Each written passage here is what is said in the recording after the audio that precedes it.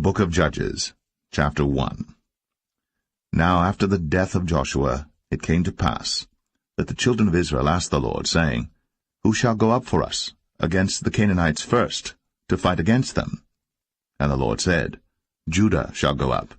Behold, I have delivered the land into his hand. And Judah said unto Simeon his brother, Come up with me into my lot, that we may fight against the Canaanites, and I likewise will go with thee into thy lot. So Simeon went with him, and Judah went up, and the Lord delivered the Canaanites and the Perizzites into their hand, and they slew of them in Bezek 10,000 men. And they found Adoni-Bezek in Bezek, and they fought against him, and they slew the Canaanites and the Perizzites. But Adoni-Bezek fled, and they pursued after him, and caught him, and cut off his thumbs and his great toes.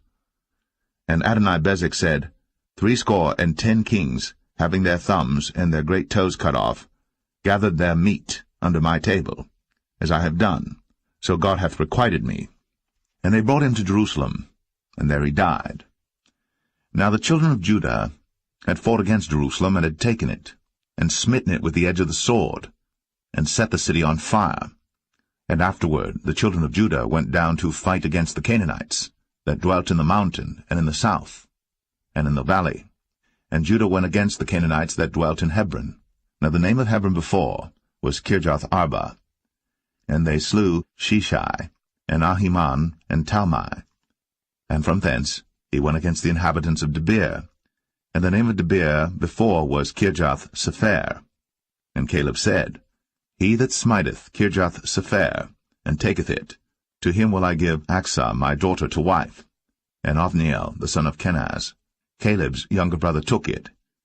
And he gave him Achsah his daughter to wife. And it came to pass, when she came to him, that she moved him to ask of her father a field. And she lighted from off her ass. And Caleb said unto her, What wilt thou? And she said unto him, Give me a blessing, for thou hast given me a southland. Give me also springs of water.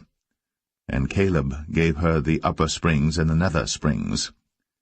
And the children of the Kenite, Moses' father-in-law, went up out of the city of palm trees, with the children of Judah into the wilderness of Judah, which lieth in the south of Arad. And they went and dwelt among the people. And Judah went with Simeon his brother, and they slew the Canaanites that inhabited Zephath, and utterly destroyed it. And the name of the city was called Hormah. Also Judah took Gaza with the coast thereof, and Askelon with the coast thereof, and Ekron with the coast thereof. And the Lord was with Judah, and he drave out the inhabitants of the mountain, but could not drive out the inhabitants of the valley, because they had chariots of iron. And they gave Hebron unto Caleb, as Moses said. And he expelled thence the 3 sons of Anak. And the children of Benjamin did not drive out the Jebusites that inhabited Jerusalem, but the Jebusites dwell with the children of Benjamin in Jerusalem unto this day. And the house of Joseph, they also went up against Bethel, and the Lord was with them. And the house of Joseph sent to descry Bethel. Now the name of the city before was Luz. And the spies saw a man come forth out of the city, and they said unto him, Show us, we pray thee, the entrance into the city, and we will show thee mercy. And when he showed them the entrance into the city, they smote the city with the edge of the sword, but they let go the man and all his family. And the man went into the land of the Hittites, and built a city, and called the name thereof Luz, which is the name thereof unto this day. Neither did Manasseh drive out the inhabitants of Beth-shan and her towns, nor Tanakh and her towns, nor the inhabitants of Dor and her towns, nor the inhabitants of Ibleam and her towns, nor the inhabitants of Megiddo and her towns, but the Canaanites would dwell in that land. And it came to pass, when Israel was strong, that they put the Canaanites to tribute, and did not utterly drive them out. Neither did Ephraim drive out the Canaanites that dwelt in Gezer, but the Canaanites dwelt in Gezer among them. Neither did Zebulun drive out the inhabitants of Kitron, nor the inhabitants of Nahalol, but the Canaanites dwelt among them, and became tributaries. Neither did Asher drive out the inhabitants of Akko, nor the inhabitants of Zidon, nor of Alab, nor of Agzib, nor of Helba, nor of Aphik, nor of Rehob. But the Asherites dwelt among the Canaanites, the inhabitants of the land, for they did not drive them out. Neither did Naphtali drive out the inhabitants of Beth-Shemesh, nor the inhabitants of Beth-Anath, but he dwelt among the Canaanites, the inhabitants of the land. Nevertheless the inhabitants of Beth-Shemesh and of Beth-Anath became tributaries unto them. And the Amorites forced the children of Dan into the mountain, for they would not suffer them to come down to the valley. But the Amorites would dwell in Mount Eres, in Ayalon, and in Shaalbim. Yet the hand of the house of Joseph prevailed, so that they became tributaries. And the coast of the Amorites was from the going up to Akrabim, from the rock and upward.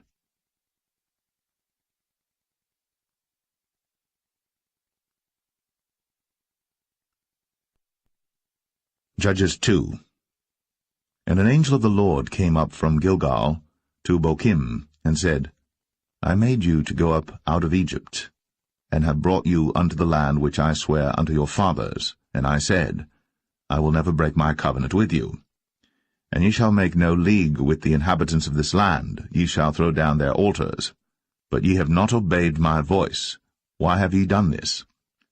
Wherefore I also said, I will not drive them out from before you, but they shall be as thorns in your sides, and their gods shall be a snare unto you. And it came to pass, when the angel of the Lord spake these words unto all the children of Israel, that the people lifted up their voice, and wept. And they called the name of that place Bochim, and they sacrificed there unto the Lord. And when Joshua had let the people go, the children of Israel went every man unto his inheritance to possess the land. And the people served the Lord all the days of Joshua, and all the days of the elders that outlived Joshua, who had seen all the great works of the Lord that he did for Israel. And Joshua the son of Nun, the servant of the Lord, died, being 110 years old. And they buried him in the border of his inheritance, in Timnath-Eres, in the mount of Ephraim, on the north side of the hill Gaash. And also all that generation were gathered unto their fathers. And there arose another generation after them, which knew not the Lord, nor yet the works which he had done for Israel. And the children of Israel did evil in the sight of the Lord, and served Baalim. And they forsook the Lord God of their fathers, which brought them out of the land of Egypt, and followed other gods of the people that were round about them, and bowed themselves unto them, and provoked the Lord to anger. And they forsook the Lord, and served Baal and Ashtoreth. And the anger of the Lord was hot against Israel, and he delivered them into the hands of spoilers that spoiled them, and he sold them into the hands of their enemies round about, so that they could not any longer stand before their enemies. Whithersoever they went out, the hand of the Lord was against them for evil, as the Lord had said, and as the Lord had sworn unto them, and they were greatly distressed. Nevertheless the Lord raised up judges, which delivered them out of the hand of those that spoiled them. And yet they would not hearken unto their judges, but they went a-whoring after other gods, and bowed themselves unto them. They turned quickly out of the way which their fathers walked in, obeying the commandments of the Lord. But they did not so. And when the Lord raised them up judges, then the Lord was with the judge, and delivered them out of the hand of their enemies all the days of the judge. For it repented the Lord because of their groanings by reason of them that oppressed them and vexed them. And it came to pass, when the judge was dead, that they returned and corrupted themselves more than their fathers, in following other gods to serve them, and to bow down unto them. They ceased not from their own doings, nor from their stubborn way. And the anger of the Lord was hot against Israel, and he said, Because that this people hath transgressed my covenant which I commanded their fathers, and have not hearkened unto my voice, I also will not henceforth drive out any from before them of the nations which Joshua left when he died, that through them I may prove Israel, whether they will keep the way of the Lord to walk therein, as their fathers did keep it, or not. Therefore the Lord left those nations without driving them out hastily, neither delivered he them into the hand of Joshua.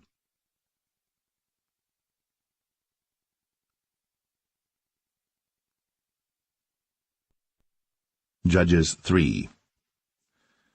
Now these are the nations which the Lord left, to prove Israel by them, even as many of Israel as had not known all the wars of Canaan, only that the generations of the children of Israel might know, to teach them war, at the least such as before knew nothing thereof. Namely, 5 lords of the Philistines, and all the Canaanites, and the Sidonians, and the Hivites, that dwelt in Mount Lebanon, from Mount Baal-Hermon unto the entering in of Hamath. And they were to prove Israel by them, to know whether they would hearken unto the commandments of the Lord, which he commanded their fathers by the hand of Moses.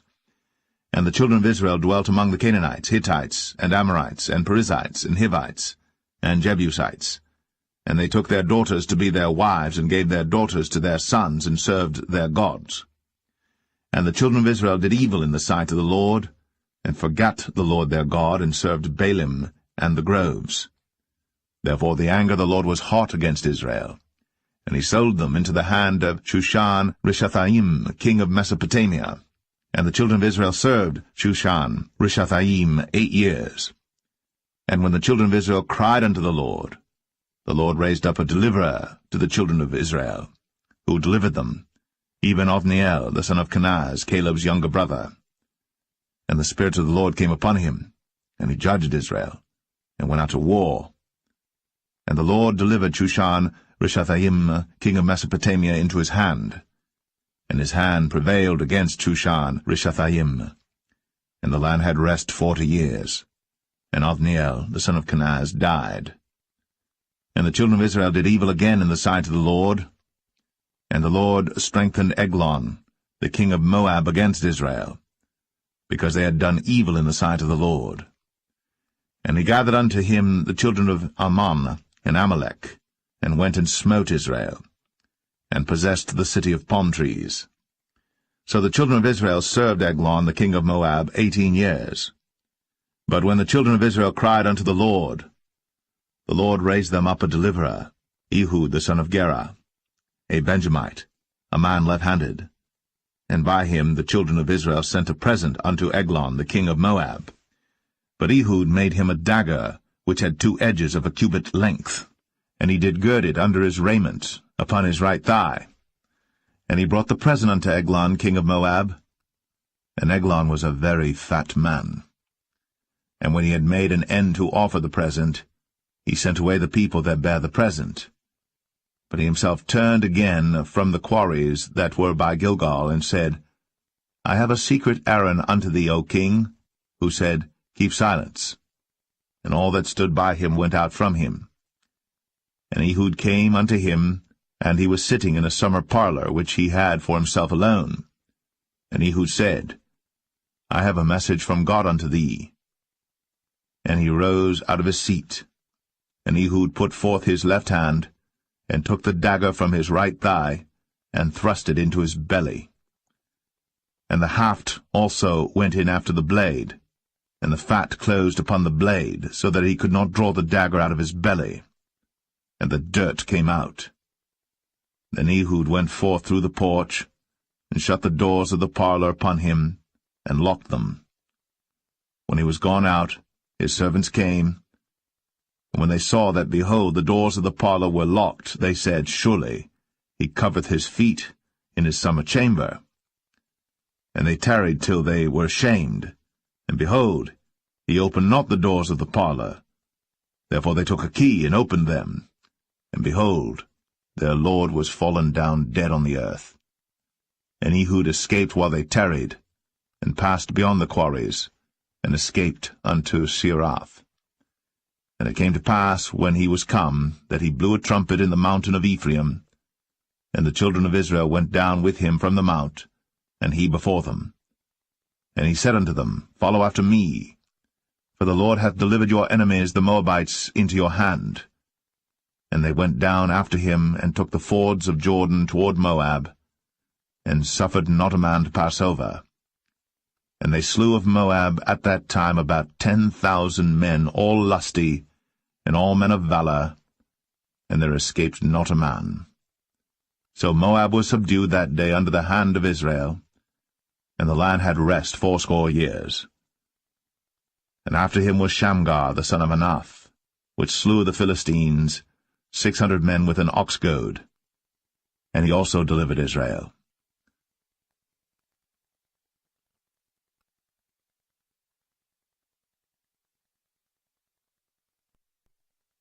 Judges 4. And the children of Israel again did evil in the sight of the Lord, when Ehud was dead. And the Lord sold them into the hand of Jabin, king of Canaan, that reigned in Hazor, the captain of whose host was Sisera, which dwelt in Harosheth of the Gentiles. And the children of Israel cried unto the Lord, for he had 900 chariots of iron. And 20 years he mightily oppressed the children of Israel. And Deborah prophetess, the wife of Lapidoth, she judged Israel at that time. And she dwelt under the palm tree of Deborah between Ramah and Bethel in Mount Ephraim. And the children of Israel came up to her for judgment. And she sent and called Barak, the son of Abinoam, out of Kadesh Naphtali, and said unto him, Hath not the Lord God of Israel commanded, saying, Go and draw toward Mount Tabor, and take with thee 10,000 men of the children of Naphtali and of the children of Zebulun? And I will draw unto thee to the river Kishon Sisera, the captain of Jabin's army, with his chariots and his multitude, and I will deliver him into thine hand. And Barak said unto her, If thou wilt go with me, then I will go. But if thou wilt not go with me, then I will not go. And she said, I will surely go with thee. Notwithstanding the journey that thou takest shall not be for thine honour, for the Lord shall sell Sisera into the hand of a woman. And Deborah rose, and went with Barak to Kadesh. And Barak called Zebulun and Naphtali to Kadesh. And he went up with 10,000 men at his feet, and Deborah went up with him. Now Heber the Kenite, which was of the children of Hobab, the father-in-law of Moses, had severed himself from the Kenites, and pitched his tent unto the plain of Zanaim, which is by Kadesh. And they showed Sisera that Barak the son of Abinoam was gone up to Mount Tabor. And Sisera gathered together all his chariots, even 900 chariots of iron, and all the people that were with him, from Harosheth of the Gentiles unto the river of Kishon. And Deborah said unto Barak, Up, for this is the day in which the Lord hath delivered Sisera into thine hand. Is not the Lord gone out before thee? So Barak went down from Mount Tabor, and 10,000 men after him. And the Lord discomfited Sisera, and all his chariots and all his hosts with the edge of the sword before Barak, so that Sisera lighted down off his chariot, and fled away on his feet. But Barak pursued after the chariots and after the host, unto Harosheth of the Gentiles, and all the host of Sisera fell upon the edge of the sword, and there was not a man left. Howbeit Sisera fled away on his feet to the tent of Jael, the wife of Heber the Kenite. For there was peace between Jabin, the king of Hazor, and the house of Heber the Kenite. And Jael went out to meet Sisera, and said unto him, Turn in, my lord, turn in to me, fear not. And when he had turned in unto her into the tent, she covered him with a mantle. And he said unto her, Give me, I pray thee, a little water to drink, for I am thirsty. And she opened a bottle of milk, and gave him drink, and covered him. Again he said to her, Stand in the door of the tent. And it shall be, when any man doth come and inquire of thee, and say, Is there any man here? That thou shalt say, No. Then Jael, Heber's wife, took a nail of the tent, and took an hammer in her hand, and went softly unto him, and smote the nail into his temples, and fastened it into the ground, for he was fast asleep and weary. So he died. And behold, as Barak pursued Sisera, Jael came out to meet him, and said unto him, Come, and I will show thee the man whom thou seekest. And when he came into her tent, behold, Sisera lay dead, and the nail was in his temples. So God subdued on that day Jabin, the king of Canaan, before the children of Israel. And the hand of the children of Israel prospered, and prevailed against Jabin, the king of Canaan, until they had destroyed Jabin, king of Canaan.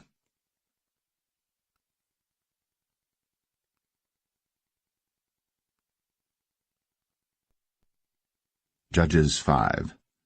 Then sang Deborah and Barak, the son of Abinoam, on that day, saying, Praise ye the Lord for the avenging of Israel, when the people willingly offered themselves. Hear, O ye kings, give ear, O ye princes. I, even I, will sing unto the Lord. I will sing praise to the Lord God of Israel. Lord, when thou wentest out of Seir, when thou marchedst out of the field of Edom, the earth trembled, and the heavens dropped. The clouds also dropped water. The mountains melted from before the Lord, even that Sinai from before the Lord God of Israel.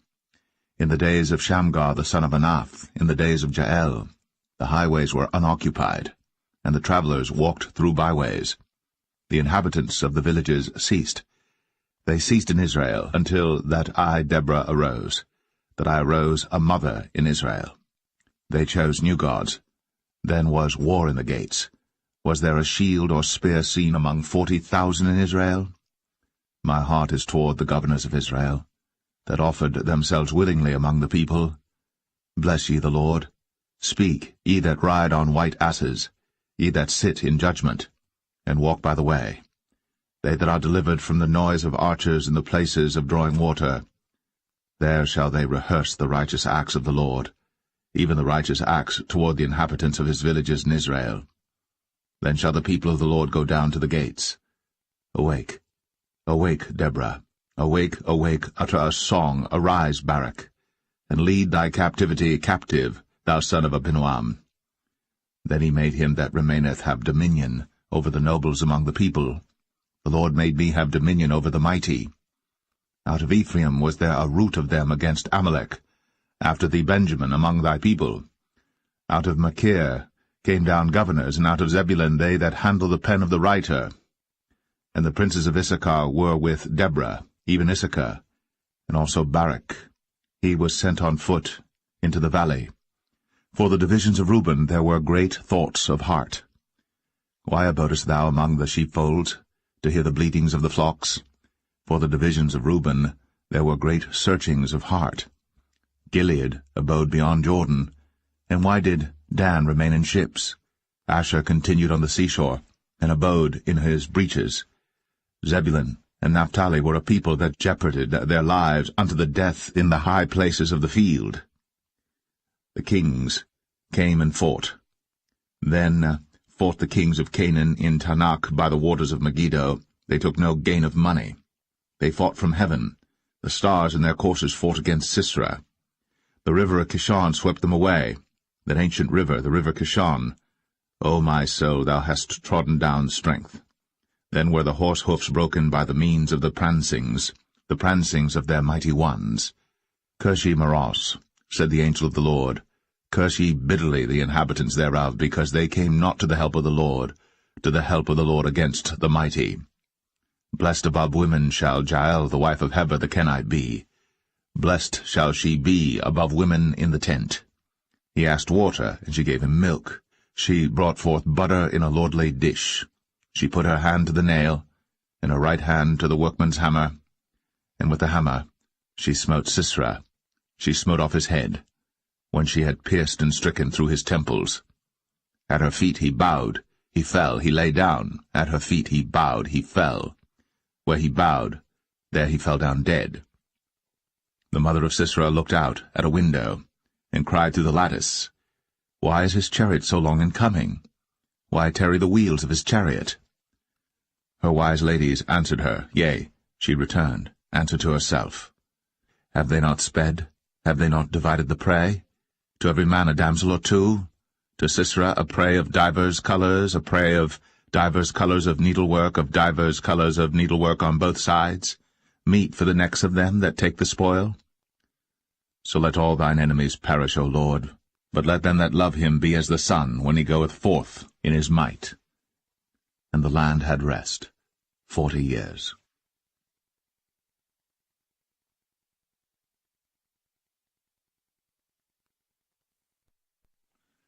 Judges 6. And the children of Israel did evil in the sight of the Lord, and the Lord delivered them into the hand of Midian 7 years. And the hand of Midian prevailed against Israel, and because of the Midianites, the children of Israel made them the dens which are in the mountains, and caves, and strongholds. And so it was, when Israel had sown, that the Midianites came up, and the Amalekites and the children of the east, even they came up against them, and they encamped against them, and destroyed the increase of the earth, till thou come unto Gaza, and left no sustenance for Israel, neither sheep, nor ox, nor ass. For they came up with their cattle and their tents, and they came as grasshoppers for multitude, for both they and their camels were without number. And they entered into the land to destroy it. And Israel was greatly impoverished because of the Midianites, and the children of Israel cried unto the Lord. And it came to pass, when the children of Israel cried unto the Lord because of the Midianites, that the Lord sent a prophet unto the children of Israel, which said unto them, Thus saith the Lord God of Israel, I brought you up from Egypt, and brought you forth out of the house of bondage. And I delivered you out of the hand of the Egyptians, and out of the hand of all that oppressed you, and drave them out from before you, and gave you their land. I said unto you, I am the Lord your God. Fear not the gods of the Amorites, in whose land ye dwell. But ye have not obeyed my voice. And there came an angel of the Lord, and sat under an oak which was in Ophrah, that pertained unto Joash the Abiezrite. And his son Gideon threshed wheat by the winepress to hide it from the Midianites. And the angel of the Lord appeared unto him, and said unto him, The Lord is with thee, thou mighty man of valour. And Gideon said unto him, O my Lord, if the Lord be with us, why then is all this befallen us? And where be all his miracles which our fathers told us of, saying, Did not the Lord bring us up from Egypt? But now the Lord hath forsaken us, and delivered us into the hands of the Midianites. And the Lord looked upon him, and said, Go in this thy might, and thou shalt save Israel from the hand of the Midianites. Have not I sent thee? And he said unto him, O my Lord, wherewith shall I save Israel? Behold, my family is poor in Manasseh, and I am the least in my father's house. And the Lord said unto him, Surely I will be with thee, and thou shalt smite the Midianites as one man. And he said unto him, If now I have found grace in thy sight, then show me a sign that thou talkest with me. Depart not hence, I pray thee, until I come unto thee, and bring forth my present, and set it before thee. And he said, I will tarry until thou come again. And Gideon went in, and made ready a kid, and unleavened cakes of an ephah flour. The flesh he put in a basket, and he put the broth in a pot, and brought it out unto him under the oak, and presented it. And the angel of God said unto him, Take the flesh and the unleavened cakes, and lay them upon this rock, and pour out the broth. And he did so. Then the angel of the Lord put forth the end of the staff that was in his hand, and touched the flesh and the unleavened cakes. And there rose up fire out of the rock, and consumed the flesh and the unleavened cakes. Then the angel of the Lord departed out of his sight. And when Gideon perceived that he was an angel of the Lord, Gideon said, Alas, O Lord God, for because I have seen an angel of the Lord face to face. And the Lord said unto him, Peace be unto thee, fear not, thou shalt not die. Then Gideon built an altar there unto the Lord, and called it Jehovah Shalom. Until this day it is yet in Ophrah of the Abiezrites. And it came to pass the same night, that the Lord said unto him, Take thy father's young bullock, even the second bullock of 7 years old, and throw down the altar of Baal that thy father hath, and cut down the grove that is by it. And build an altar unto the Lord thy God upon the top of this rock, in the ordered place, and take the second bullock, and offer a burnt sacrifice with the wood of the grove which thou shalt cut down. Then Gideon took 10 men of his servants, and did as the Lord had said unto him. And so it was, because he feared his father's household and the men of the city, that he could not do it by day, that he did it by night. And when the men of the city arose early in the morning, behold, the altar of Baal was cast down, and the grove was cut down that was by it, and the second bullock was offered upon the altar that was built. And they said one to another, Who hath done this thing? And when they inquired and asked, they said, Gideon the son of Joash hath done this thing. Then the men of the city said unto Joash, Bring out thy son, that he may die, because he hath cast down the altar of Baal, and because he hath cut down the grove that was by it. And Joash said unto all that stood against him, Will ye plead for Baal? Will ye save him? He that will plead for him, let him be put to death, whilst it is yet morning, if he be a god. Let him plead for himself, because one hath cast down his altar. Therefore on that day he called him Jerubbaal, saying, Let Baal plead against him, because he hath thrown down his altar. Then all the Midianites and the Amalekites, and the children of the east were gathered together, and went over and pitched in the valley of Jezreel. But the Spirit of the Lord came upon Gideon, and he blew a trumpet, and Abiezer was gathered after him. And he sent messengers throughout all Manasseh, who also was gathered after him. And he sent messengers unto Asher, and unto Zebulun, and unto Naphtali, and they came up to meet them. And Gideon said unto God, If thou wilt save Israel by mine hand, as thou hast said, behold, I will put a fleece of wool in the floor. And if the dew be on the fleece only, and it be dry upon all the earth beside, then shall I know that thou wilt save Israel by mine hand, as thou hast said. And it was so. For he rose up early on the morrow, and thrust the fleece together, and wringed the dew out of the fleece, a bowl full of water. And Gideon said unto God, Let not thine anger be hot against me, and I will speak but this once. Let me prove, I pray thee, but this once with the fleece. Let it now be dry only upon the fleece, and upon all the ground let there be dew. And God did so that night, for it was dry upon the fleece only, and there was dew on all the ground.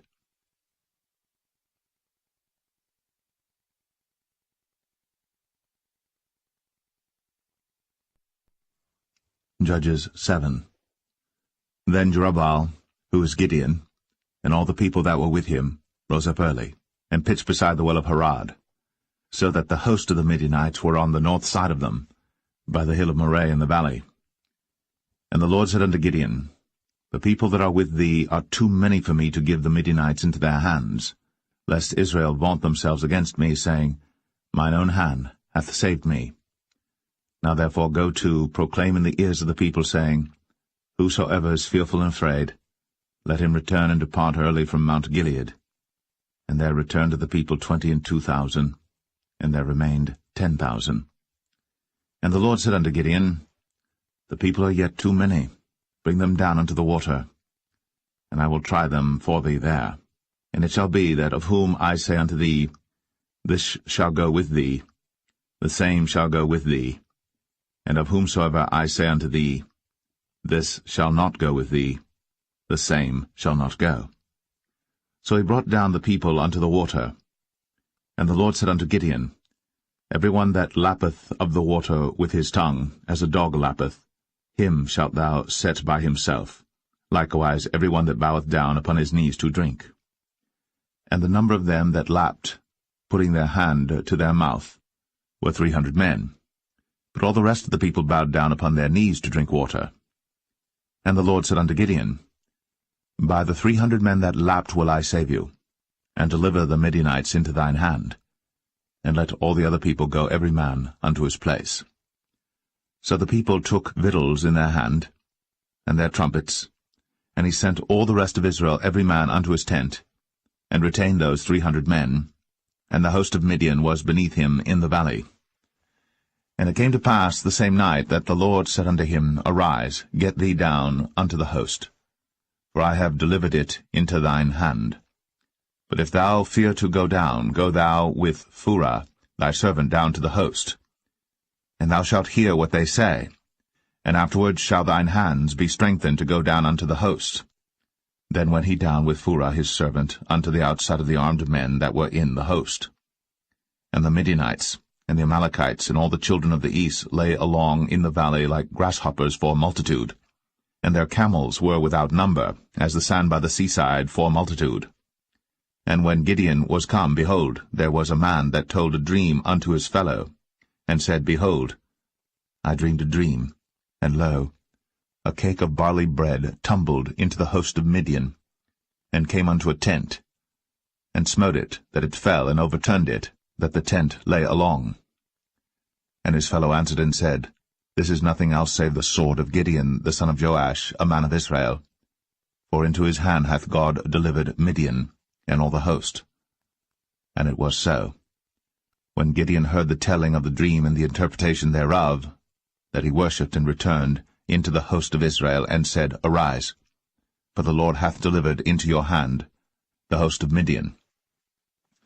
And he divided the 300 men into 3 companies, and he put a trumpet in every man's hand, with empty pitchers and lamps within the pitchers. And he said unto them, Look on me, and do likewise, and behold, when I come to the outside of the camp, it shall be that as I do, so shall ye do. When I blow with the trumpet, I and all that are with me, then blow ye the trumpets also on every side of all the camp, and say, The sword of the Lord and of Gideon. So Gideon and the 100 men that were with him came unto the outside of the camp in the beginning of the middle watch. And they had but newly set the watch, and they blew the trumpets, and brake the pitchers that were in their hands. And the 3 companies blew the trumpets, and brake the pitchers, and held the lamps in their left hands, and the trumpets in their right hands to blow withal.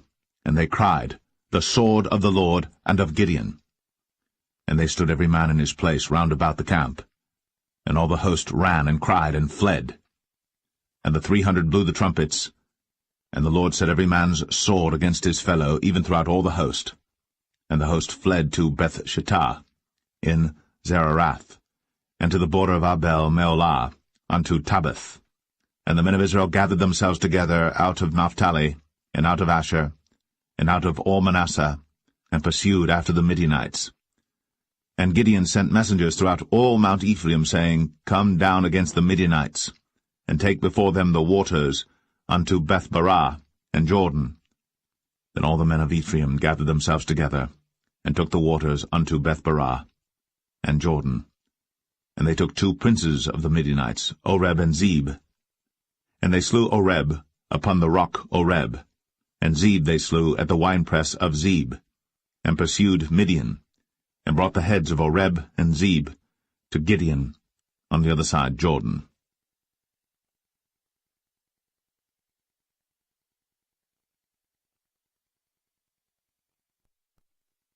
Judges 8.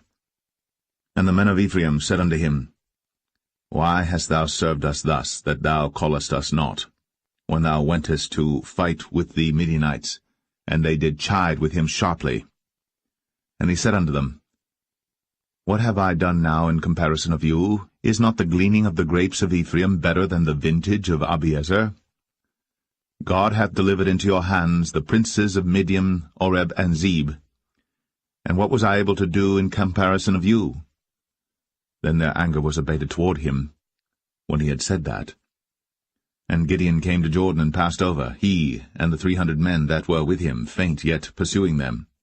And he said unto the men of Succoth, Give, I pray you, loaves of bread unto the people that follow me, for they be faint, and I am pursuing after Zebah and Zalmunna, kings of Midian.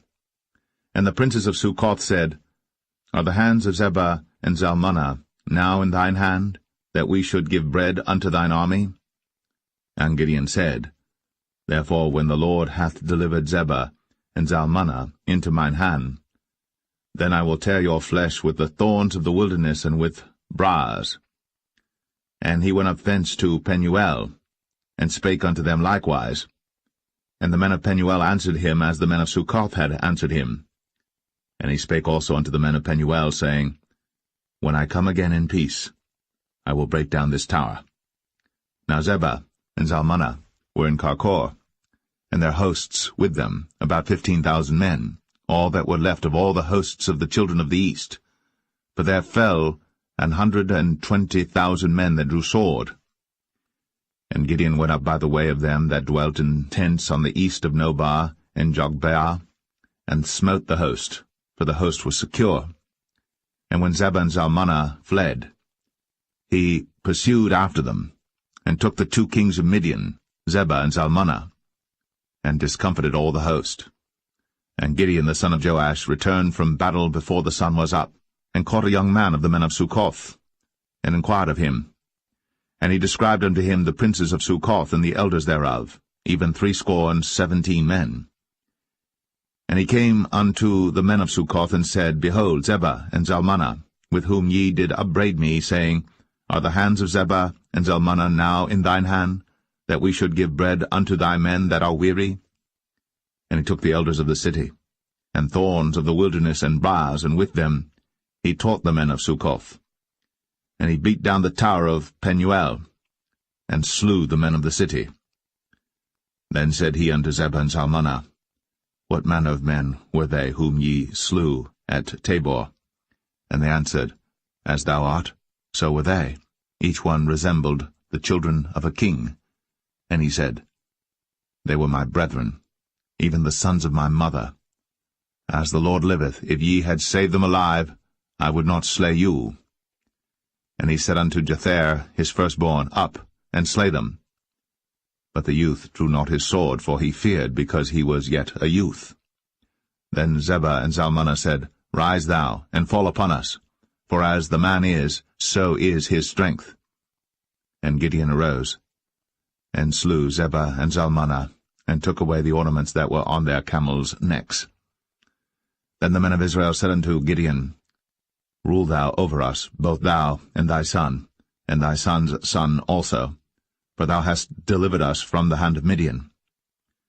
And Gideon said unto them, I will not rule over you, neither shall my son rule over you.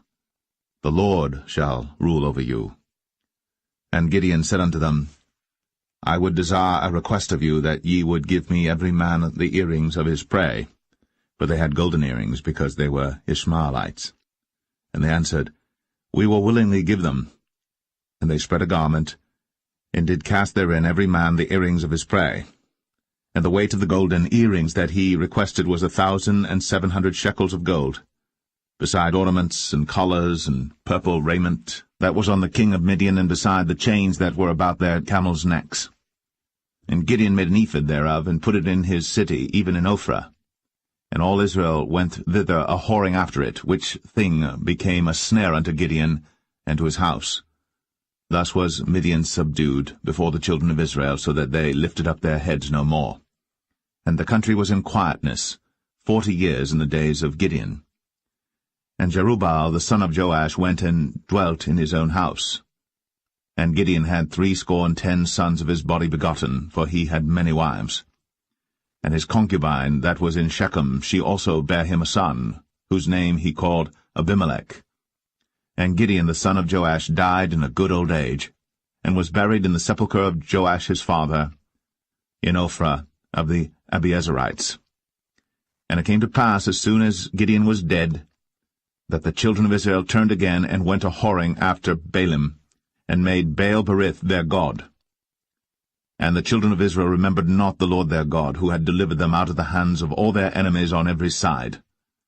Neither showed they kindness to the house of Jerubbaal, namely Gideon, according to all the goodness which he had shown unto Israel.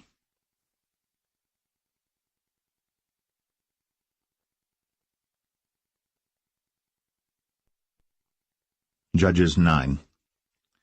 And Abimelech the son of Jerubbaal went to Shechem unto his mother's brethren, and communed with them and with all the family of the house of his mother's father, saying, Speak, I pray you, in the ears of all the men of Shechem, whether is better for you either that all the sons of Jerubbaal, which are 70 persons, reign over you, or that one reign over you? Remember also that I am your bone and your flesh.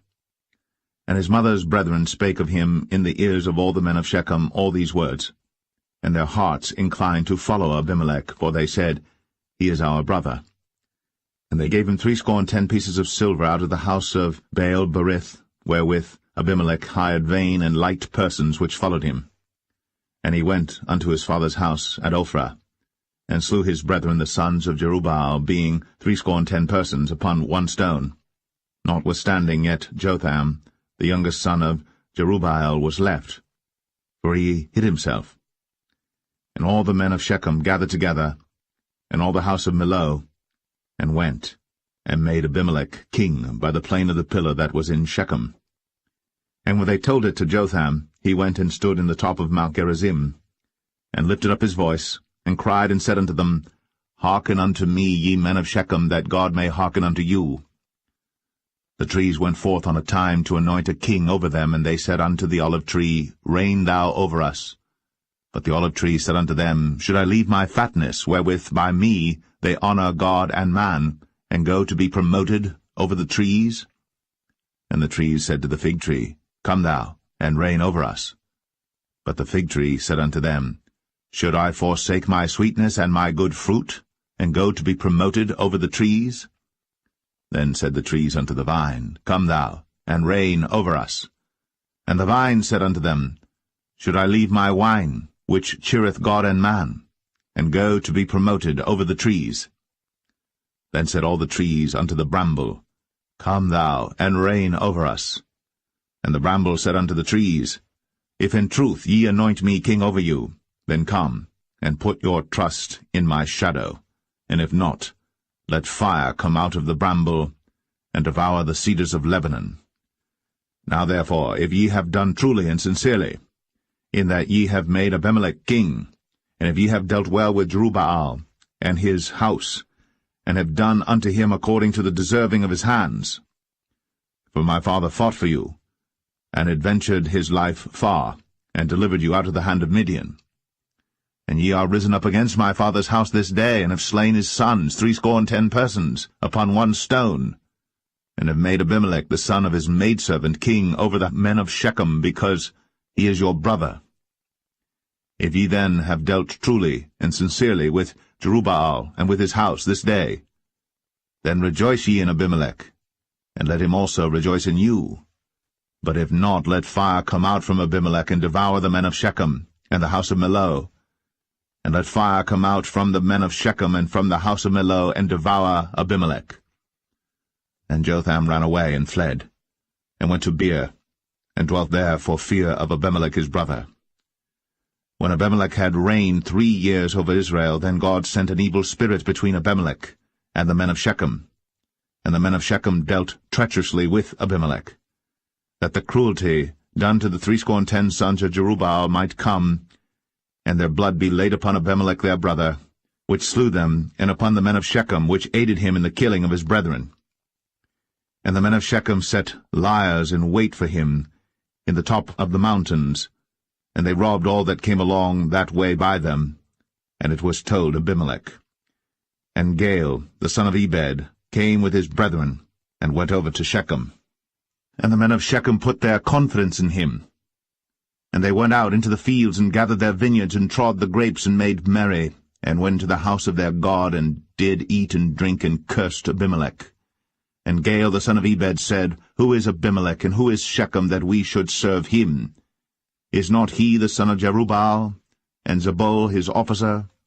Serve the men of Hamor, the father of Shechem, for why should we serve him? And would to God this people were under my hand, then would I remove Abimelech. And he said to Abimelech, Increase thine army, and come out. And when Zebul, the ruler of the city, heard the words of Gaal the son of Ebed, his anger was kindled. And he sent messengers unto Abimelech privily, saying, Behold, Gaal the son of Ebed and his brethren be come to Shechem, and behold, they fortify the city against thee. Now therefore up by night thou and the people that is with thee, and lie in wait in the field.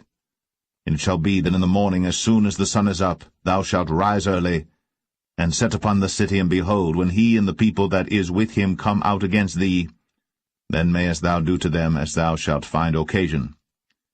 And Abimelech rose up, and all the people that were with him by night, and they laid wait against Shechem in 4 companies. And Gaal the son of Ebed went out, and stood in the entering of the gate of the city. And Abimelech rose up, and the people that were with him, from lying in wait. And when Gaal saw the people, he said to Zebul, Behold, there come people down from the top of the mountains. And Zebul said unto him, Thou seest the shadow of the mountains, as if they were men. And Gaal spake again, and said, See, there come people down by the middle of the land, and another company come along by the plain of Meonim. Then said Zebul unto him, Where is now thy mouth wherewith thou saidst, Who is Abimelech, that we should serve him? Is not this the people that thou hast despised? Go out, I pray now, and fight with them. And Gaal went out before the men of Shechem, and fought with Abimelech. And Abimelech chased him, and he fled before him, and many were overthrown and wounded, even unto the entering of the gate.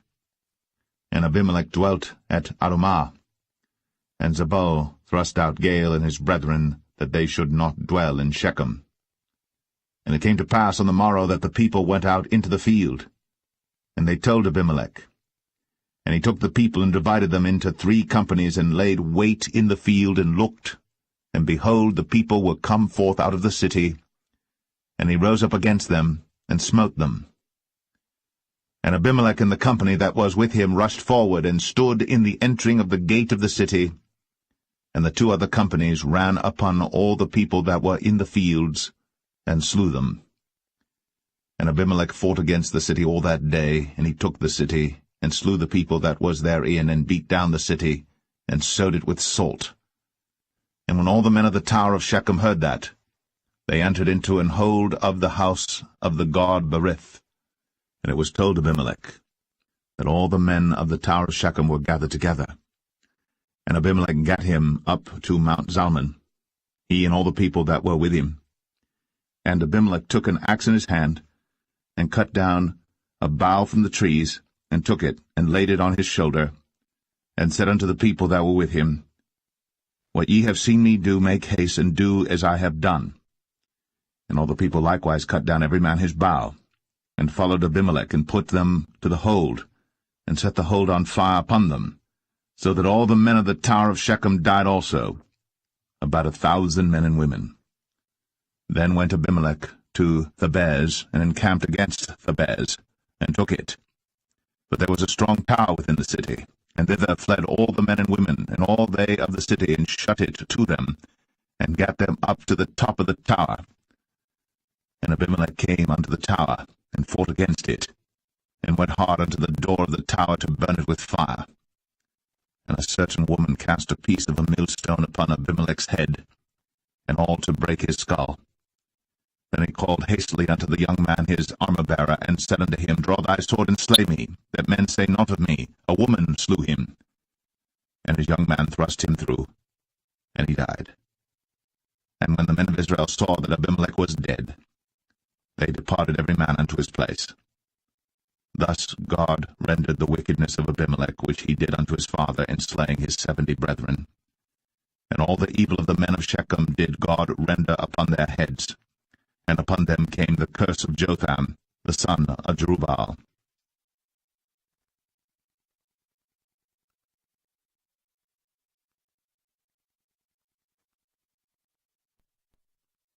Judges 10. And after Abimelech there arose to defend Israel Tola the son of Puah, the son of Dodo, a man of Issachar. And he dwelt in Shamir in Mount Ephraim. And he judged Israel 23 years, and died, and was buried in Shamir. And after him arose Jair, a Gileadite, and judged Israel 22 years. And he had 30 sons that rode on 30 ass colts. And they had 30 cities, which are called Havath Jair unto this day, which are in the land of Gilead. And Jair died, and was buried in Kaman. And the children of Israel did evil again in the sight of the Lord, and served Baalim, and Ashtoreth, and the gods of Syria, and the gods of Zidon, and the gods of Moab, and the gods of the children of Ammon, and the gods of the Philistines, and forsook the Lord, and served not him. And the anger of the Lord was hot against Israel, and he sold them into the hands of the Philistines, and into the hands of the children of Ammon. And that year they vexed and oppressed the children of Israel. 18 years, all the children of Israel that were on the other side Jordan in the land of the Amorites, which is in Gilead. Moreover, the children of Ammon passed over Jordan to fight also against Judah, and against Benjamin, and against the house of Ephraim, so that Israel was sore distressed. And the children of Israel cried unto the Lord, saying, We have sinned against thee, both because we have forsaken our God, and also served Baalim. And the Lord said unto the children of Israel, Did not I deliver you from the Egyptians, and from the Amorites, from the children of Ammon, and from the Philistines? The Zidonians also, and the Amalekites, and the Maonites did oppress you, and ye cried to me, and I delivered you out of their hand.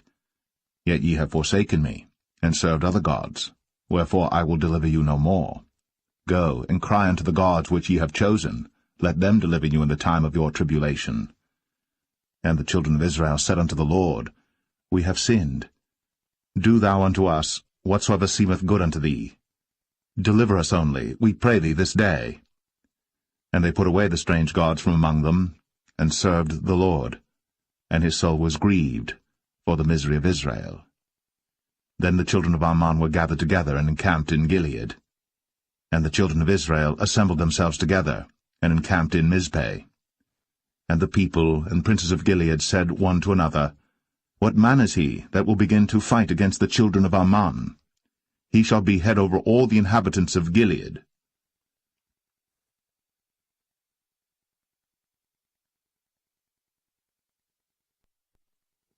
Judges 11. Now Jephthah, the Gileadite, was a mighty man of valor, and he was the son of an harlot. And Gilead begat Jephthah. And Gilead's wife bare him sons, and his wife's sons grew up. And they thrust out Jephthah, and said unto him, Thou shalt not inherit in our father's house, for thou art the son of a strange woman. Then Jephthah fled from his brethren, and dwelt in the land of Tob. And there were gathered vain men to Jephthah, and went out with him. And it came to pass in process of time, that the children of Ammon made war against Israel. And it was so that when the children of Ammon made war against Israel, the elders of Gilead went to fetch Jephthah out of the land of Tob. And they said unto Jephthah, Come, and be our captain, that we may fight with the children of Ammon. And Jephthah said unto the elders of Gilead, Did not ye hate me, and expel me out of my father's house? And why are ye come unto me now, when ye are in distress? And the elders of Gilead said unto Jephthah, Therefore we turn again to thee now, that thou mayest go with us, and fight against the children of Ammon, and be our head over all the inhabitants of Gilead. And Jephthah said unto the elders of Gilead, If ye bring me home again to fight against the children of Ammon, and the Lord deliver them before me, shall I be your head? And the elders of Gilead said unto Jephthah, The Lord be witness between us, if we do not so according to thy words. Then Jephthah went with the elders of Gilead, and the people made him head and captain over them. And Jephthah uttered all his words before the Lord in Mizpeh. And Jephthah sent messengers unto the king of the children of Ammon, saying, What hast thou to do with me, that thou art come against me to fight in my land? And the king of the children of Ammon answered unto the messengers of Jephthah, Because Israel took away my land when they came up out of Egypt, from Arnon even unto Jabbok, and unto Jordan. Now therefore restore those lands again peaceably. And Jephthah sent messengers again unto the king of the children of Ammon, and said unto him, Thus saith Jephthah, Israel took not away the land of Moab, nor the land of the children of Ammon. But when Israel came up from Egypt, and walked through the wilderness unto the Red Sea, and came to Kadesh, then Israel sent messengers unto the king of Edom, saying, Let me, I pray thee, pass through thy land. But the king of Edom would not hearken thereto. And in like manner they sent unto the king of Moab, but he would not consent. And Israel abode in Kadesh. Then they went along through the wilderness, and compassed the land of Edom, and the land of Moab, and came by the east side of the land of Moab, and pitched on the other side of Arnon, but came not within the border of Moab, for Arnon was the border of Moab. And Israel sent messengers unto Sihon, king of the Amorites, the king of Heshbon. And Israel said unto him, Let us pass, we pray thee, through thy land into my place. But Sihon trusted not Israel to pass through his coast. But Sihon gathered all his people together, and pitched in Jahaz, and fought against Israel. And the Lord God of Israel delivered Sihon and all his people into the hand of Israel, and they smote them. So Israel possessed all the land of the Amorites, the inhabitants of that country. And they possessed all the coasts of the Amorites, from Arnon even unto Jabbok, and from the wilderness even unto Jordan. So now the Lord God of Israel hath dispossessed the Amorites from before his people Israel. And shouldst thou possess it? Wilt not thou possess that which Chemosh thy God giveth thee to possess? So, whomsoever the Lord our God shall drive out from before us, then will we possess. And now, art thou anything better than Balak the son of Zippor, king of Moab? Did he ever strive against Israel, or did he ever fight against them? While Israel dwelt in Heshbon and her towns, and in Aroer and her towns, and in all the cities that be along by the coasts of Arnon, 300 years? Why therefore did ye not recover them within that time? Wherefore I have not sinned against thee, but thou dost me wrong to war against me. The Lord, the judge, be judged this day between the children of Israel and the children of Ammon. Howbeit the king of the children of Ammon hearkened not unto the words of Jephthah, which he sent him. Then the Spirit of the Lord came upon Jephthah, and he passed over Gilead and Manasseh, and passed over Mizpeh of Gilead, and from Mizpeh of Gilead he passed over unto the children of Ammon.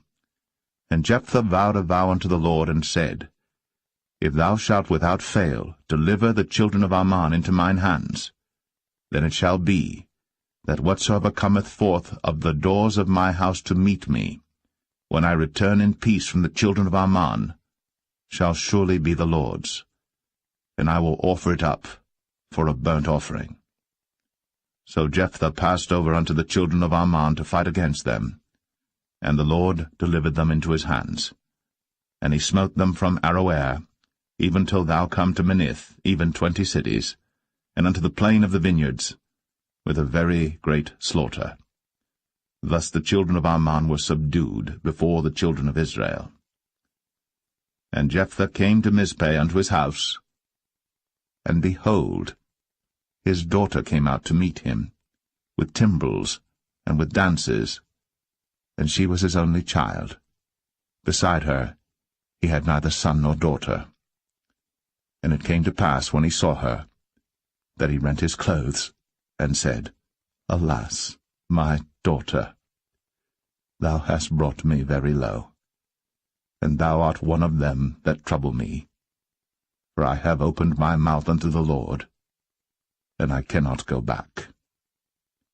And she said unto him, My father, if thou hast opened thy mouth unto the Lord, do to me according to that which hath proceeded out of thy mouth. For as much as the Lord hath taken vengeance for thee of thine enemies, even of the children of Ammon. And she said unto her father, Let this thing be done for me. Let me alone 2 months, that I may go up and down upon the mountains and bewail my virginity, I and my fellows. And he said, Go. And he sent her away for 2 months. And she went with her companions, and bewailed her virginity upon the mountains. And it came to pass at the end of 2 months, that she returned unto her father, who did with her according to his vow which he had vowed. And she knew no man. And it was a custom in Israel, that the daughters of Israel went yearly to lament the daughter of Jephthah the Gileadite, 4 days in a year.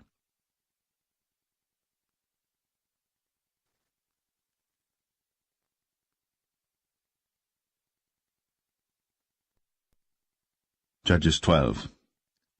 And the men of Ephraim gathered themselves together, and went northward, and said unto Jephthah, Wherefore passedst thou over to fight against the children of Ammon, and didst not call us to go with thee?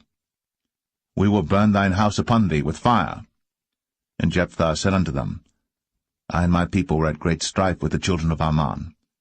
And when I called you, ye delivered me not out of their hands. And when I saw that ye delivered me not, I put my life in my hands, and passed over against the children of Ammon. And the Lord delivered them into my hand. Wherefore then are ye come up unto me this day to fight against me? Then Jephthah gathered together all the men of Gilead, and fought with Ephraim. And the men of Gilead smote Ephraim, because they said, Ye Gileadites are fugitives of Ephraim among the Ephraimites, and among the Manassites. And the Gileadites took the passages of Jordan before the Ephraimites. And it was so, that when those Ephraimites which were escaped said, Let me go over, that the men of Gilead said unto him, Art thou an Ephraimite? If he said, Nay, then said they unto him, Say now, Shibboleth. And he said, Sibboleth, for he could not frame to pronounce it right. Then they took him, and slew him at the passages of Jordan. And there fell at that time of the Ephraimites 42,000. And Jephthah judged Israel 6 years. Then died Jephthah the Gileadite, and was buried in one of the cities of Gilead. And after him Ibzan of Bethlehem judged Israel. And he had 30 sons, and 30 daughters, whom he sent abroad, and took in 30 daughters from abroad for his sons. And he judged Israel 7 years. Then died Ibzan, and was buried at Bethlehem.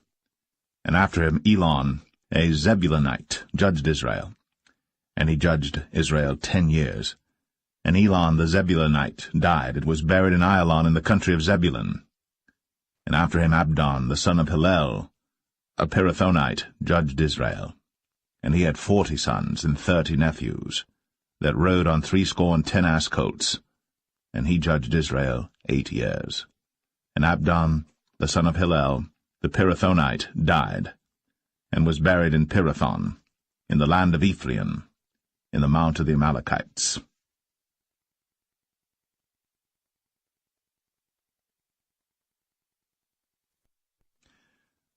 Judges 13.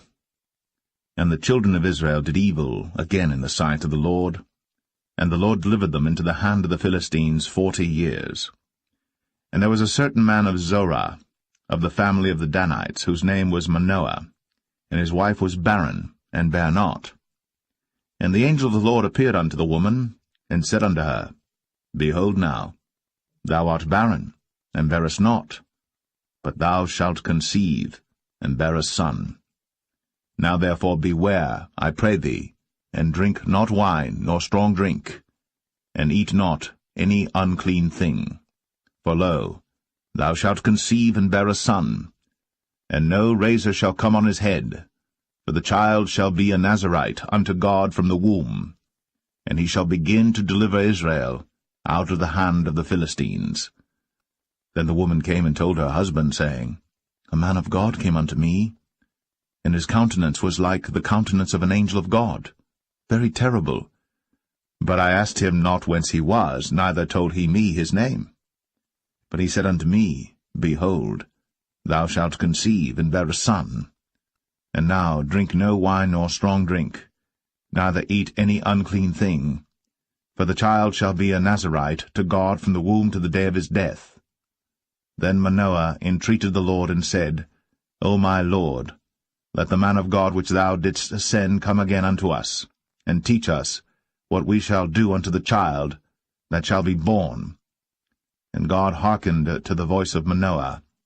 And the angel of God came again unto the woman as she sat in the field. But Manoah, her husband, was not with her.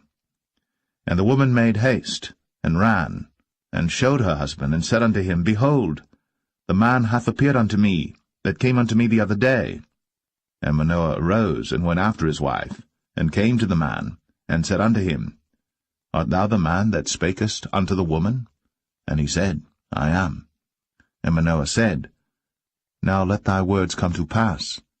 How shall we order the child, and how shall we do unto him?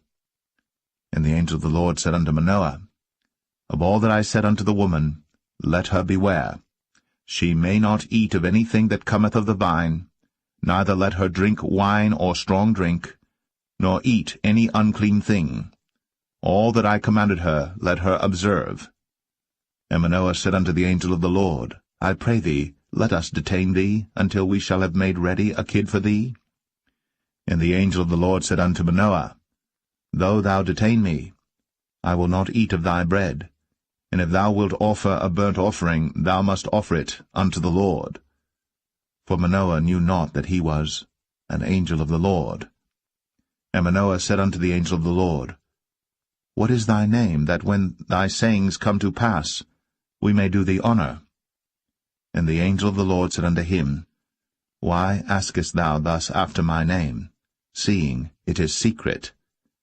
So Manoah took a kid with a meat offering, and offered it upon a rock unto the Lord. And the angel did wondrously. And Manoah and his wife looked on. For it came to pass, when the flame went up toward heaven from off the altar, that the angel of the Lord ascended in the flame of the altar. And Manoah and his wife looked on it, and fell on their faces to the ground. But the angel of the Lord did no more appear to Manoah and to his wife. Then Manoah knew that he was an angel of the Lord. And Manoah said unto his wife, We shall surely die, because we have seen God. But his wife said unto him, If the Lord were pleased to kill us, he would not have received a burnt offering and a meat offering at our hands, neither would he have shown us all these things, nor would as at this time have told us such things as these. And the woman bare a son, and called his name Samson. And the child grew, and the Lord blessed him. And the Spirit of the Lord began to move him at times in the camp of Dan, between Zorah and Eshtaol.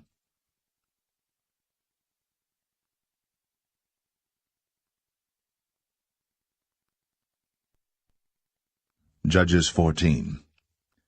And Samson went down to Timnath, and saw a woman in Timnath of the daughters of the Philistines. And he came up and told his father and his mother, and said, I have seen a woman in Timnath of the daughters of the Philistines. Now therefore get her for me to wife. Then his father and his mother said unto him, Is there never a woman among the daughters of thy brethren, or among all my people, that thou goest to take a wife of the uncircumcised Philistines? And Samson said unto his father, Get her for me, for she pleaseth me well. But his father and his mother knew not that it was of the Lord that he sought an occasion against the Philistines, for at that time the Philistines had dominion over Israel. Then went Samson down, and his father and his mother, to Timnath, and came to the vineyards of Timnath, and behold, a young lion roared against him. And the Spirit of the Lord came mightily upon him, and he rent him as he would have rent a kid, and he had nothing in his hand. But he told not his father or his mother what he had done. And he went down, and talked with the woman, and she pleased Samson well. And after a time he returned to take her. And he turned aside to see the carcass of the lion, and behold, there was a swarm of bees and honey in the carcass of the lion. And he took thereof in his hands, and went on eating, and came to his father and mother, and he gave them, and they did eat. But he told not them that he had taken the honey out of the carcass of the lion. So his father went down unto the woman, and Samson made there a feast, for so used the young men to do. And it came to pass, when they saw him, that they brought 30 companions to be with him. And Samson said unto them, I will now put forth a riddle unto you. If ye can certainly declare it me within the 7 days of the feast, and find it out, then I will give you 30 sheets, and 30 change of garments. But if ye cannot declare it me, then shall ye give me 30 sheets, and 30 change of garments. And they said unto him, Put forth thy riddle, that we may hear it. And he said unto them, Out of the eater came forth meat, and out of the strong came forth sweetness. And they could not in 3 days expound the riddle. And it came to pass on the 7th day, that they said unto Samson's wife, Entice thy husband, that he may declare unto us the riddle, lest we burn thee, and thy father's house with fire. Have ye called us to take that we have? Is it not so? And Samson's wife wept before him, and said, Thou dost but hate me, and lovest me not. Thou hast put forth a riddle unto the children of my people, and hast not told it me. And he said unto her, Behold, I have not told it my father nor my mother. And shall I tell it thee? And she wept before him the 7 days, while their feast lasted. And it came to pass on the 7th day, that he told her, because she lay sore upon him, and she told the riddle to the children of her people. And the men of the city said unto him on the 7th day before the sun went down, What is sweeter than honey? And what is stronger than a lion? And he said unto them, If ye had not plowed with my heifer, ye had not found out my riddle. And the Spirit of the Lord came upon him, And he went down to Ashkelon, and slew 30 men of them, and took their spoil, and gave change of garments unto them which expounded the riddle. And his anger was kindled, and he went up to his father's house. But Samson's wife was given to his companion, whom he had used as his friend.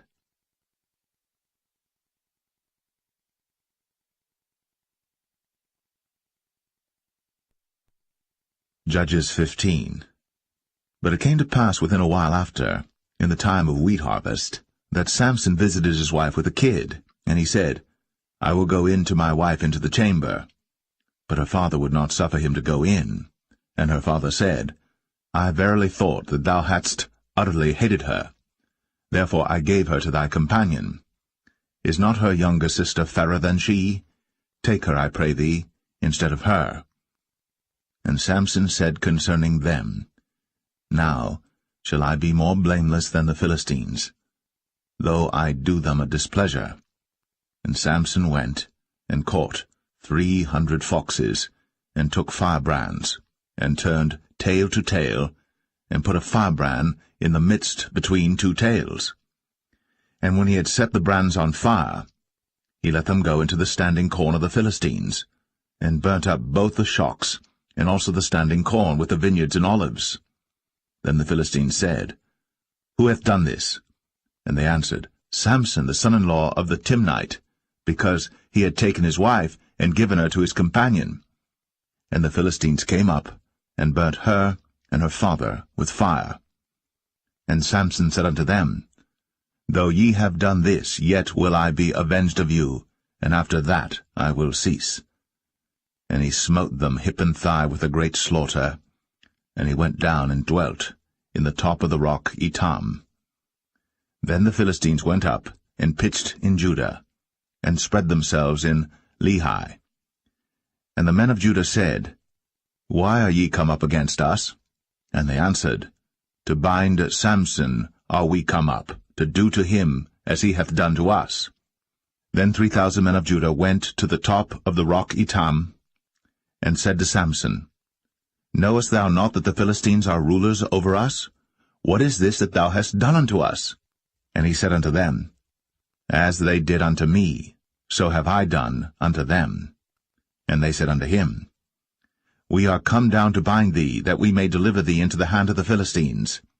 And Samson said unto them, Swear unto me, that ye will not fall upon me yourselves.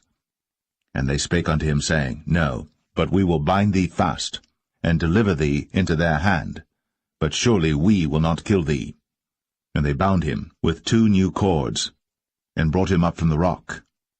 And when he came unto Lehi, the Philistines shouted against him, and the Spirit of the Lord came mightily upon him, and the cords that were upon his arms became as flax that was burnt with fire, and his bands loosed from off his hands.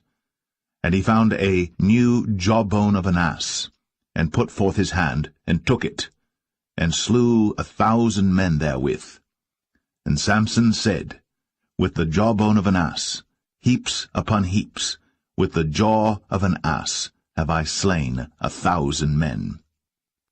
And it came to pass, when he had made an end of speaking, that he cast away the jawbone out of his hand, and called that place Ramath Lehi. And he was sore athirst, and called on the Lord, and said, Thou hast given this great deliverance into the hand of thy servant, and now shall I die for thirst, and fall into the hand of the uncircumcised? But God clave an hollow place that was in the jaw, and there came water thereout.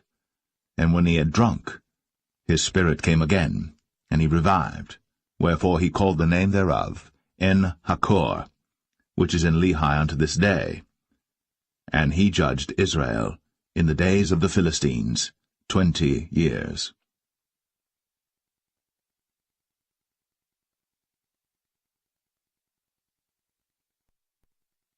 Judges 16. Then went Samson to Gaza, and saw there an harlot, and went in unto her. And it was told the Gazites, saying, Samson is come hither. And they compassed him in, and laid wait for him all night in the gate of the city, and were quiet all the night, saying, In the morning, when it is day, we shall kill him. And Samson lay till midnight, and arose at midnight, and took the doors of the gate of the city, and the 2 posts, and went away with them, bar and all, and put them upon his shoulders, and carried them up to the top of an hill that is before Hebron. And it came to pass afterward, that he loved a woman in the valley of Sorek, whose name was Delilah. And the lords of the Philistines came up unto her, and said unto her, Entice him, and see wherein his great strength lieth, and by what means we may prevail against him, that we may bind him to afflict him. And we will give thee every one of us 1,100 pieces of silver. And Delilah said to Samson, Tell me, I pray thee, wherein thy great strength lieth, and wherewith thou mightest be bound to afflict thee? And Samson said unto her, If they bind me with 7 green withs that were never dried, then shall I be weak, and be as another man. Then the lords of the Philistines brought up to her 7 green withs, which had not been dried, and she bound him with them. Now there were men lying in wait, abiding with her in the chamber. And she said unto him, The Philistines be upon thee, Samson. And he brake the withs, as a thread of tow is broken when it toucheth the fire. So his strength was not known. And Delilah said unto Samson, Behold, thou hast mocked me, and told me lies. Now tell me, I pray thee, wherewith thou mightest be bound. And he said unto her, If they bind me fast with new ropes, that never were occupied, then shall I be weak, and be as another man. Delilah therefore took new ropes, and bound him therewith, and said unto him, The Philistines be upon thee, Samson. And there were liers in wait, abiding in the chamber. And he brake them from off his arms like a thread. And Delilah said unto Samson, Hitherto thou hast mocked me, and told me lies. Tell me wherewith thou mightest be bound. And he said unto her, If thou weavest the 7 locks of my head with the web. And she fastened it with the pin, and said unto him, The Philistines be upon thee, Samson. And he awaked out of his sleep, and went away with the pin of the beam, and with the web. And she said unto him, How canst thou say, I love thee, when thine heart is not with me? Thou hast mocked me these 3 times, and hast not told me wherein thy great strength lieth. And it came to pass, when she pressed him daily with her words, and urged him, so that his soul was vexed unto death, that he told her all his heart, and said unto her, There hath not come a razor upon mine head, for I have been a Nazarite unto God from my mother's womb. If I be shaven, then my strength will go from me, and I shall become weak, and be like any other man. And when Delilah saw that he had told her all his heart, she sent and called for the lords of the Philistines, saying, Come up this once, for he hath shown me all his heart. Then the lords of the Philistines came up unto her, and brought money in their hand. And she made him sleep upon her knees, and she called for a man, and she caused him to shave off the 7 locks of his head, and she began to afflict him, and his strength went from him. And she said, The Philistines be upon thee, Samson. And he awoke out of his sleep, and said, I will go out as at other times before, and shake myself. And he wist not that the Lord was departed from him. But the Philistines took him, and put out his eyes, and brought him down to Gaza, and bound him with fetters of brass. And he did grind in the prison house. Howbeit, the hair of his head began to grow again after he was shaven. Then the lords of the Philistines gathered them together, for to offer a great sacrifice unto Dagon their god, and to rejoice, for they said, Our God hath delivered Samson our enemy into our hand. And when the people saw him, they praised their God, for they said, Our God hath delivered into our hands our enemy, and the destroyer of our country, which slew many of us. And it came to pass, when their hearts were merry, that they said, Call for Samson, that he may make us sport. And they called for Samson out of the prison house, and he made them sport, and they set him between the pillars. And Samson said unto the lad that held him by the hand, Suffer me, that I may feel the pillars whereupon the house standeth, that I may lean upon them. Now the house was full of men and women, and all the lords of the Philistines were there. And there were upon the roof about 3,000 men and women that beheld, while Samson made sport. And Samson called unto the Lord, and said, O Lord God, remember me, I pray thee, and strengthen me, I pray thee, only this once, O God, that I may be at once avenged of the Philistines for my 2 eyes. And Samson took hold of the 2 middle pillars upon which the house stood, and on which it was borne up, of the one with his right hand, and of the other with his left. And Samson said, Let me die with the Philistines. And he bowed himself with all his might. And the house fell upon the lords, and upon all the people that were therein. So the dead which he slew at his death were more than they which he slew in his life. Then his brethren and all the house of his father came down, and took him, and brought him up, and buried him between Zorah and Eshtaol, in the burying place of Manoah his father. And he judged Israel 20 years.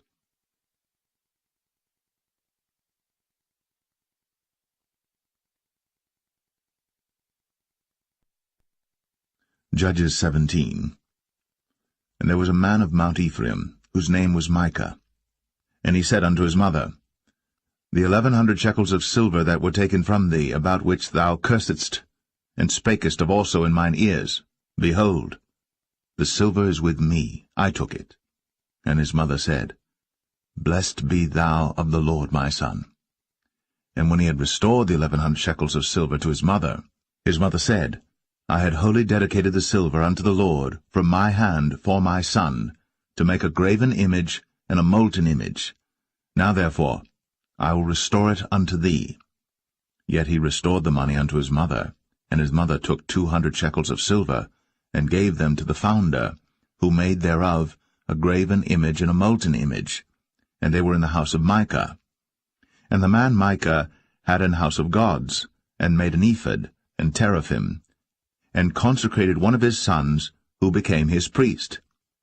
In those days there was no king in Israel, but every man did that which was right in his own eyes. And there was a young man out of Bethlehem, Judah, of the family of Judah, who was a Levite, and he sojourned there. And the man departed out of the city from Bethlehem, Judah, to sojourn where he could find a place. And he came to Mount Ephraim, to the house of Micah, as he journeyed. And Micah said unto him, Whence comest thou? And he said unto him, I am a Levite of Bethlehem, Judah, and I go to sojourn where I may find a place. And Micah said unto him, Dwell with me, and be unto me a father and a priest, and I will give thee 10 shekels of silver by the year, and a suit of apparel, and thy victuals. So the Levite went in. And the Levite was content to dwell with the man, and the young man was unto him as one of his sons. And Micah consecrated the Levite, and the young man became his priest, and was in the house of Micah. Then said Micah, Now know I that the Lord will do me good, seeing I have a Levite to my priest.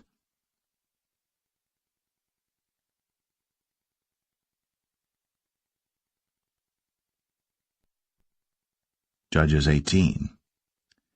In those days there was no king in Israel, and in those days the tribe of the Danites sought them an inheritance to dwell in. For unto that day all their inheritance had not fallen unto them among the tribes of Israel. And the children of Dan sent of their family 5 men from their coasts, men of valor, from Zorah and from Eshtaol, to spy out the land, and to search it. And they said unto them, Go, search the land. Who, when they came to Mount Ephraim, to the house of Micah, they lodged there. When they were by the house of Micah, they knew the voice of the young man, the Levite, and they turned in thither, and said unto him, Who brought thee hither? And what makest thou in this place? And what hast thou here? And he said unto them, Thus and thus dealeth Micah with me, and hath hired me, and I am his priest. And they said unto him, Ask counsel, we pray thee, of God, that we may know whether our way which we go shall be prosperous. And the priest said unto them, Go in peace, before the Lord is your way wherein ye go. Then the 5 men departed, and came to Laish, and saw the people that were therein, how they dwelt careless, after the manner of the Zidonians, quiet and secure, and there was no magistrate in the land that might put them to shame in any thing, and they were far from the Zidonians, and had no business with any man. And they came unto their brethren to Zoar and Eshtaol, and their brethren said unto them, What say ye? And they said, Arise, that we may go up against them, for we have seen the land, and behold, it is very good. And are ye still? Be not slothful to go, and to enter to possess the land. When ye go, ye shall come unto a people secure, and to a large land, for God hath given it into your hands, a place where there is no want of anything that is in the earth. And there went from thence of the family of the Danites, out of Zorah and out of Eshtaol, 600 men appointed with weapons of war. And they went up and pitched in Kirjath-jearim, in Judah, wherefore they call that place Mahane Dan unto this day. Behold, it is behind Kirjath-jearim. And they passed thence unto Mount Ephraim, and came unto the house of Micah.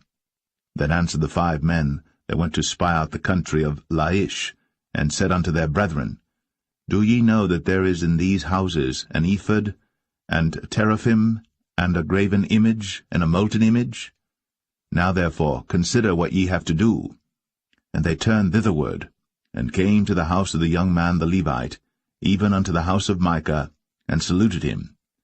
And the 600 men appointed with their weapons of war, which were of the children of Dan, stood by the entering of the gate.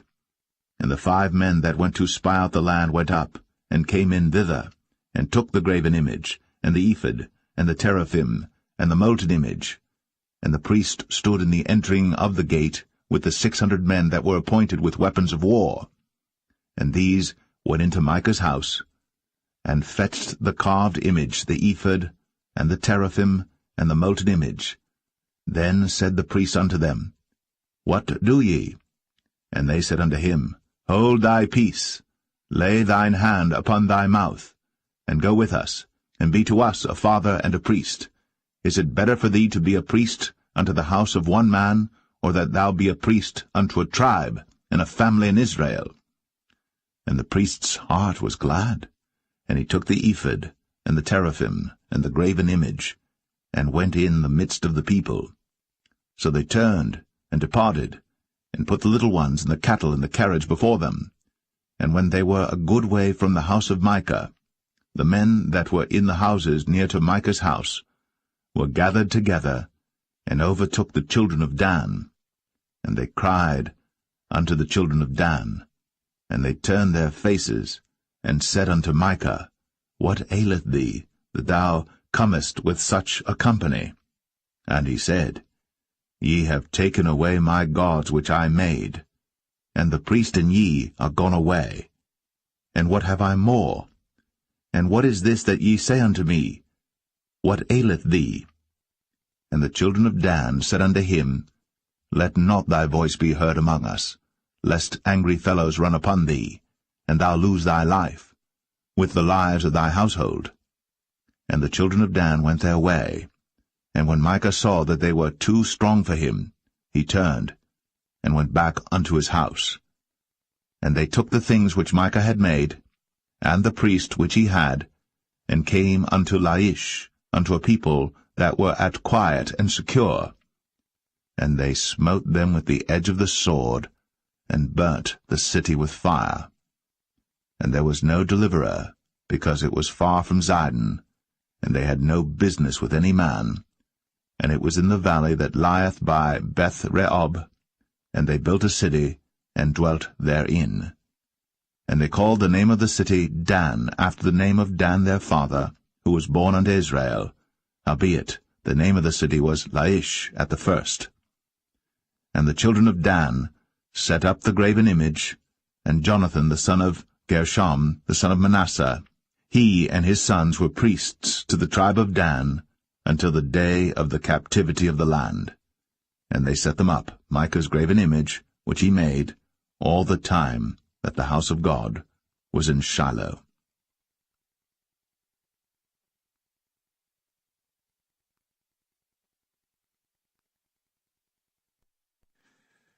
Judges 19. And it came to pass in those days, when there was no king in Israel, that there was a certain Levite sojourning on the side of Mount Ephraim, who took to him a concubine out of Bethlehem, Judah. And his concubine played the whore against him, and went away from him unto her father's house to Bethlehem, Judah, and was there 4 whole months. And her husband arose, and went after her, to speak friendly unto her, and to bring her again, having his servant with him, and a couple of asses. And she brought him into her father's house. And when the father of the damsel saw him, he rejoiced to meet him. And his father-in-law, the damsel's father, retained him, and he abode with him 3 days. So they did eat and drink and lodged there. And it came to pass on the 4th day, when they arose early in the morning, that he rose up to depart. And the damsel's father said unto his son-in-law, Comfort thine heart with a morsel of bread, and afterward go your way. And they sat down, and did eat and drink both of them together.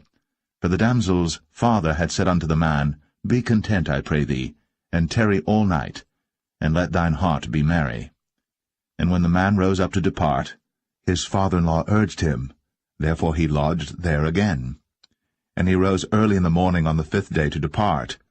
And the damsel's father said, Comfort thine heart, I pray thee. And they tarried until afternoon, and they did eat both of them. And when the man rose up to depart, he and his concubine, and his servant, his father-in-law, the damsel's father, said unto him, Behold, now the day draweth toward evening. I pray you, tarry all night. Behold, the day groweth to an end. Lodge here, that thine heart may be merry. And tomorrow get you early on your way, that thou mayest go home. But the man would not tarry that night, but he rose up and departed, and came over against Jebus, which is Jerusalem. And there were with him 2 asses saddled. His concubine also was with him. And when they were by Jebus, the day was far spent. And the servant said unto his master, Come, I pray thee, and let us turn into this city of the Jebusites, and lodge in it. And his master said unto him, We will not turn aside hither into the city of a stranger, that is not of the children of Israel. We will pass over to Gibeah. And he said unto his servant, Come, and let us draw near to one of these places to lodge all night in Gibeah, or in Ramah. And they passed on, and went their way. And the sun went down upon them when they were by Gibeah, which belongeth to Benjamin. And they turned aside thither, to go in and to lodge in Gibeah. And when he went in, he sat him down in a street of the city, for there was no man that took them into his house to lodging.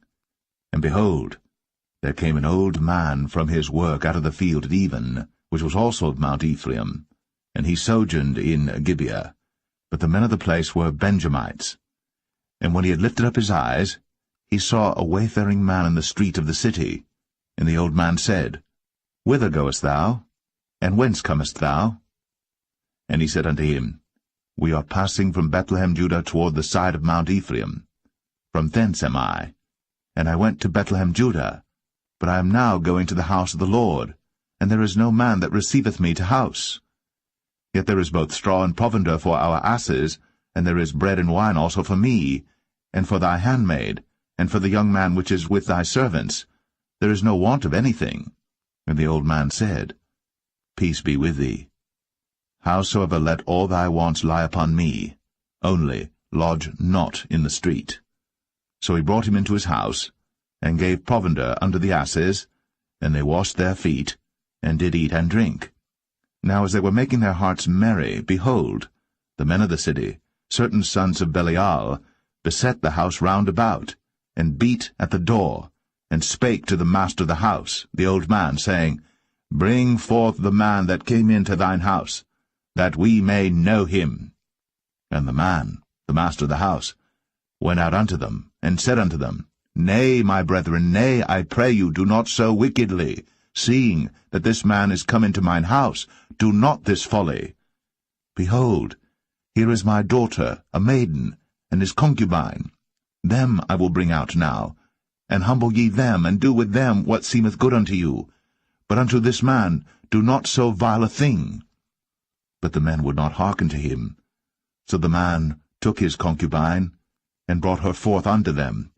And they knew her, and abused her all the night until the morning. And when the day began to spring, they let her go.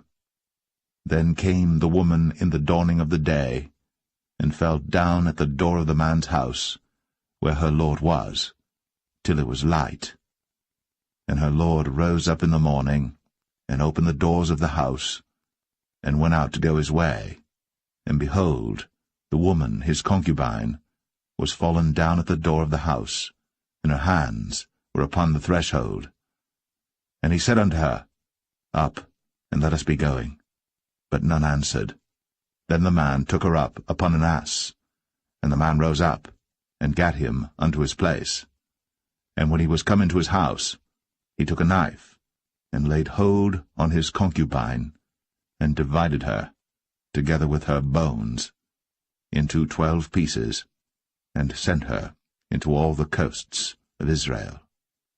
And it was so, that all that saw it said, There was no such deed done, nor seen from the day that the children of Israel came up out of the land of Egypt, unto this day. Consider of it, take advice, and speak your minds.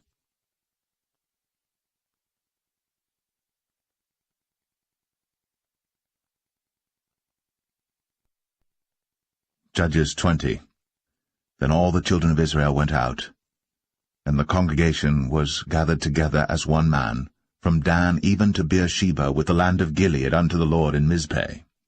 And the chief of all the people, even of all the tribes of Israel, presented themselves in the assembly of the people of God, 400,000 footmen that drew sword.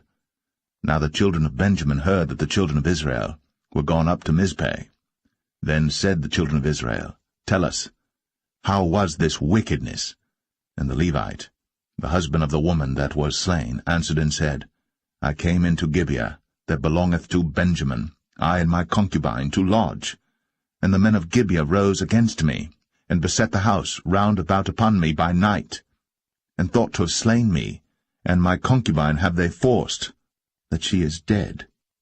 And I took my concubine, and cut her in pieces, and sent her throughout all the country of the inheritance of Israel, for they have committed lewdness and folly in Israel.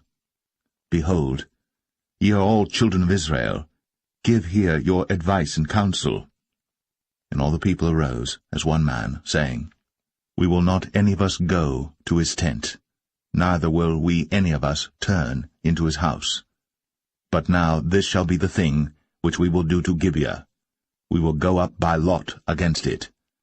And we will take 10 men of 100 throughout all the tribes of Israel, and 100 of 1,000, and 1,000 out of 10,000, to fetch victual for the people, that they may do, when they come to Gibeah Benjamin, according to all the folly that they have wrought in Israel. So all the men of Israel were gathered against the city, knit together as one man. And the tribes of Israel sent men through all the tribe of Benjamin, saying, What wickedness is this that is done among you? Now therefore, deliver us the men, the children of Belial, which are in Gibeah, that we may put them to death, and put away evil from Israel. But the children of Benjamin would not hearken to the voice of their brethren, the children of Israel. But the children of Benjamin gathered themselves together out of the cities unto Gibeah, to go out to battle against the children of Israel. And the children of Benjamin were numbered at that time out of the cities 26,000 men that drew sword, beside the inhabitants of Gibeah, which were numbered 700 chosen men. Among all this people there were 700 chosen men left-handed. Every one could sling stones at an hairbreadth, and not miss. And the men of Israel beside Benjamin were numbered 400,000 men that drew sword. All these were men of war. And the children of Israel arose, and went up to the house of God, and asked counsel of God, and said, Which of us shall go up first to the battle against the children of Benjamin? And the Lord said, Judah shall go up first. And the children of Israel rose up in the morning, and encamped against Gibeah. And the men of Israel went out to battle against Benjamin. And the men of Israel put themselves in array to fight against them at Gibeah. And the children of Benjamin came forth out of Gibeah, and destroyed down to the ground of the Israelites that day 22,000 men. And the people, the men of Israel, encouraged themselves, and set their battle again in array in the place where they put themselves in array the first day. And the children of Israel went up and wept before the Lord until even, and asked counsel of the Lord, saying, Shall I go up again to battle against the children of Benjamin my brother? And the Lord said, Go up against him. And the children of Israel came near against the children of Benjamin the second day. And Benjamin went forth against them out of Gibeah the second day, and destroyed down to the ground of the children of Israel again 18,000 men. All these drew the sword.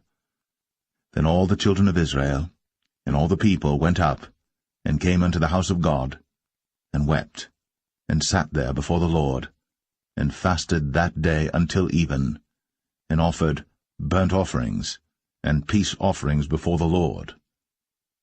And the children of Israel inquired of the Lord, for the ark of the covenant of God was there in those days. And Phinehas, the son of Eleazar, the son of Aaron, stood before it in those days, saying, Shall I yet again go out to battle against the children of Benjamin my brother? Or shall I cease? And the Lord said, Go up, for tomorrow I will deliver them into thine hand. And Israel set liers in wait round about Gibeah. And the children of Israel went up against the children of Benjamin on the third day, and put themselves in array against Gibeah, as at other times. And the children of Benjamin went out against the people, and were drawn away from the city. And they began to smite of the people, and kill, as at other times, in the highways, of which one goeth up to the house of God, and the other to Gibeah in the field, about 30 men of Israel. And the children of Benjamin said, They are smitten down before us, as at the first. But the children of Israel said, Let us flee, and draw them from the city unto the highways. And all the men of Israel rose up out of their place, and put themselves in array at Baal-Tamar. And the liers in wait of Israel came forth out of their places, even out of the meadows of Gibeah. And there came against Gibeah 10,000 chosen men out of all Israel. And the battle was sore, but they knew not that evil was near them. And the Lord smote Benjamin before Israel. And the children of Israel destroyed of the Benjamites that day 25,100 men. All these drew the sword. So the children of Benjamin saw that they were smitten. For the men of Israel gave place to the Benjamites, because they trusted unto the liers in wait, which they had set beside Gibeah. And the liers in wait hasted, and rushed upon Gibeah. And the liers in wait drew themselves along, and smote all the city with the edge of the sword. Now there was an appointed sign between the men of Israel and the liers in wait, that they should make a great flame with smoke rise up out of the city. And when the men of Israel retired in the battle, Benjamin began to smite and kill of the men of Israel about 30 persons. For they said, Surely they are smitten down before us, as in the first battle. But when the flame began to arise up out of the city with a pillar of smoke, the Benjamites looked behind them, and behold, the flame of the city ascended up to heaven. And when the men of Israel turned again, the men of Benjamin were amazed, for they saw that evil was come upon them. Therefore they turned their backs before the men of Israel unto the way of the wilderness. But the battle overtook them, and them which came out of the cities they destroyed in the midst of them.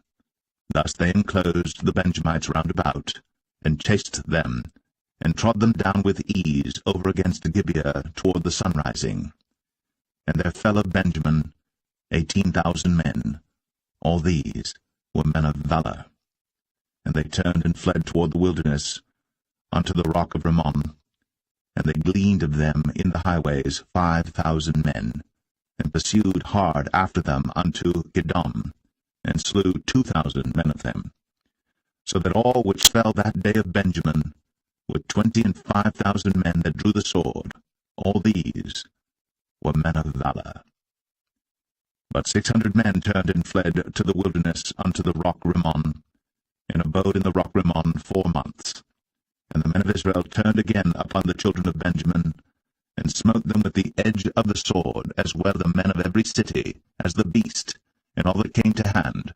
Also they set on fire all the cities that they came to.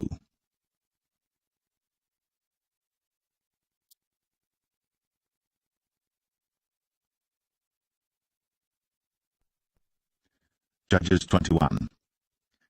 Now the men of Israel had sworn in Mizpeh, saying, There shall not any of us give his daughter unto Benjamin to wife. And the people came to the house of God, and abode there till even before God, and lifted up their voices, and wept sore, and said, O Lord God of Israel, why is this come to pass in Israel, that there should be today one tribe lacking in Israel?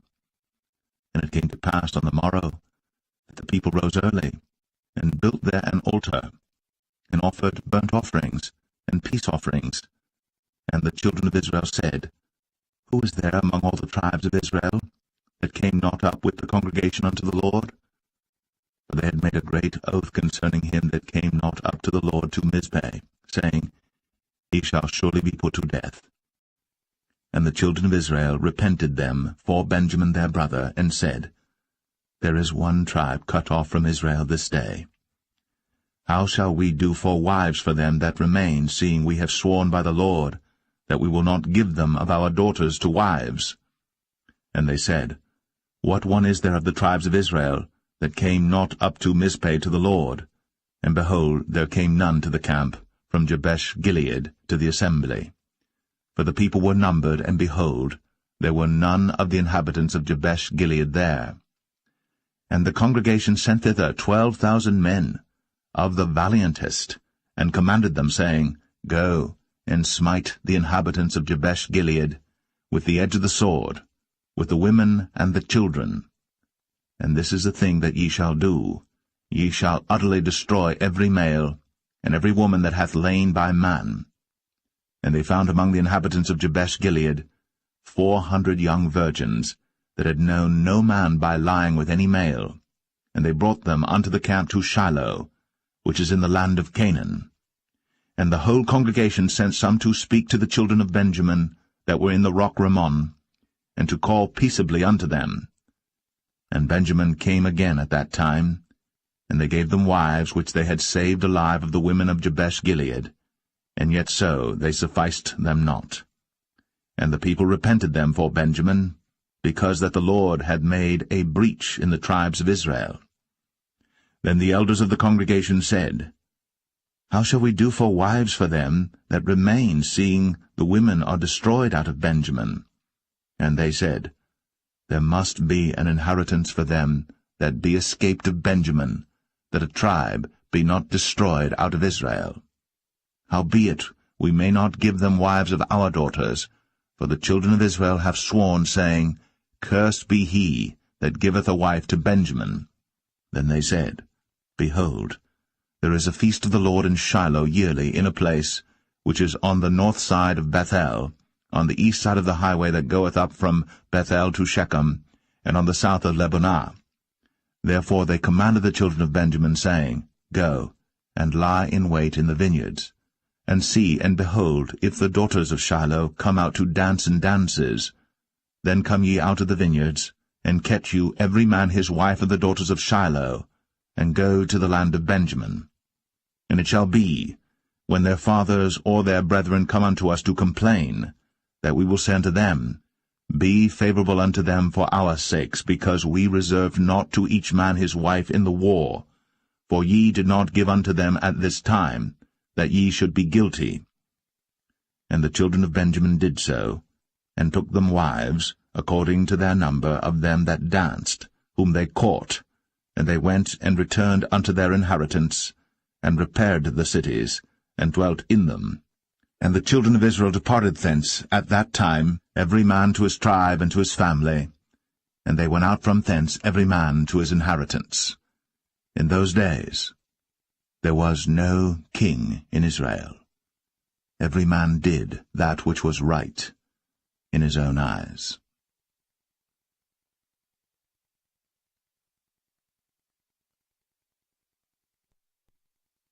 The Book of Ruth, Chapter 1. Now it came to pass in the days when the judges ruled, that there was a famine in the land, and a certain man of Bethlehem, Judah, went to sojourn in the country of Moab, he and his wife, and his 2 sons. And the name of the man was Elimelech, and the name of his wife Naomi, and the name of his 2 sons Mahlon and Chilion, Ephrathites of Bethlehem, Judah. And they came into the country of Moab, and continued there. And Elimelech, Naomi's husband, died, and she was left, and her 2 sons. And they took them wives of the women of Moab. The name of the one was Orpah, and the name of the other Ruth, and they dwelled there about 10 years. And Mahlon and Chilion died also, both of them, and the woman was left of her 2 sons and her husband. Then she arose with her daughters-in-law, that she might return from the country of Moab, for she had heard in the country of Moab how that the Lord had visited his people in giving them bread. Wherefore she went forth out of the place where she was, and her 2 daughters-in-law with her, and they went on the way to return unto the land of Judah. And Naomi said unto her 2 daughters-in-law, Go, return each to her mother's house. The Lord deal kindly with you, as ye have dealt with the dead, and with me. The Lord grant you that ye may find rest, each of you, in the house of her husband. Then she kissed them, and they lifted up their voice, and wept. And they said unto her, Surely we will return with thee unto thy people. And Naomi said, Turn again, my daughters, why will ye go with me? Are there yet any more sons in my womb, that they may be your husbands? Turn again, my daughters, go your way. For I am too old to have an husband. If I should say I have hope, if I should have an husband also tonight, and should also bear sons, would ye tarry for them till they were grown? Would ye stay for them from having husbands? Nay, my daughters, for it grieveth me much for your sakes that the hand of the Lord is gone out against me. And they lifted up their voice, and wept again. And Orpah kissed her mother-in-law. But Ruth clave unto her, and she said, Behold, thy sister-in-law is gone back unto her people, and unto her gods. Return thou after thy sister-in-law. And Ruth said, Entreat me not to leave thee, or to return from following after thee, for whither thou goest, I will go, and where thou lodgest, I will lodge. Thy people shall be my people, and thy God my God. Where thou diest will I die, and there will I be buried. The Lord do so to me, and more also, if aught but death part thee and me. When she saw that she was steadfastly minded to go with her, then she left speaking unto her. So they 2 went until they came to Bethlehem. And it came to pass, when they were come to Bethlehem, that all the city was moved about them, and they said, Is this Naomi? And she said unto them, Call me not Naomi, call me Mara, for the Almighty hath dealt very bitterly with me. I went out full, and the Lord hath brought me home again empty. Why then call ye me Naomi, seeing the Lord hath testified against me, and the Almighty hath afflicted me? So Naomi returned, and Ruth the Moabitess her daughter-in-law with her, which returned out of the country of Moab, and they came to Bethlehem in the beginning of barley harvest.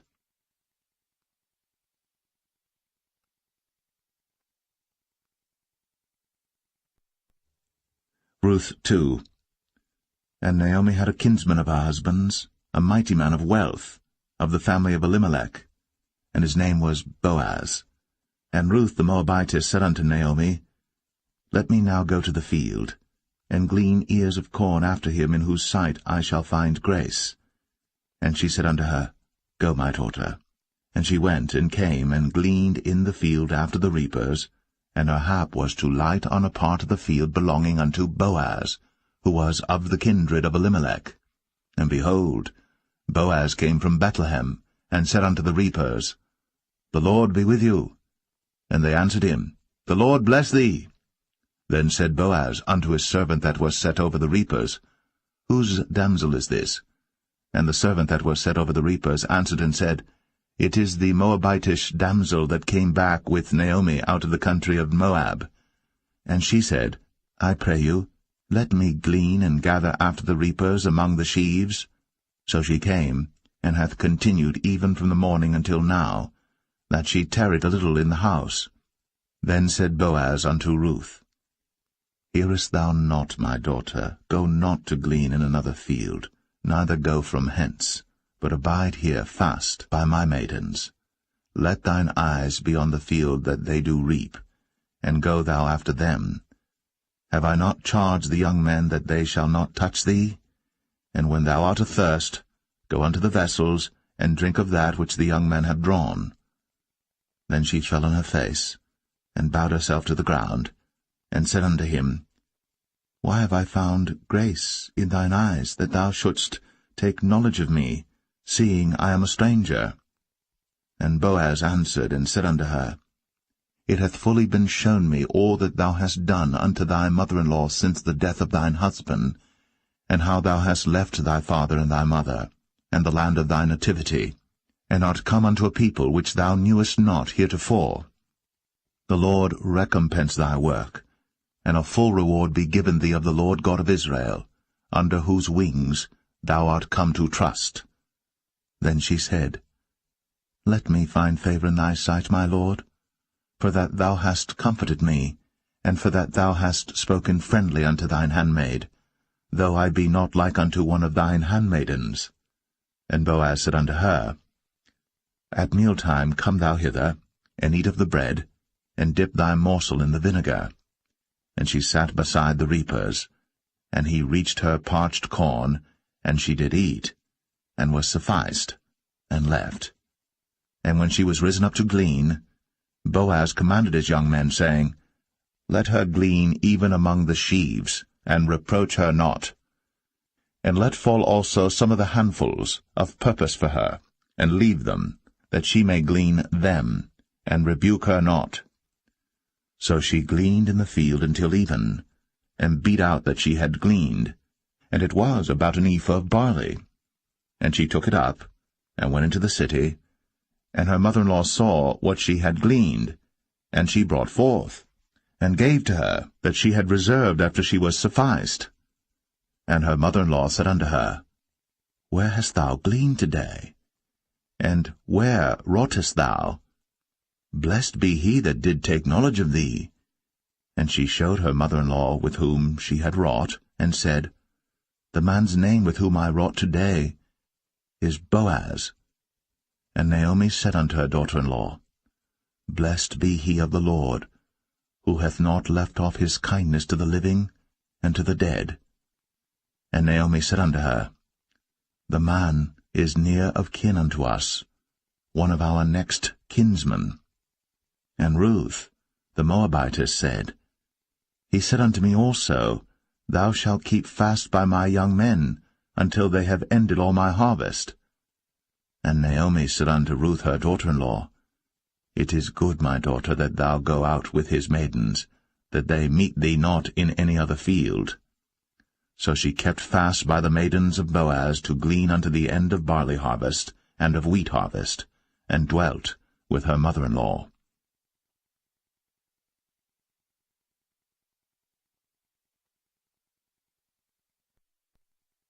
Ruth 3.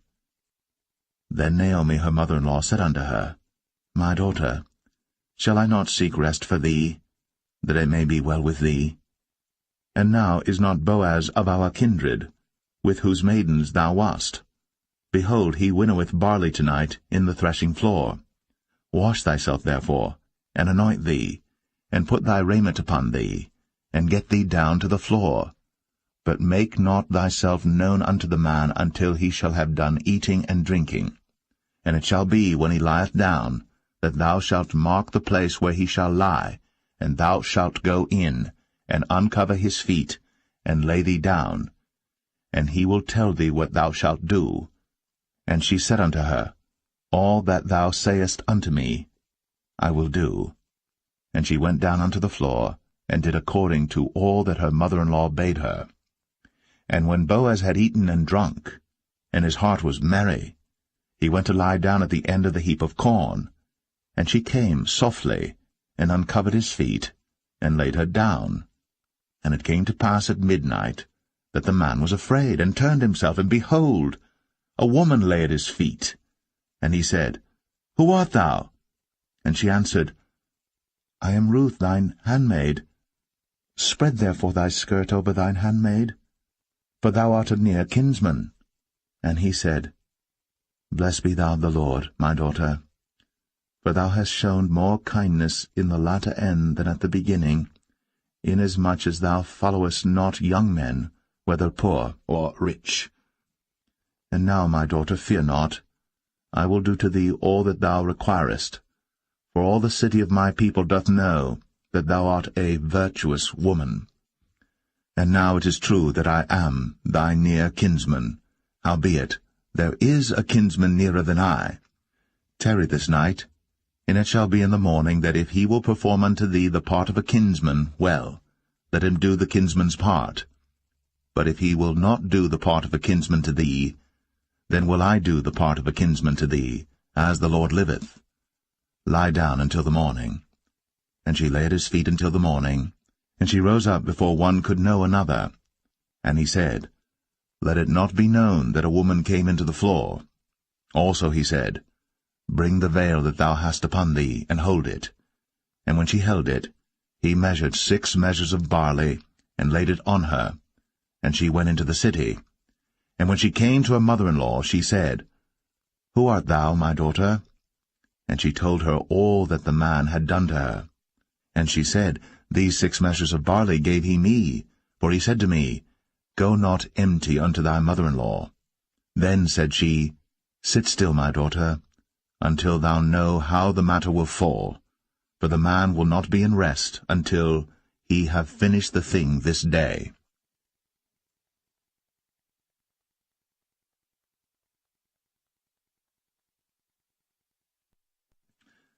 Ruth 4. Then went Boaz up to the gate, and sat him down there, and behold, the kinsman of whom Boaz spake came by, unto whom he said, Ho, such a one, turn aside, sit down here. And he turned aside, and sat down. And he took 10 men of the elders of the city, and said, Sit ye down here. And they sat down. And he said unto the kinsman, Naomi, that is come again out of the country of Moab, selleth a parcel of land, which was our brother Elimelech's. And I thought to advertise thee, saying, Buy it before the inhabitants, and before the elders of my people. If thou wilt redeem it, redeem it. But if thou wilt not redeem it, then tell me, that I may know.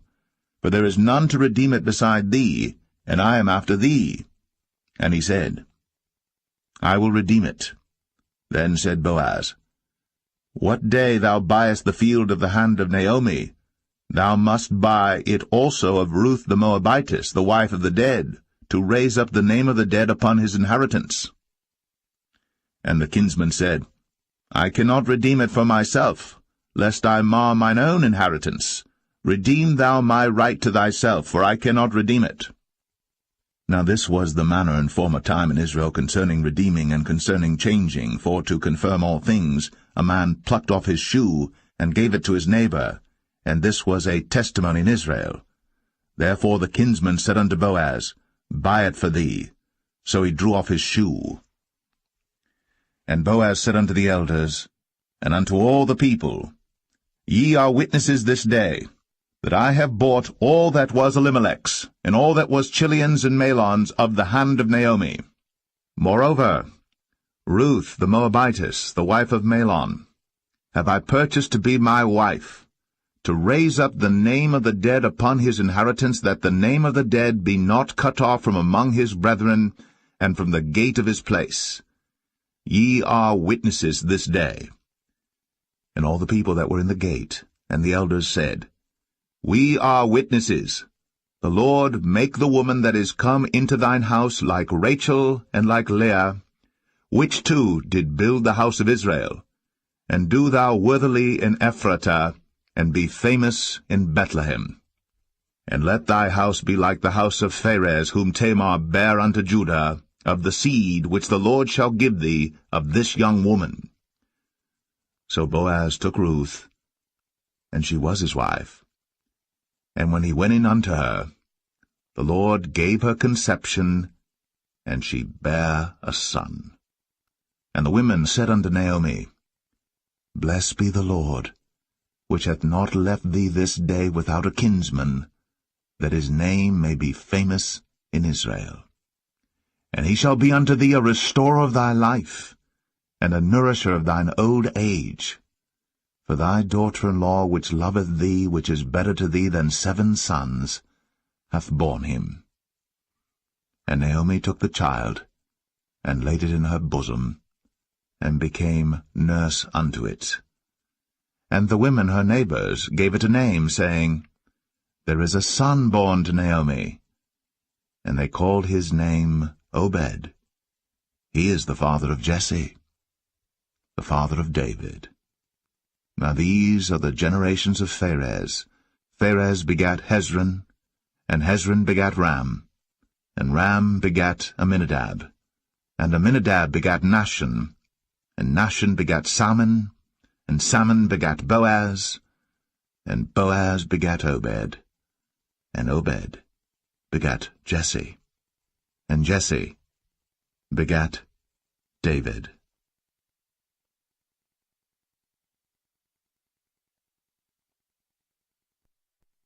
The first book of Samuel, chapter 1. Now there was a certain man of Ramathaim Zophim of Mount Ephraim, and his name was Elkanah, the son of Jeroham, the son of Elihu, the son of Tohu, the son of Zoph, an Ephrathite. And he had 2 wives. The name of the one was Hannah, and the name of the other was Peninnah. And Peninnah had children, but Hannah had no children. And this man went up out of his city yearly to worship and to sacrifice unto the Lord of hosts in Shiloh. And the 2 sons of Eli, Hophni and Phinehas, the priests of the Lord, were there. And when the time was that Elkanah offered, he gave to Peninnah his wife and to all her sons and her daughters portions. But unto Hannah he gave a worthy portion, for he loved Hannah. But the Lord had shut up her womb. And her adversary also provoked her sore, for to make her fret, because the Lord had shut up her womb. And as he did so year by year, when she went up to the house of the Lord, so she provoked her. Therefore she wept, and did not eat. Then said Elkanah her husband to her, Hannah, why weepest thou? And why eatest thou not? And why is thy heart grieved? Am not I better to thee than 10 sons? So Hannah rose up after they had eaten in Shiloh, and after they had drunk. Now Eli the priest sat upon a seat by a post of the temple of the Lord. And she was in bitterness of soul, and prayed unto the Lord, and wept sore. And she vowed a vow, and said, O Lord of hosts, if thou wilt indeed look on the affliction of thine handmaid, and remember me, and not forget thine handmaid, but wilt give unto thine handmaid a man-child, then I will give him unto the Lord all the days of his life, and there shall no razor come upon his head. And it came to pass, as she continued praying before the Lord, that Eli marked her mouth. Now Hannah, she spake in her heart, only her lips moved, but her voice was not heard. Therefore Eli thought she had been drunken. And Eli said unto her, How long wilt thou be drunken? Put away thy wine from thee. And Hannah answered and said, No, my lord, I am a woman of a sorrowful spirit. I have drunk neither wine nor strong drink, but have poured out my soul before the Lord. Count not thine handmaid for a daughter of Belial, for out of the abundance of my complaint and grief have I spoken hitherto. Then Eli answered and said, Go in peace, and the God of Israel grant thee thy petition that thou hast asked of him. And she said, Let thine handmaid find grace in thy sight. So the woman went her way, and did eat, and her countenance was no more sad. And they rose up in the morning early, and worshipped before the Lord, and returned, and came to their house to Ramah. And Elkanah knew Hannah his wife, and the Lord remembered her. Wherefore it came to pass, when the time was come about after Hannah had conceived, that she bare a son, and called his name Samuel, saying, Because I have asked him of the Lord. And the man Elkanah and all his house went up to offer unto the Lord the yearly sacrifice and his vow. But Hannah went not up. For she said unto her husband, I will not go up until the child be weaned, and then I will bring him, that he may appear before the Lord, and there abide for ever. And Elkanah her husband said unto her, Do what seemeth thee good. Tarry until thou have weaned him. Only the Lord establish his word. So the woman abode, and gave her son suck, until she weaned him.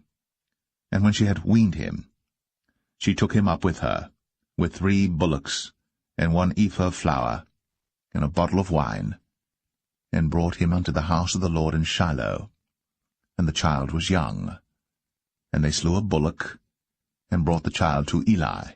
And she said, O my Lord, as thy soul liveth, my Lord, I am the woman that stood by thee here, praying unto the Lord. For this child I prayed, and the Lord hath given me my petition, which I asked of him. Therefore also I have lent him to the Lord. As long as he liveth, he shall be lent to the Lord. And he worshipped the Lord there.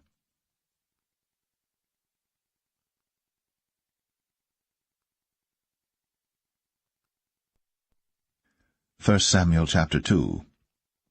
And Hannah prayed and said, My heart rejoiceth in the Lord. Mine horn is exalted in the Lord. My mouth is enlarged over mine enemies, because I rejoice in thy salvation. There is none holy as the Lord, for there is none beside thee. Neither is there any rock like our God. Talk no more so exceeding proudly. Let not arrogancy come out of your mouth. For the Lord is a God of knowledge, and by him actions are weighed. The bows of the mighty men are broken, and they that stumbled are girded with strength. They that were full have hired out themselves for bread, and they that were hungry ceased, so that the barren hath borne 7, and she that hath many children is waxed feeble. The Lord killeth, and maketh alive. He bringeth down to the grave, and bringeth up. The Lord maketh poor, and maketh rich. He bringeth low, and lifteth up. He raiseth up the poor out of the dust, and lifteth up the beggar from the dunghill, to set them among princes, and to make them inherit the throne of glory. For the pillars of the earth are the Lord's, and he hath set the world upon them. He will keep the feet of his saints, and the wicked shall be silent in darkness, for by strength shall no man prevail. The adversaries of the Lord shall be broken to pieces. Out of heaven shall he thunder upon them. The Lord shall judge the ends of the earth, and he shall give strength unto his king, and exalt the horn of his anointed. And Elkanah went to Ramah to his house, and the child did minister unto the Lord before Eli the priest. Now the sons of Eli were sons of Belial. They knew not the Lord. And the priest's custom with the people was, that when any man offered sacrifice, the priest's servant came, while the flesh was in seething, with a flesh-hook of 3 teeth in his hand, and he struck it into the pan or kettle or cauldron or pot. All that the flesh-hook brought up, the priest took for himself. So they did in Shiloh unto all the Israelites that came thither. Also before they burnt the fat, the priest's servant came and said to the man that sacrificed, Give flesh to roast for the priest, for he will not have sodden flesh of thee, but raw. And if any man said unto him, Let them not fail to burn the fat presently, and then take as much as thy soul desireth, then he would answer him, Nay, but thou shalt give it me now, and if not, I will take it by force. Wherefore the sin of the young men was very great before the Lord, for men abhorred the offering of the Lord. But Samuel ministered before the Lord, being a child, girded with a linen ephod. Moreover, his mother made him a little coat, and brought it to him from year to year, when she came up with her husband to offer the yearly sacrifice. And Eli blessed Elkanah and his wife, and said, The Lord give thee seed of this woman for the loan which is lent to the Lord. And they went unto their own home. And the Lord visited Hannah, so that she conceived, and bare 3 sons and 2 daughters. And the child Samuel grew before the Lord. Now Eli was very old, and heard all that his sons did unto all Israel, and how they lay with the women that assembled at the door of the tabernacle of the congregation. And he said unto them, Why do ye such things? For I hear of your evil dealings by all this people. Nay, my sons, for it is no good report that I hear. Ye make the Lord's people to transgress. If one man sin against another, the judge shall judge him. But if a man sin against the Lord, who shall entreat for him? Notwithstanding, they hearkened not unto the voice of their father, because the Lord would slay them. And the child Samuel grew on, and was in favor both with the Lord and also with men. And there came a man of God unto Eli, and said unto him, Thus saith the Lord, Did I plainly appear unto the house of thy father, when they were in Egypt, in Pharaoh's house? And did I choose him out of all the tribes of Israel to be my priest, to offer upon mine altar, to burn incense, to wear an ephod before me? And did I give unto the house of thy father all the offerings made by fire of the children of Israel? Wherefore kick ye at my sacrifice and at mine offering, which I have commanded in my habitation, and honourest thy sons above me, to make yourselves fat with the chiefest of all the offerings of Israel my people?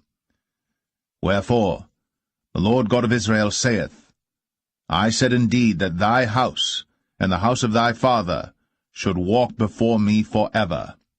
But now the Lord saith, Be it far from me, for them that honour me I will honour, and they that despise me shall be lightly esteemed.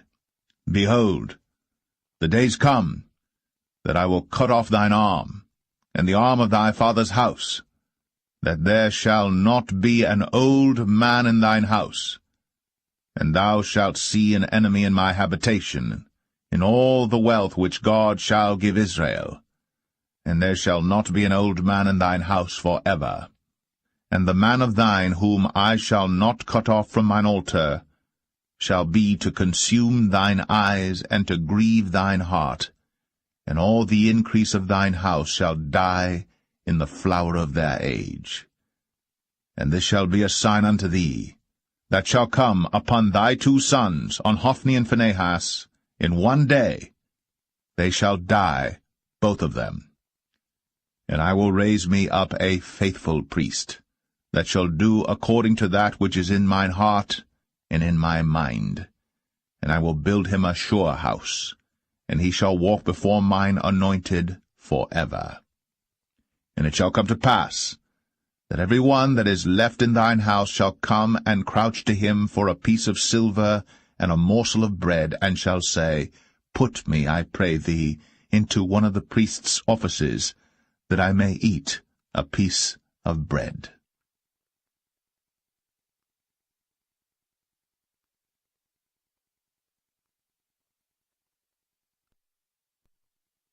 1 Samuel 3. And the child Samuel ministered unto the Lord before Eli. And the word of the Lord was precious in those days. There was no open vision. And it came to pass at that time, when Eli was laid down in his place, and his eyes began to wax dim, that he could not see, and ere the lamp of God went out in the temple of the Lord, where the ark of God was, and Samuel was laid down to sleep, that the Lord called Samuel, and he answered, Here am I. And he ran unto Eli, and said, Here am I, for thou calledst me. And he said, I called not. Lie down again. And he went and lay down. And the Lord called yet again, Samuel. And Samuel arose and went to Eli, and said, Here am I, for thou didst call me. And he answered, I called not, my son. Lie down again. Now Samuel did not yet know the Lord, neither was the word of the Lord yet revealed unto him. And the Lord called Samuel again the third time, and he arose, and went to Eli, and said, Here am I, for thou didst call me. And Eli perceived that the Lord had called the child. Therefore Eli said unto Samuel, Go, lie down, and it shall be, if he call thee, that thou shalt say, Speak, Lord, for thy servant heareth. So Samuel went, and lay down in his place. And the Lord came, and stood, and called, as at other times, Samuel, Samuel. Then Samuel answered, Speak, for thy servant heareth. And the Lord said to Samuel, Behold, I will do a thing in Israel, at which both the ears of every one that heareth it shall tingle. In that day I will perform against Eli all things which I have spoken concerning his house. When I begin, I will also make an end. For I have told him that I will judge his house for ever for the iniquity which he knoweth, because his sons made themselves vile, and he restrained them not. And therefore I have sworn unto the house of Eli, that the iniquity of Eli's house shall not be purged with sacrifice nor offering for ever. And Samuel lay until the morning, and opened the doors of the house of the Lord. And Samuel feared to show Eli the vision. Then Eli called Samuel, and said, Samuel, my son. And he answered, Here am I. And he said, What is the thing that the Lord hath said unto thee? I pray thee, hide it not from me. God do so to thee, and more also, if thou hide anything from me of all the things that he said unto thee. And Samuel told him every whit, and hid nothing from him. And he said, It is the Lord. Let him do what seemeth him good. And Samuel grew, and the Lord was with him, and did let none of his words fall to the ground. And all Israel from Dan even to Beersheba knew that Samuel was established to be a prophet of the Lord. And the Lord appeared again in Shiloh. For the Lord revealed himself to Samuel in Shiloh by the word of the Lord.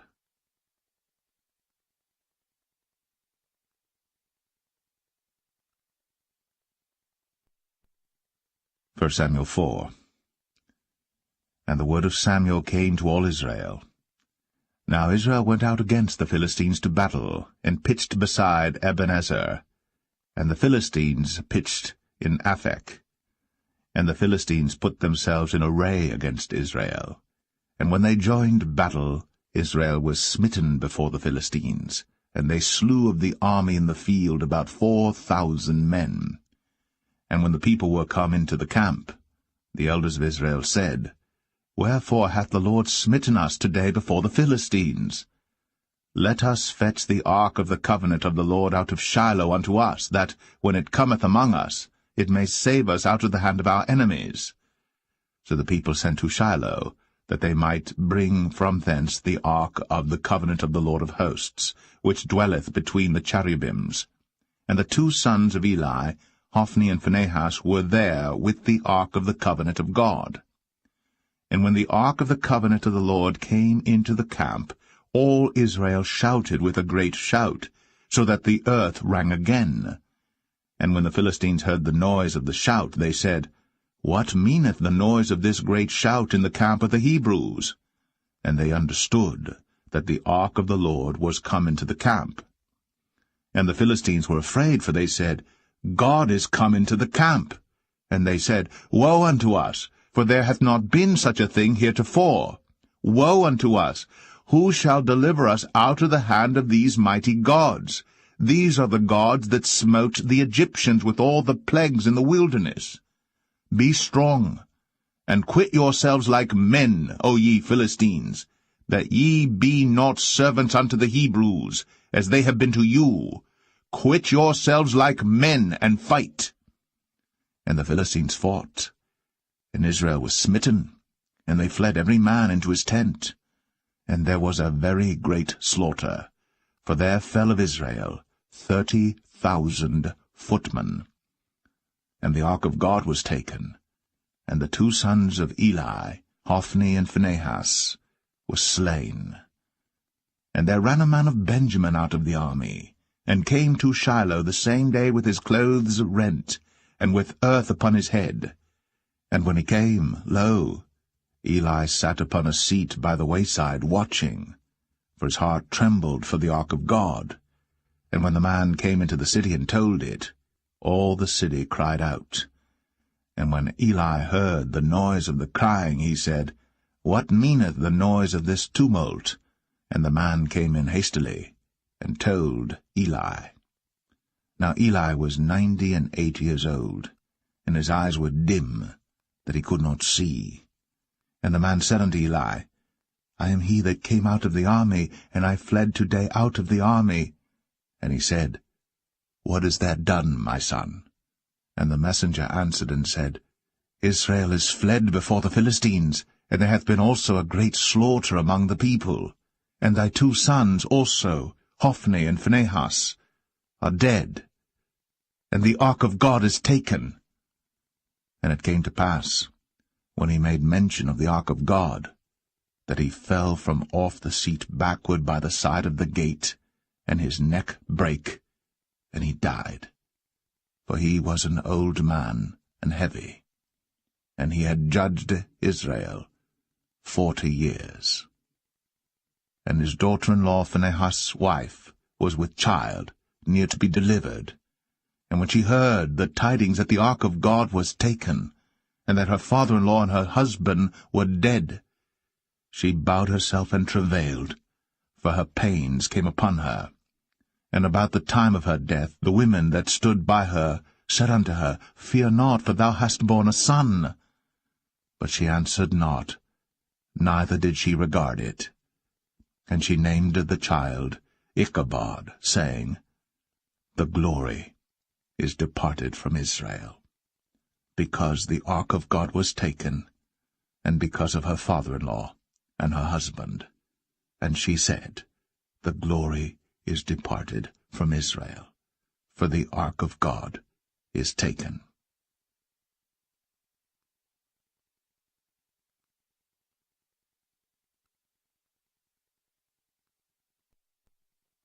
1 Samuel 5. And the Philistines took the ark of God, and brought it from Ebenezer unto Ashdod. When the Philistines took the ark of God, they brought it into the house of Dagon, and set it by Dagon. And when they of Ashdod arose early on the morrow, behold, Dagon was fallen upon his face to the earth before the ark of the Lord. And they took Dagon, and set him in his place again. And when they arose early on the morrow morning, behold, Dagon was fallen upon his face to the ground before the ark of the Lord, and the head of Dagon, and both the palms of his hands were cut off upon the threshold. Only the stump of Dagon was left to him. Therefore neither the priests of Dagon, nor any that come into Dagon's house, tread on the threshold of Dagon in Ashdod unto this day. But the hand of the Lord was heavy upon them of Ashdod, and he destroyed them, and smote them with emerods, even Ashdod, and the coast thereof. And when the men of Ashdod saw that it was so, they said, The ark of the God of Israel shall not abide with us, for his hand is sore upon us, and upon Dagon our God. They sent therefore, and gathered all the lords of the Philistines unto them, and said, What shall we do with the ark of the God of Israel? And they answered, Let the ark of the God of Israel be carried about unto Gath. And they carried the ark of the God of Israel about thither. And it was so, that after they had carried it about, the hand of the Lord was against the city with a very great destruction, and he smote the men of the city, both small and great, and they had emerods in their secret parts. Therefore they sent the ark of God to Ekron, And it came to pass, as the ark of God came to Ekron, that the Ekronites cried out, saying, They have brought about the ark of the God of Israel to us, to slay us and our people. So they sent and gathered together all the lords of the Philistines, and said, Send away the ark of the God of Israel, and let it go again to his own place, that it slay us not and our people. For there was a deadly destruction throughout all the city. The hand of God was very heavy there. And the men that died not were smitten with the emerods, and the cry of the city went up to heaven.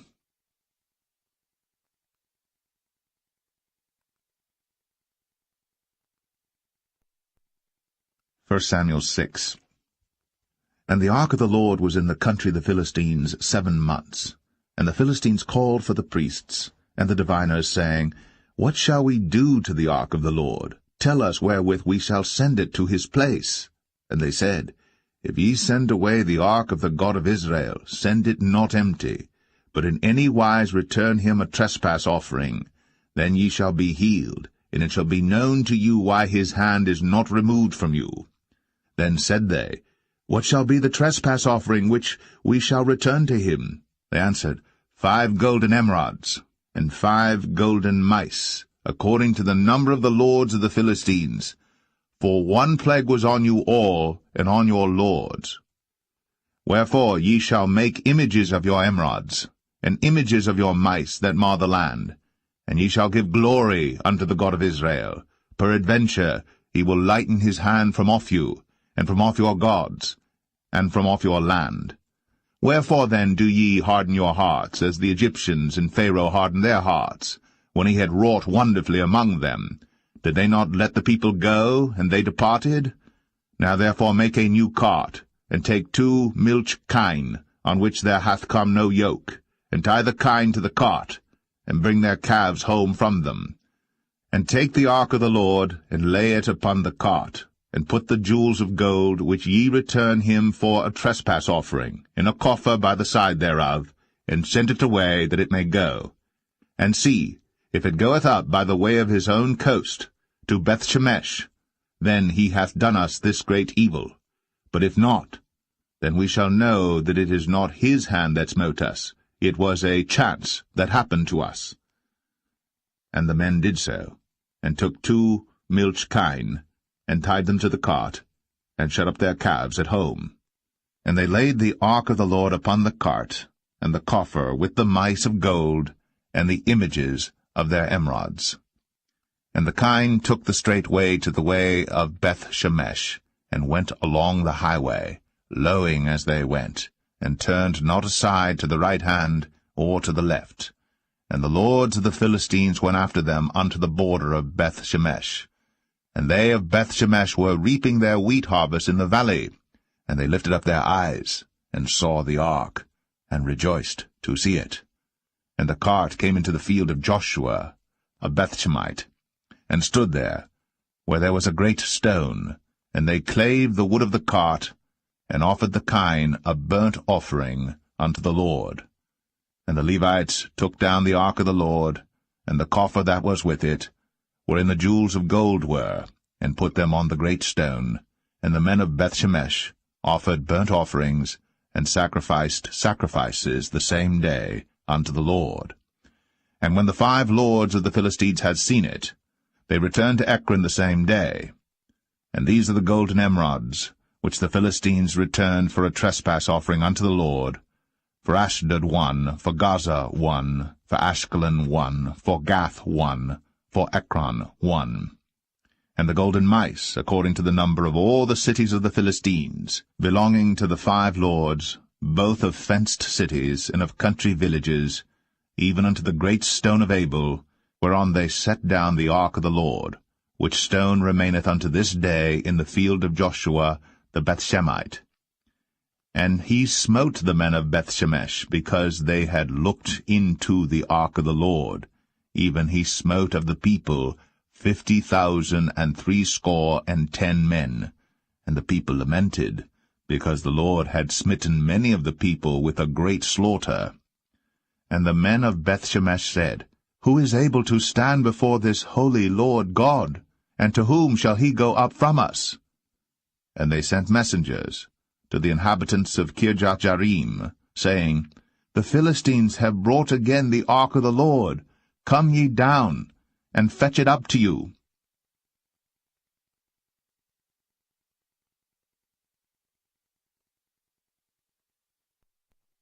1 Samuel 7.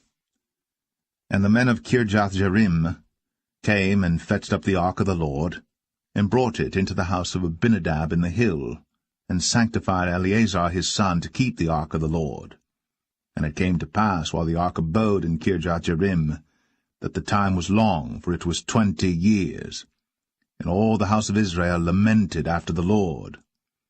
And Samuel spake unto all the house of Israel, saying, If ye do return unto the Lord with all your hearts, then put away the strange gods and Ashtoreth from among you, and prepare your hearts unto the Lord, and serve him only, and he will deliver you out of the hand of the Philistines. Then the children of Israel did put away Baalim and Ashtoreth, and served the Lord only. And Samuel said, Gather all Israel to Mizpeh, and I will pray for you unto the Lord. And they gathered together to Mizpeh, and drew water, and poured it out before the Lord, and fasted on that day, and said there, We have sinned against the Lord. And Samuel judged the children of Israel in Mizpeh. And when the Philistines heard that the children of Israel were gathered together to Mizpeh, the lords of the Philistines went up against Israel. And when the children of Israel heard it, they were afraid of the Philistines. And the children of Israel said to Samuel, Cease not to cry unto the Lord our God for us, that he will save us out of the hand of the Philistines. And Samuel took a sucking lamb, and offered it for a burnt offering holy unto the Lord. And Samuel cried unto the Lord for Israel. And the Lord heard him. And as Samuel was offering up the burnt offering, the Philistines drew near to battle against Israel. But the Lord thundered with a great thunder on that day upon the Philistines, and discomfited them, and they were smitten before Israel. And the men of Israel went out of Mizpeh, and pursued the Philistines, and smote them until they came under Bethkar. Then Samuel took a stone, and set it between Mizpeh and Shen, and called the name of it Ebenezer, saying, Hitherto hath the Lord helped us. So the Philistines were subdued, and they came no more into the coast of Israel. And the hand of the Lord was against the Philistines all the days of Samuel. And the cities which the Philistines had taken from Israel were restored to Israel, from Ekron even unto Gath. And the coasts thereof did Israel deliver out of the hands of the Philistines. And there was peace between Israel and the Amorites. And Samuel judged Israel all the days of his life. And he went from year to year in circuit to Bethel, and Gilgal, and Mizpeh, and judged Israel in all those places. And his return was to Ramah, for there was his house, and there he judged Israel, and there he built an altar unto the Lord.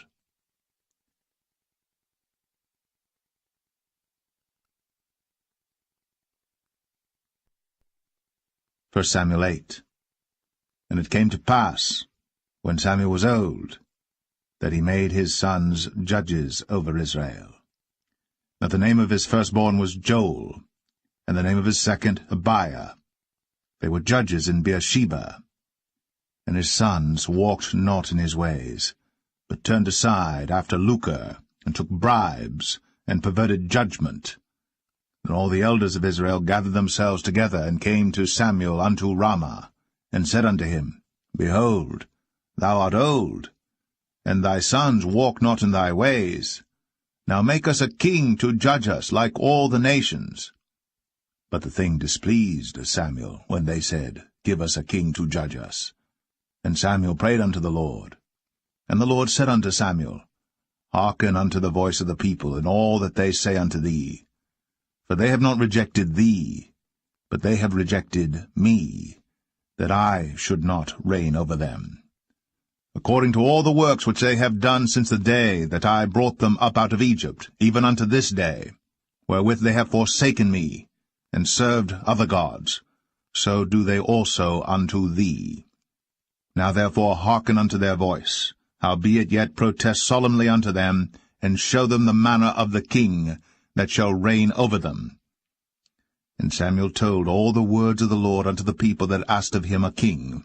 And he said, This will be the manner of the king that shall reign over you. He will take your sons, and appoint them for himself, for his chariots, and to be his horsemen, and some shall run before his chariots. And he will appoint him captains over thousands, and captains over 50s, and will set them to ear his ground, and to reap his harvest, and to make his instruments of war, and instruments of his chariots. And he will take your daughters to be confectionaries, and to be cooks, and to be bakers. And he will take your fields, and your vineyards, and your oliveyards, even the best of them, and give them to his servants. And he will take the tenth of your seed, and of your vineyards, and give to his officers, and to his servants. And he will take your men-servants, and your maid-servants, and your goodliest young men, and your asses, and put them to his work. He will take the tenth of your sheep, and ye shall be his servants. And ye shall cry out in that day because of your king which ye shall have chosen you. And the Lord will not hear you in that day. Nevertheless, the people refused to obey the voice of Samuel, and they said, Nay, but we will have a king over us, that we also may be like all the nations, and that our king may judge us, and go out before us, and fight our battles. And Samuel heard all the words of the people, and he rehearsed them in the ears of the Lord. And the Lord said to Samuel, Hearken unto their voice, and make them a king. And Samuel said unto the men of Israel, Go ye every man unto his city.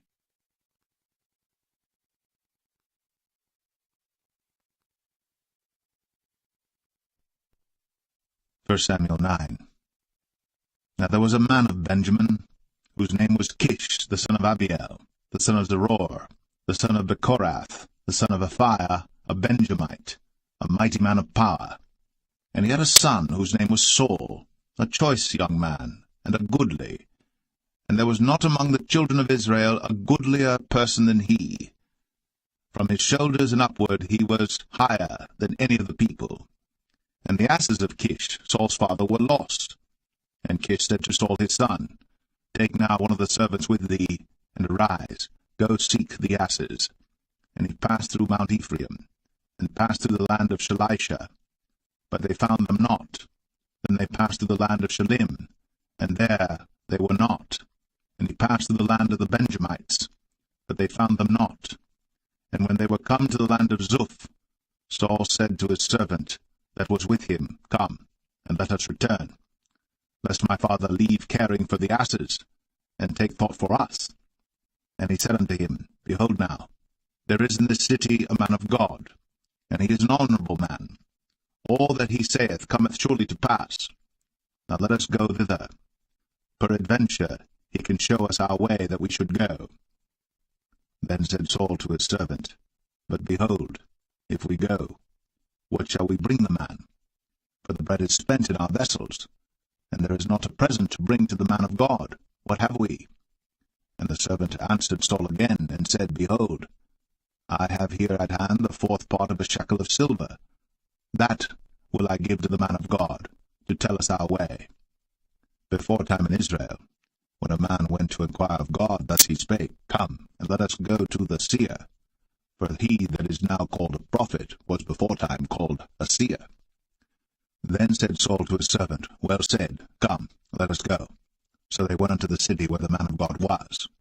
And as they went up the hill to the city, they found young maidens going out to draw water, and said unto them, Is the seer here? And they answered them, and said, He is, behold, he is before you. Make haste now, for he came today to the city, for there is a sacrifice of the people today in the high place. As soon as ye be come into the city, ye shall straightway find him, before he go up to the high place to eat. For the people will not eat until he come, because he doth bless the sacrifice, and afterwards they eat that be bidden. Now therefore get you up, for about this time ye shall find him. And they went up into the city. And when they were come into the city, behold, Samuel came out against them, for to go up to the high place. Now the Lord had told Samuel in his ear a day before Saul came, saying, Tomorrow, about this time, I will send thee a man out of the land of Benjamin, and thou shalt anoint him to be captain over my people Israel, that he may save my people out of the hand of the Philistines. For I have looked upon my people, because their cry is come unto me. And when Samuel saw Saul, the Lord said unto him, Behold the man whom I spake to thee of. This same shall reign over my people. Then Saul drew near to Samuel in the gate, and said, Tell me, I pray thee, where the seer's house is. And Samuel answered Saul, and said, I am the seer. Go up before me unto the high place. For ye shall eat with me today, and tomorrow I will let thee go, and will tell thee all that is in thine heart. And as for thine asses that were lost 3 days ago, set not thy mind on them, for they are found. And on whom is all the desire of Israel? Is it not on thee, and on all thy father's house? And Saul answered and said, Am not I a Benjamite, of the smallest of the tribes of Israel, and my family the least of all the families of the tribe of Benjamin? Wherefore then speakest thou so to me? And Samuel took Saul and his servant, and brought them into the parlour, and made them sit in the chiefest place among them that were bidden, which were about 30 persons. And Samuel said unto the cook, Bring the portion which I gave thee, of which I said unto thee, Set it by thee. And the cook took up the shoulder, and that which was upon it, and set it before Saul. And Samuel said, Behold that which is left, set it before thee, and eat. For unto this time hath it been kept for thee, since I said, I have invited the people. So Saul did eat with Samuel that day. And when they were come down from the high place into the city, Samuel communed with Saul upon the top of the house. And they arose early. And it came to pass about the spring of the day that Samuel called Saul to the top of the house, saying, Up, that I may send thee away. And Saul arose. And they went out, both of them, he and Samuel, abroad. And as they were going down to the end of the city, Samuel said to Saul, Bid the servant pass on before us. And he passed on. But stand thou still a while, that I may show thee the word of God.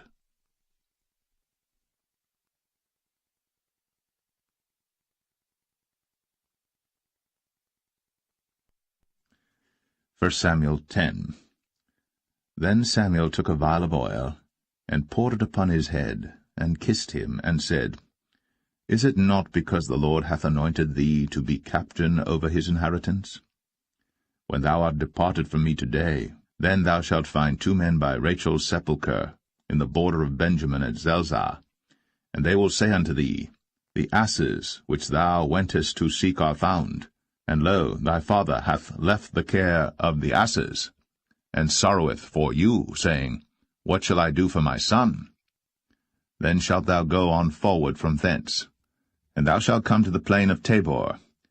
And there shall meet thee 3 men going up to God to Bethel, one carrying 3 kids, and another carrying 3 loaves of bread, and another carrying a bottle of wine. And they will salute thee, and give thee 2 loaves of bread, which thou shalt receive of their hands. After that thou shalt come to the hill of God, where is the garrison of the Philistines. And it shall come to pass, when thou art come thither to the city, that thou shalt meet a company of prophets coming down from the high place, with a psaltery, and a tabret, and a pipe, and a harp before them, and they shall prophesy. And the Spirit of the Lord will come upon thee, and thou shalt prophesy with them, and shalt be turned into another man. And let it be, when these signs are come unto thee, that thou do as occasion serve thee, for God is with thee. And thou shalt go down before me to Gilgal, and behold, I will come down unto thee to offer burnt offerings, and to sacrifice sacrifices of peace offerings. 7 days shalt thou tarry, till I come to thee, and show thee what thou shalt do. And it was so that when he had turned his back to go from Samuel, God gave him another heart. And all those signs came to pass that day. And when they came thither to the hill, behold, a company of prophets met him, and the Spirit of God came upon him, and he prophesied among them. And it came to pass, when all that knew him beforetime saw that, behold, he prophesied among the prophets, then the people said one to another, What is this that is come unto the son of Kish? Is Saul also among the prophets?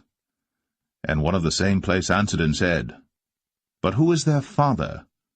Therefore it became a proverb, Is Saul also among the prophets? And when he had made an end of prophesying, he came to the high place.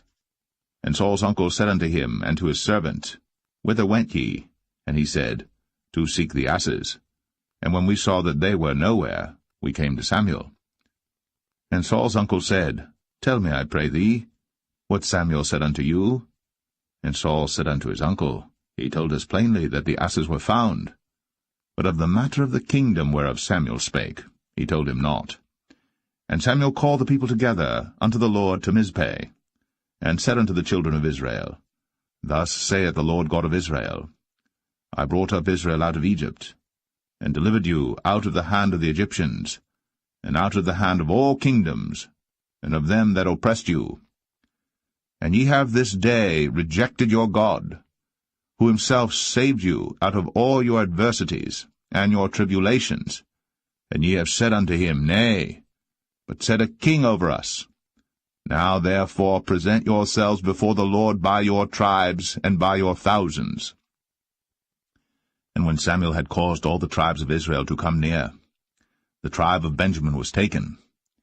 When he had caused the tribe of Benjamin to come near by their families, the family of Matri was taken. And Saul the son of Kish was taken. And when they sought him, he could not be found. Therefore they inquired of the Lord further, if the man should yet come thither. And the Lord answered, Behold, he hath hid himself among the stuff. And they ran and fetched him thence. And when he stood among the people, he was higher than any of the people, from his shoulders and upward. And Samuel said to all the people, See ye him, whom the Lord hath chosen, that there is none like him among all the people? And all the people shouted and said, God save the king. Then Samuel told the people the manner of the kingdom, and wrote it in a book, and laid it up before the Lord. And Samuel sent all the people away, every man to his house. And Saul also went home to Gibeah, and there went with him a band of men, whose hearts God had touched. But the children of Belial said, How shall this man save us? And they despised him, and brought him no presents. But he held his peace.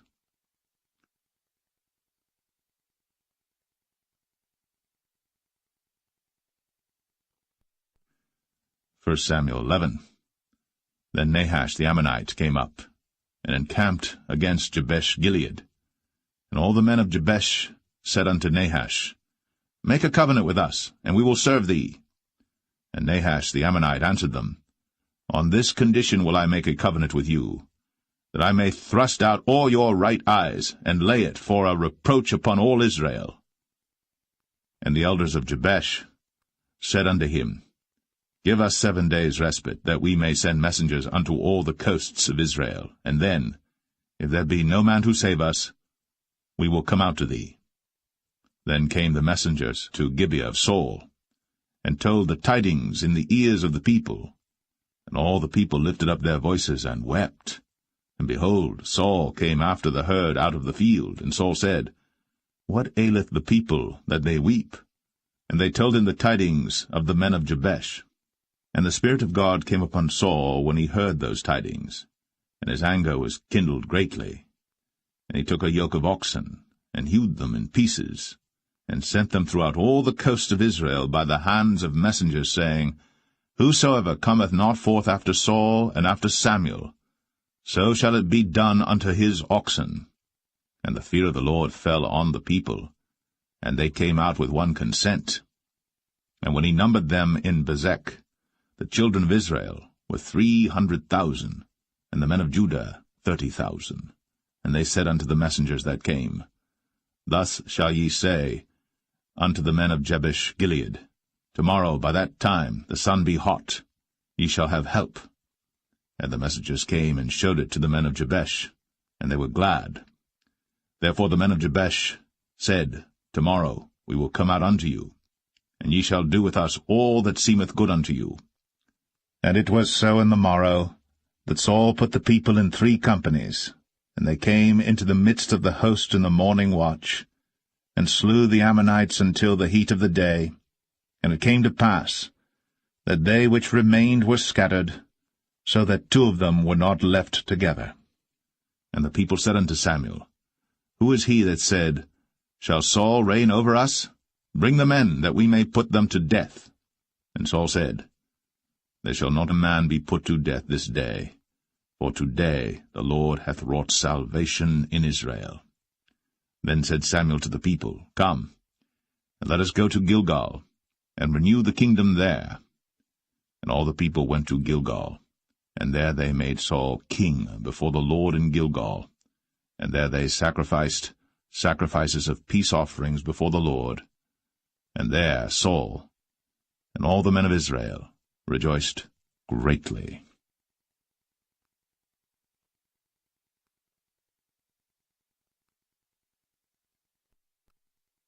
1 Samuel 12. And Samuel said unto all Israel, Behold, I have hearkened unto your voice in all that ye said unto me, and have made a king over you. And now, behold, the king walketh before you. And I am old and grey-headed, and behold, my sons are with you. And I have walked before you from my childhood unto this day. Behold, here I am. Witness against me before the Lord and before his anointed, whose ox have I taken? Or whose ass have I taken? Or whom have I defrauded? Whom have I oppressed?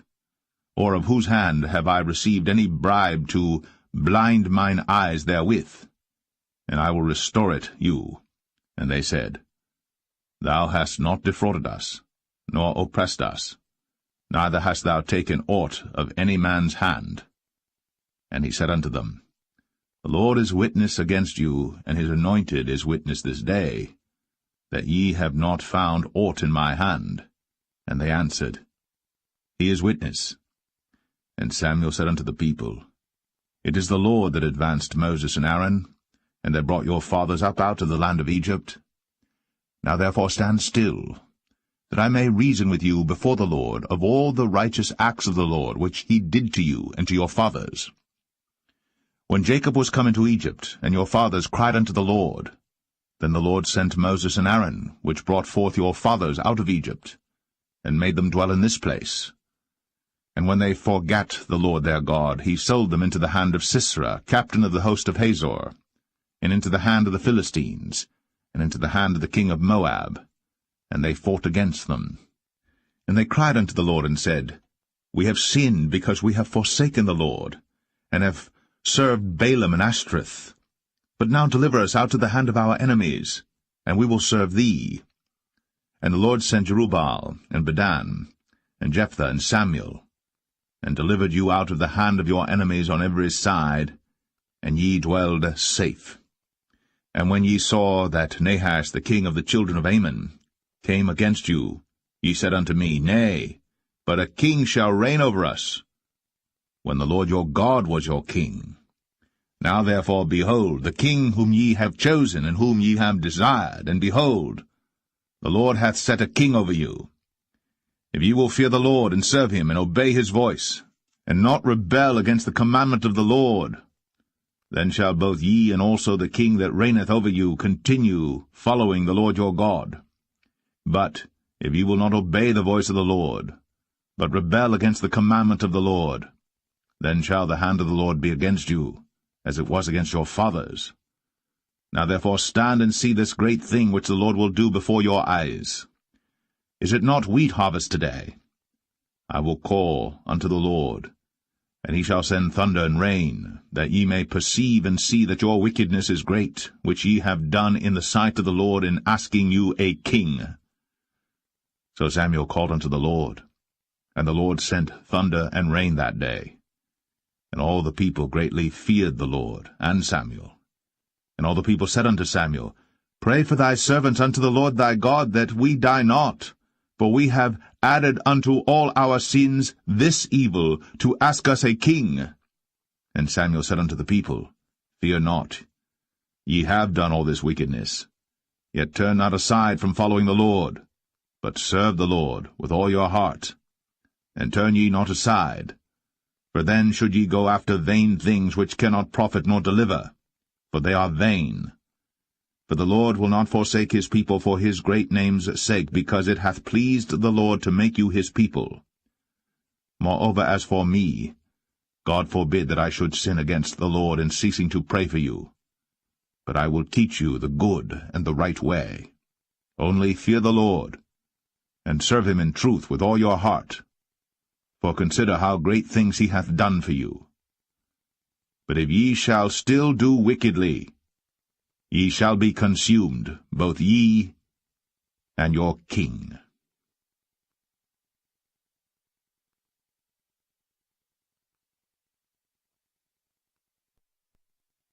1 Samuel 13. Saul reigned 1 year. And when he had reigned 2 years over Israel, Saul chose him 3,000 men of Israel, whereof 2,000 were with Saul in Michmash, and in Mount Bethel, and 1,000 were with Jonathan in Gibeah of Benjamin. And the rest of the people he sent every man to his tent. And Jonathan smote the garrison of the Philistines that was in Geba. And the Philistines heard of it. And Saul blew the trumpet throughout all the land, saying, Let the Hebrews hear.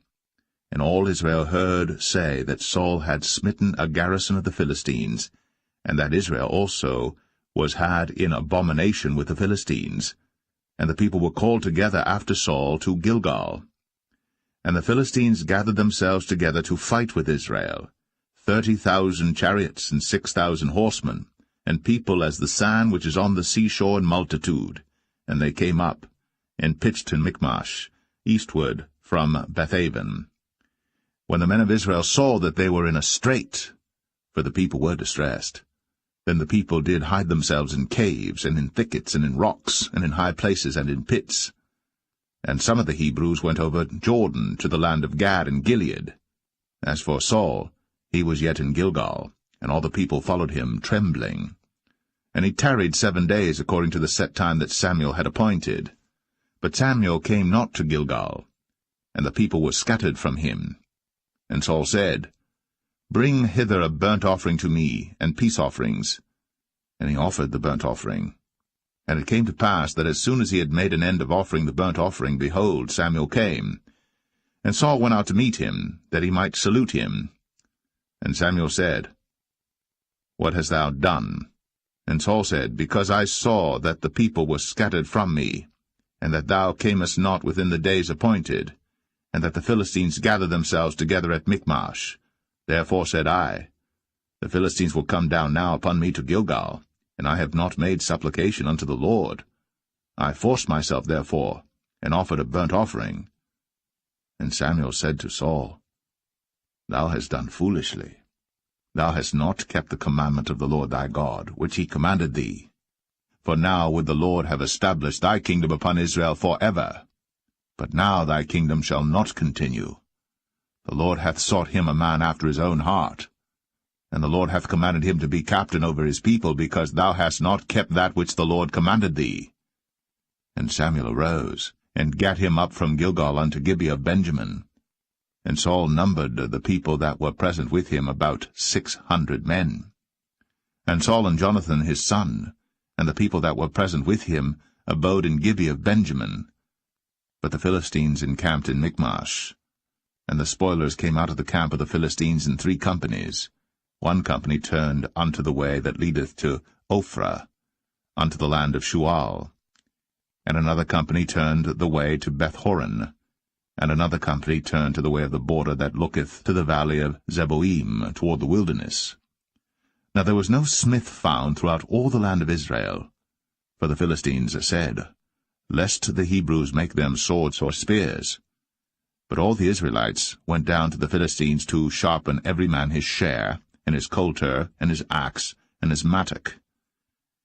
Yet they had a file for the mattocks, and for the coulters, and for the forks, and for the axes, and to sharpen the goads. So it came to pass in the day of battle that there was neither sword nor spear found in the hand of any of the people that were with Saul and Jonathan. But with Saul and with Jonathan his son was there found. And the garrison of the Philistines went out to the passage of Michmash.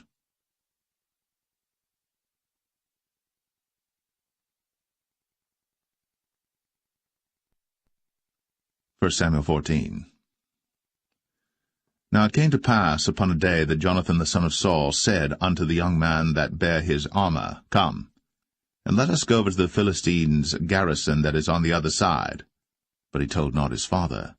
And Saul tarried in the uttermost part of Gibeah, under a pomegranate tree which is in Migron, and the people that were with him were about 600 men.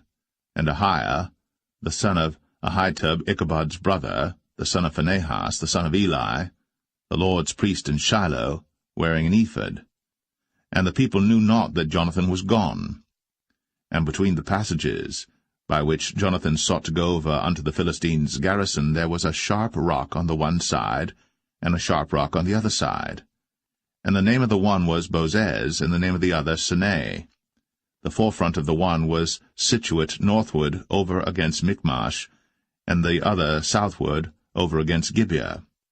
And Jonathan said to the young men that bare his armor, Come, and let us go over unto the garrison of these uncircumcised. It may be that the Lord will work for us, for there is no restraint to the Lord to save by many or by few. And his armor-bearer said unto him, Do all that is in thine heart, turn thee, behold, I am with thee according to thy heart. Then said Jonathan, Behold, we will pass over unto these men, and we will discover ourselves unto them. If they say thus unto us, Tarry until we come to you, then we will stand still in our place, and will not go up unto them. But if they say thus, Come up unto us, then we will go up, for the Lord hath delivered them into our hand, and this shall be a sign unto us. And both of them discovered themselves unto the garrison of the Philistines. And the Philistines said, Behold, the Hebrews come forth out of the holes where they had hid themselves. And the men of the garrison answered Jonathan and his armor-bearer, and said, Come up to us, and we will show you a thing. And Jonathan said unto his armor-bearer, Come up after me, for the Lord hath delivered them into the hand of Israel. And Jonathan climbed up upon his hands and upon his feet, and his armor-bearer after him, and they fell before Jonathan, and his armor-bearer slew after him. And that first slaughter which Jonathan and his armor-bearer made was about 20 men, within as it were an half acre of land, which a yoke of oxen might plough. And there was trembling in the host, in the field, and among all the people. The garrison and the spoilers, they also trembled, and the earth quaked. So it was a very great trembling. And the watchmen of Saul and Gibeah of Benjamin looked, and behold, the multitude melted away, and they went on beating down one another. Then said Saul unto the people that were with him, Number now, and see who is gone from us. And when they had numbered, behold, Jonathan and his armor-bearer were not there. And Saul said unto Ahiah, Bring hither the ark of God. For the ark of God was at that time with the children of Israel. And it came to pass, while Saul talked unto the priest, that the noise that was in the host of the Philistines went on and increased. And Saul said unto the priest, Withdraw thine hand. And Saul and all the people that were with him assembled themselves. And they came to the battle. And behold, every man's sword was against his fellow, and there was a very great discomfiture.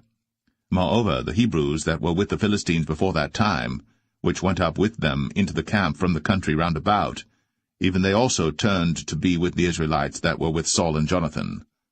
Likewise all the men of Israel, which had hid themselves in Mount Ephraim, when they heard that the Philistines fled, even they also followed hard after them in the battle. So the Lord saved Israel that day. And the battle passed over unto Bethaven. And the men of Israel were distressed that day. For Saul had adjured the people, saying, Cursed be the man that eateth any food until evening, that I may be avenged on mine enemies. So none of the people tasted any food. And all they of the land came to a wood, and there was honey upon the ground. And when the people were come into the wood, behold, the honey dropped. but no man put his hand to his mouth, for the people feared the oath. But Jonathan heard not, when his father charged the people with the oath, wherefore he put forth the end of the rod that was in his hand, and dipped it in an honeycomb, and put his hand to his mouth, and his eyes were enlightened. Then answered one of the people, and said, Thy father straitly charged the people with an oath, saying, Cursed be the man that eateth any food this day. And the people were faint. Then said Jonathan, My father hath troubled the land. See, I pray you, how mine eyes have been enlightened, because I tasted a little of this honey. How much more, if haply the people had eaten freely today of the spoil of their enemies which they found? For had there not been now a much greater slaughter among the Philistines? And they smote the Philistines that day, from Michmash to Ailon. And the people were very faint. And the people flew upon the spoil, and took sheep and oxen and calves, and slew them on the ground. And the people did eat them with the blood. Then they told Saul, saying, Behold, the people sin against the Lord, in that they eat with the blood. And he said, Ye have transgressed. Roll a great stone unto me this day. And Saul said, Disperse yourselves among the people, and say unto them, Bring me hither every man his ox, and every man his sheep, and slay them here, and eat, and sin not against the Lord in eating with the blood. And all the people brought every man his ox with him that night, and slew them there. And Saul built an altar unto the Lord. The same was the first altar that he built unto the Lord. And Saul said, Let us go down after the Philistines by night, and spoil them until the morning light, and let us not leave a man of them. And they said, Do whatsoever seemeth good unto thee. Then said the priest, Let us draw near hither unto God. And Saul asked counsel of God, Shall I go down after the Philistines? Wilt thou deliver them into the hand of Israel? But he answered him not that day. And Saul said, Draw ye near hither, all the chief of the people, and know and see wherein this sin hath been this day. For as the Lord liveth, which saveth Israel, though it be in Jonathan my son, he shall surely die. But there was not a man among all the people that answered him. Then said he unto all Israel, Be ye on one side, and I and Jonathan my son will be on the other side. And the people said unto Saul, Do what seemeth good unto thee. Therefore Saul said unto the Lord God of Israel, Give a perfect lot. And Saul and Jonathan were taken, but the people escaped. And Saul said, Cast lots between me and Jonathan my son. And Jonathan was taken. Then Saul said to Jonathan, Tell me what thou hast done. And Jonathan told him, and said, I did but taste a little honey with the end of the rod that was in mine hand, and lo, I must die. And Saul answered, God do so and more also, for thou shalt surely die, Jonathan. And the people said unto Saul, Shall Jonathan die, who hath wrought this great salvation in Israel? God forbid, as the Lord liveth. There shall not one hair of his head fall to the ground, for he hath wrought with God this day. So the people rescued Jonathan, that he died not. Then Saul went up from following the Philistines, and the Philistines went to their own place. So Saul took the kingdom over Israel, and fought against all his enemies on every side, against Moab, and against the children of Ammon, and against Edom, and against the kings of Zobah, and against the Philistines, and whithersoever he turned himself, he vexed them. And he gathered an host, and smote the Amalekites, and delivered Israel out of the hands of them that spoiled them.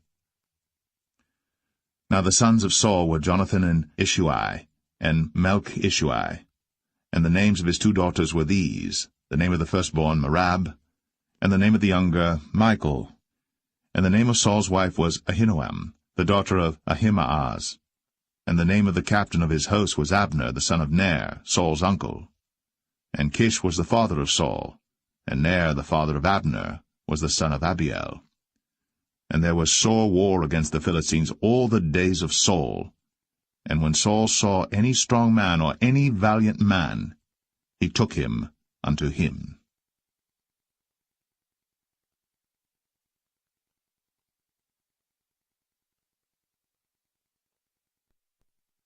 1 Samuel 15. Samuel also said unto Saul, The Lord sent me to anoint thee to be king over his people, over Israel. Now therefore hearken thou unto the voice of the words of the Lord. Thus saith the Lord of hosts, I remember that which Amalek did to Israel, how he laid wait for him in the way when he came up from Egypt.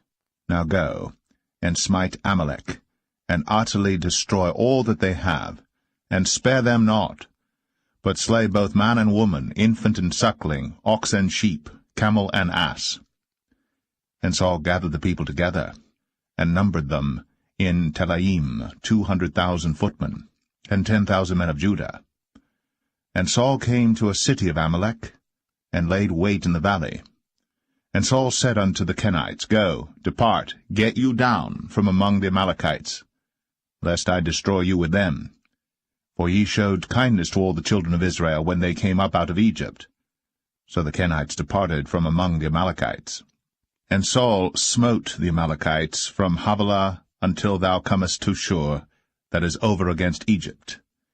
And he took Agag, the king of the Amalekites, alive, and utterly destroyed all the people with the edge of the sword.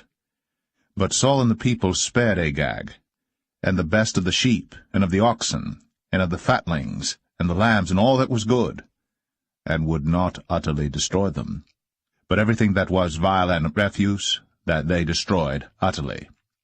Then came the word of the Lord unto Samuel, saying, It repenteth me that I have set up Saul to be king, for he is turned back from following me, and hath not performed my commandments.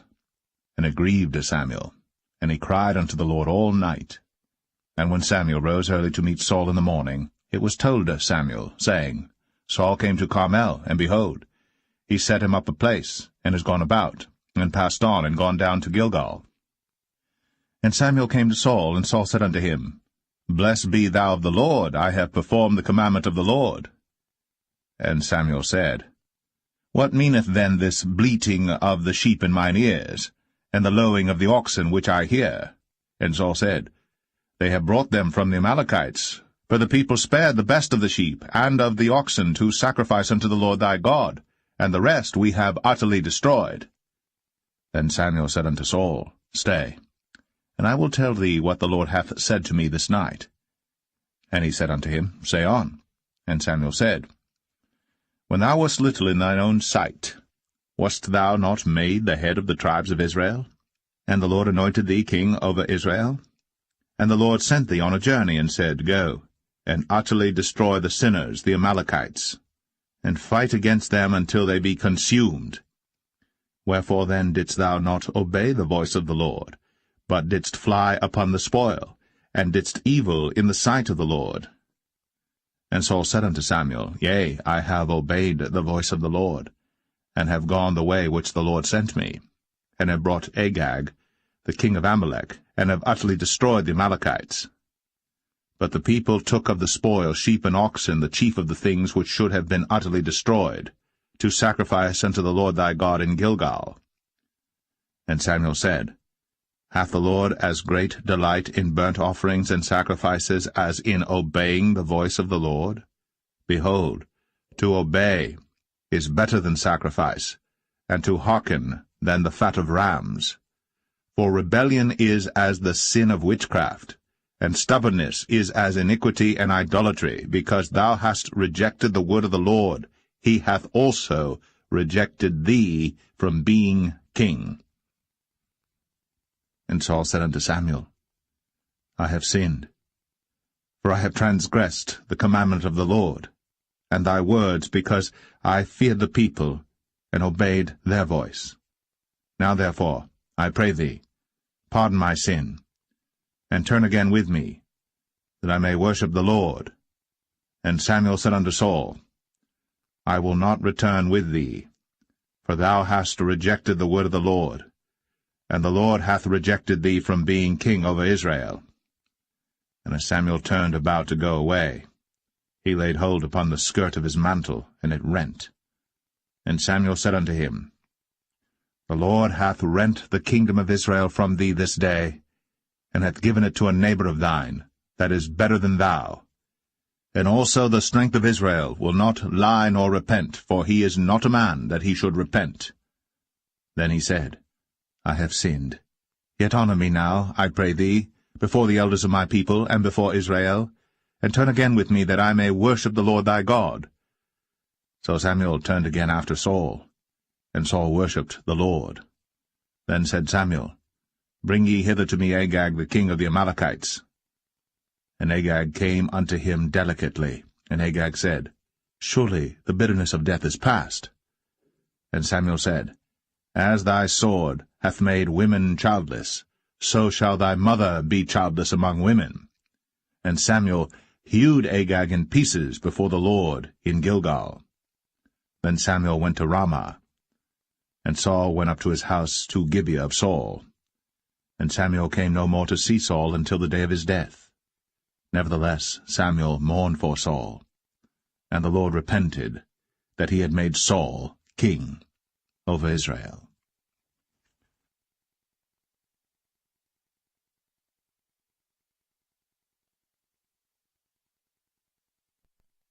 First Samuel 16. And the Lord said unto Samuel, How long wilt thou mourn for Saul, seeing I have rejected him from reigning over Israel? Fill thine horn with oil, and go. I will send thee to Jesse the Bethlehemite, for I have provided me a king among his sons. And Samuel said, How can I go? If Saul hear it, he will kill me.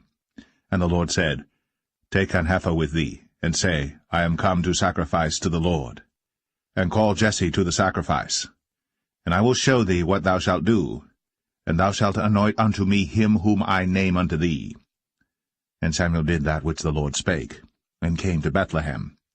And the elders of the town trembled at his coming, and said, Comest thou peaceably? And he said, Peaceably. I am come to sacrifice unto the Lord. Sanctify yourselves, and come with me to the sacrifice. And he sanctified Jesse and his sons, and called them to the sacrifice. And it came to pass, when they were come, that he looked on Eliab, and said, Surely the Lord's anointed is before him. But the Lord said unto Samuel, Look not on his countenance, or on the height of his stature, because I have refused him. For the Lord seeth not as man seeth. For man looketh on the outward appearance, but the Lord looketh on the heart.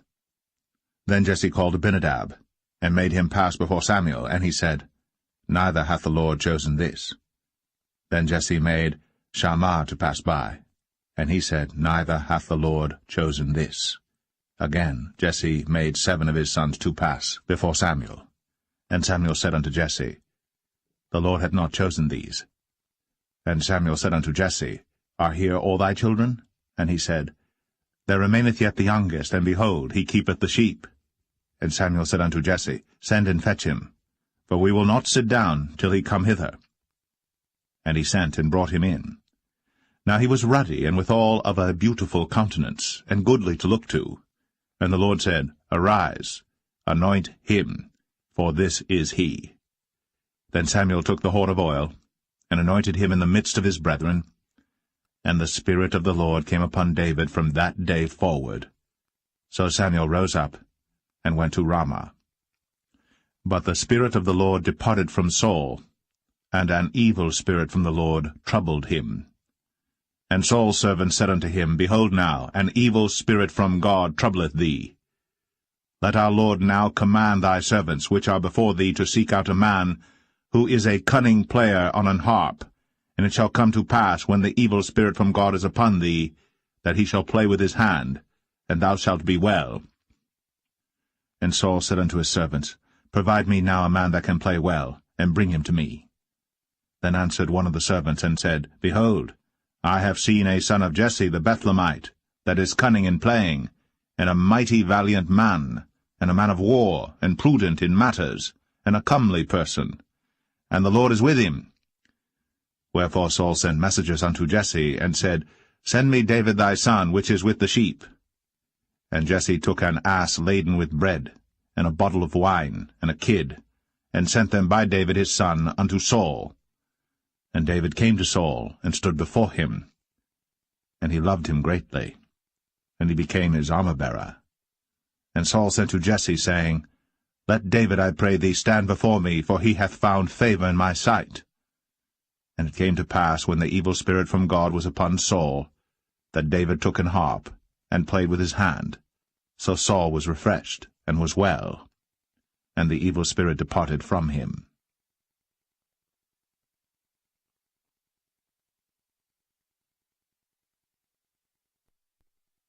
1 Samuel 17.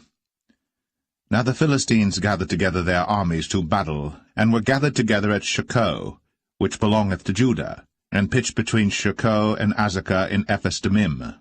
And Saul and the men of Israel were gathered together and pitched by the valley of Elah, and set the battle in array against the Philistines. And the Philistines stood on a mountain on the one side, and Israel stood on a mountain on the other side, and there was a valley between them. And there went out a champion out of the camp of the Philistines, named Goliath of Gath, whose height was 6 cubits and a span. And he had an helmet of brass upon his head, and he was armed with a coat of mail, and the weight of the coat was 5,000 shekels of brass. And he had greaves of brass upon his legs, and a target of brass between his shoulders. And the staff of his spear was like a weaver's beam, and his spear's head weighed 600 shekels of iron, and one bearing a shield went before him. And he stood and cried unto the armies of Israel, and said unto them, Why are ye come out to set your battle in array? Am not I a Philistine, and ye servants to Saul?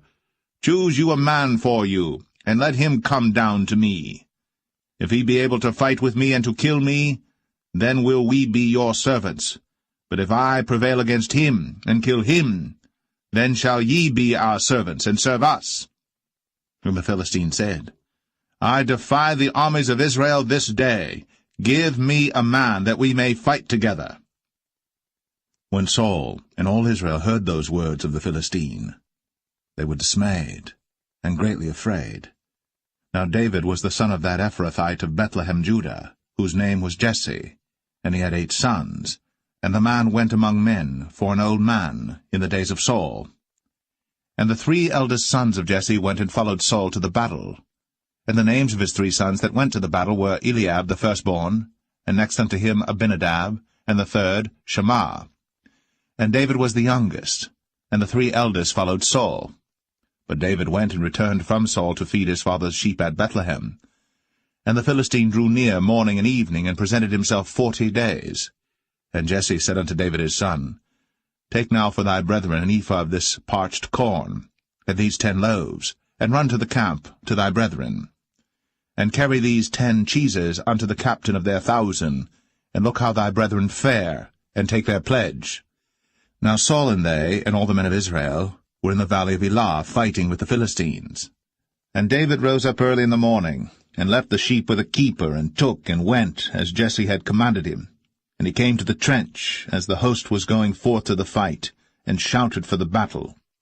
For Israel and the Philistines had put the battle in array, army against army. And David left his carriage in the hand of the keeper of the carriage, and ran into the army, and came and saluted his brethren.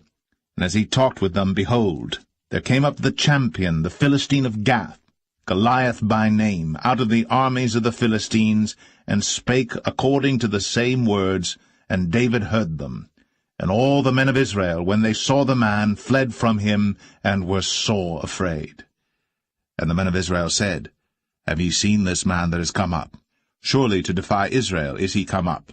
And it shall be that the man who killeth him, the king will enrich him with great riches, and will give him his daughter, and make his father's house free in Israel. And David spake to the men that stood by him, saying, What shall be done to the man that killeth this Philistine, and taketh away the reproach from Israel? For who is this uncircumcised Philistine, that he should defy the armies of the living God? And the people answered him after this manner, saying, So shall it be done to the man that killeth him. And Eliab, his eldest brother, heard when he spake unto the men.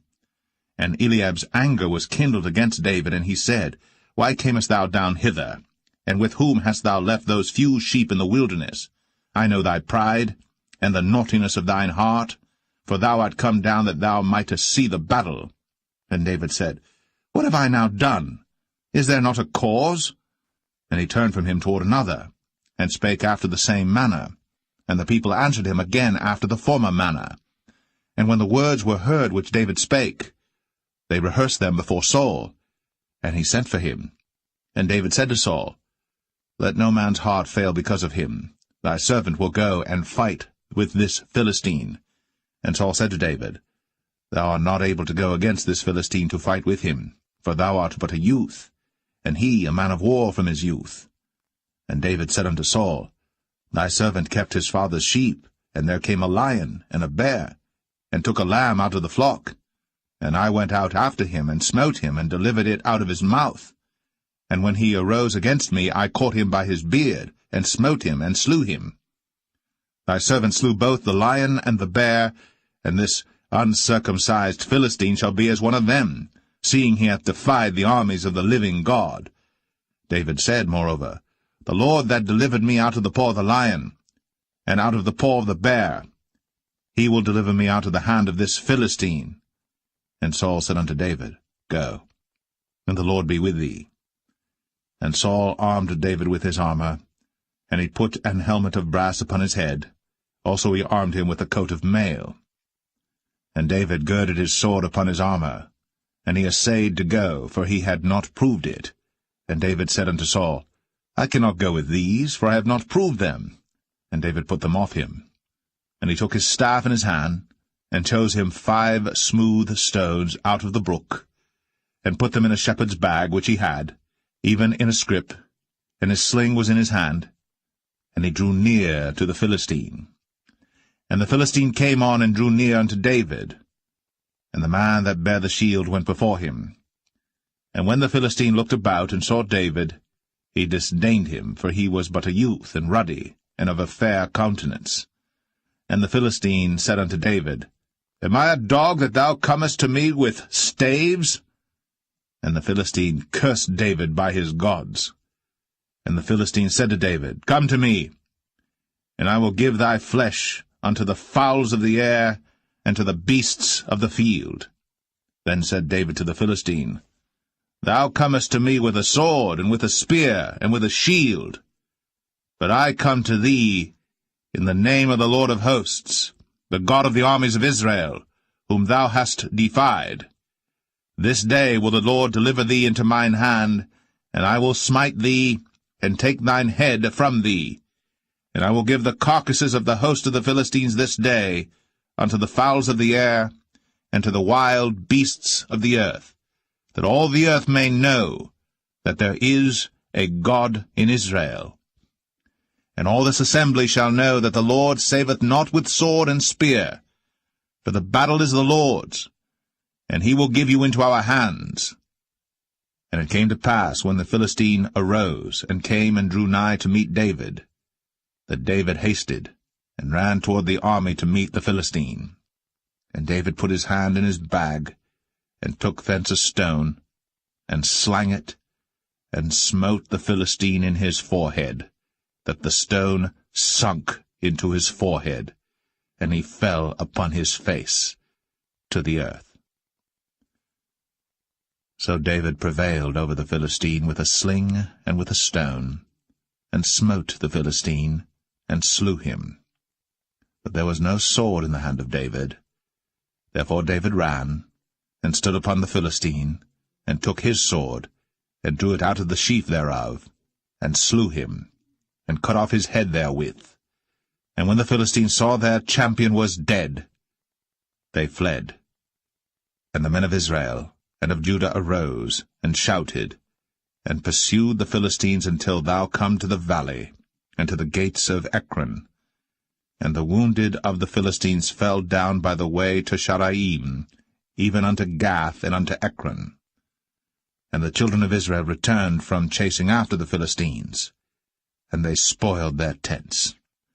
And David took the head of the Philistine, and brought it to Jerusalem, but he put his armor in his tent. And when Saul saw David go forth against the Philistines, he said unto Abner, the captain of the host, Abner, whose son is this youth? And Abner said, As thy soul liveth, O king, I cannot tell. And the king said, Inquire thou whose son the stripling is. And as David returned from the slaughter of the Philistine, Abner took him, and brought him before Saul with the head of the Philistine in his hand. And Saul said to him, Whose son art thou, thou young man? And David answered, I am the son of thy servant Jesse. the Bethlehemite.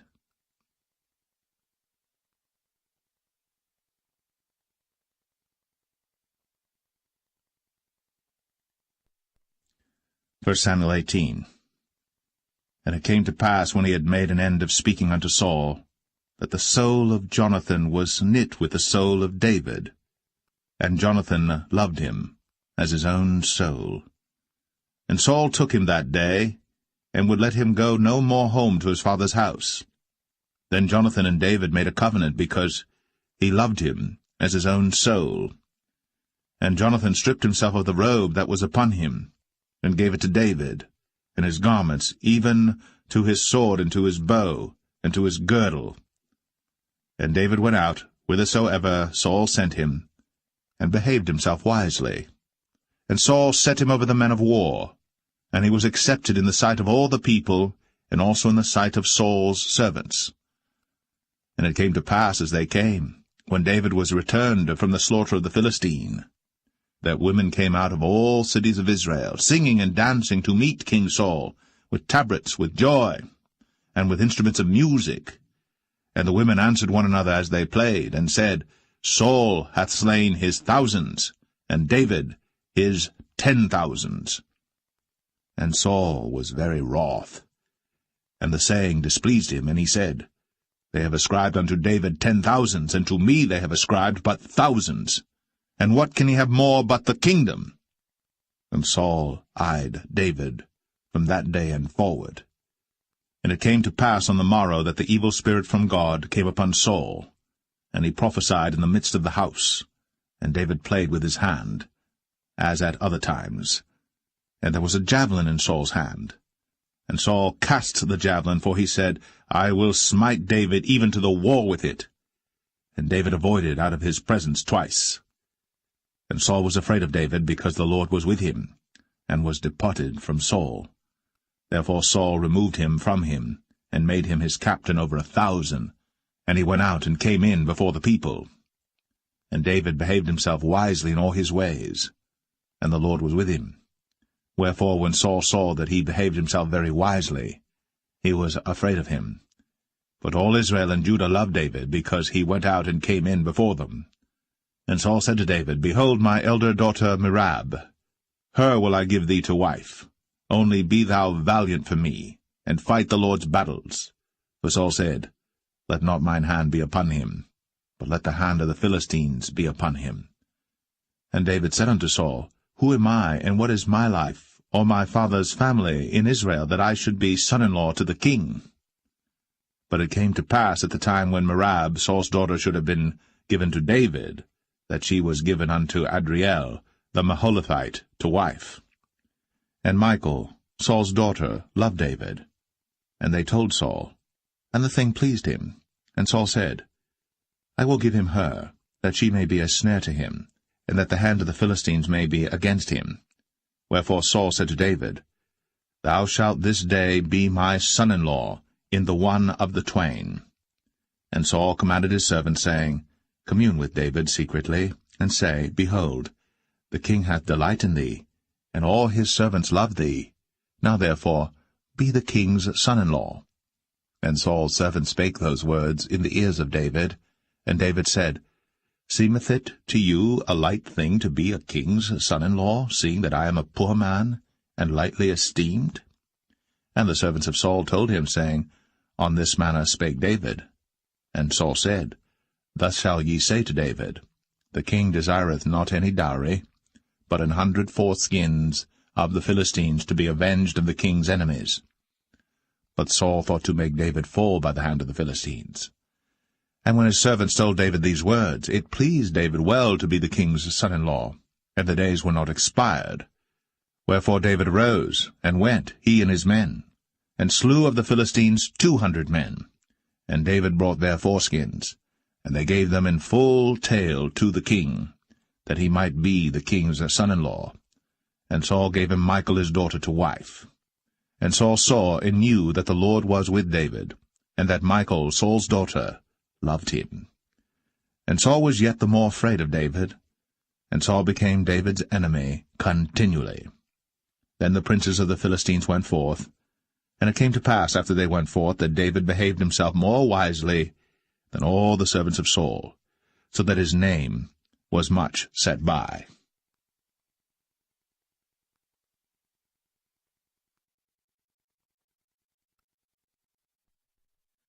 1 Samuel 19. And Saul spake to Jonathan his son, and to all his servants, that they should kill David. But Jonathan Saul's son delighted much in David. And Jonathan told David, saying, Saul my father seeketh to kill thee. Now therefore I pray thee, take heed to thyself until the morning, and abide in a secret place, and hide thyself. And I will go out and stand beside my father in the field where thou art, and I will commune with my father of thee, and what I see, that I will tell thee. And Jonathan spake good of David unto Saul his father, and said unto him, Let not the king sin against his servant, against David, because he hath not sinned against thee, and because his works have been to thee word very good. For he did put his life in his hand, and slew the Philistine. And the Lord wrought a great salvation for all Israel. Thou sawest it, and didst rejoice. Wherefore then wilt thou sin against innocent blood, to slay David without a cause? And Saul hearkened unto the voice of Jonathan. And Saul sware, As the Lord liveth, he shall not be slain. And Jonathan called David. And Jonathan showed him all those things. And Jonathan brought David to Saul, and he was in his presence, as in times past. And there was war again. And David went out, and fought with the Philistines, and slew them with a great slaughter, and they fled from him. And the evil spirit from the Lord was upon Saul, as he sat in his house with his javelin in his hand. And David played with his hand. And Saul sought to smite David even to the wall with the javelin, but he slipped away out of Saul's presence. And he smote the javelin to the wall, and David fled, and escaped that night. Saul also sent messengers unto David's house, to watch him, and to slay him in the morning. And Michal, David's wife, told him, saying, If thou save not thy life tonight, tomorrow thou shalt be slain. So Michal let David down through a window, and he went and fled, and escaped. And Michal took an image, and laid it in the bed, and put a pillow of goat's hair for his bolster, and covered it with a cloth. And when Saul sent messengers to take David, she said, He is sick. And Saul sent the messengers again to see David, saying, Bring him up to me in the bed, that I may slay him. And when the messengers were come in, behold, there was an image in the bed, with a pillow of goat's hair for his bolster. And Saul said unto Michal, Why hast thou deceived me so, and sent away mine enemy, that he is escaped? And Michal answered Saul, He said unto me, Let me go, why should I kill thee? So David fled, and escaped, and came to Samuel to Ramah, and told him all that Saul had done to him. And he and Samuel went, and dwelt in Naueth. It was told Saul, saying, Behold, David is at Naueth in Ramah. And Saul sent messengers to take David. And when they saw the company of the prophets prophesying, and Samuel standing as appointed over them, the Spirit of God was upon the messengers of Saul, and they also prophesied. And when it was told Saul, he sent other messengers, and they prophesied likewise. And Saul sent messengers again the third time, and they prophesied also. Then went he also to Ramah, and came to a great well that is in Sechu. And he asked and said, Where are Samuel and David? And one said, Behold, they be at Naueth in Ramah. And he went thither to Naueth in Ramah. And the Spirit of God was upon him also. And he went on, and prophesied, until he came to Naueth in Ramah. And he stripped off his clothes also, and prophesied before Samuel in like manner, and lay down naked all that day, and all that night. Wherefore they say, Is Saul also among the prophets?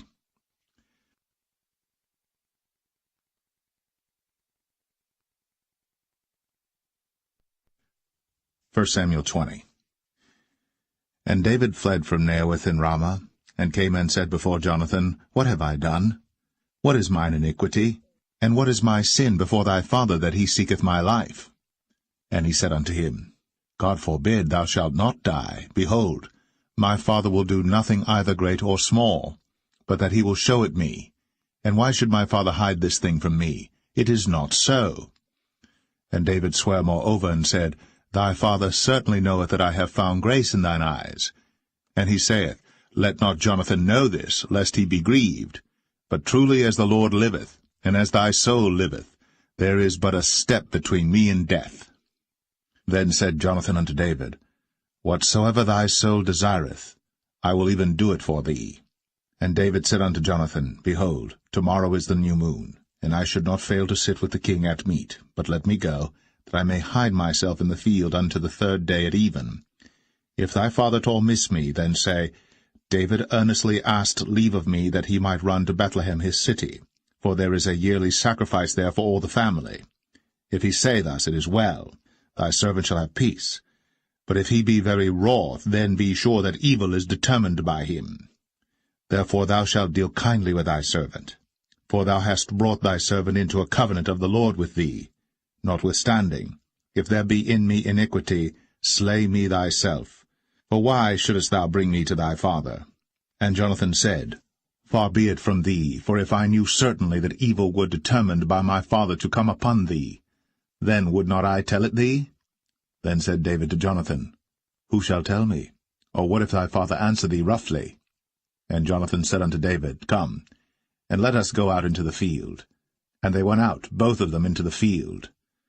And Jonathan said unto David, O Lord God of Israel, when I have sounded my father about tomorrow any time, or the 3rd day, and behold, if there be good toward David, and I then send not unto thee, and show it thee, the Lord do so, and much more to Jonathan.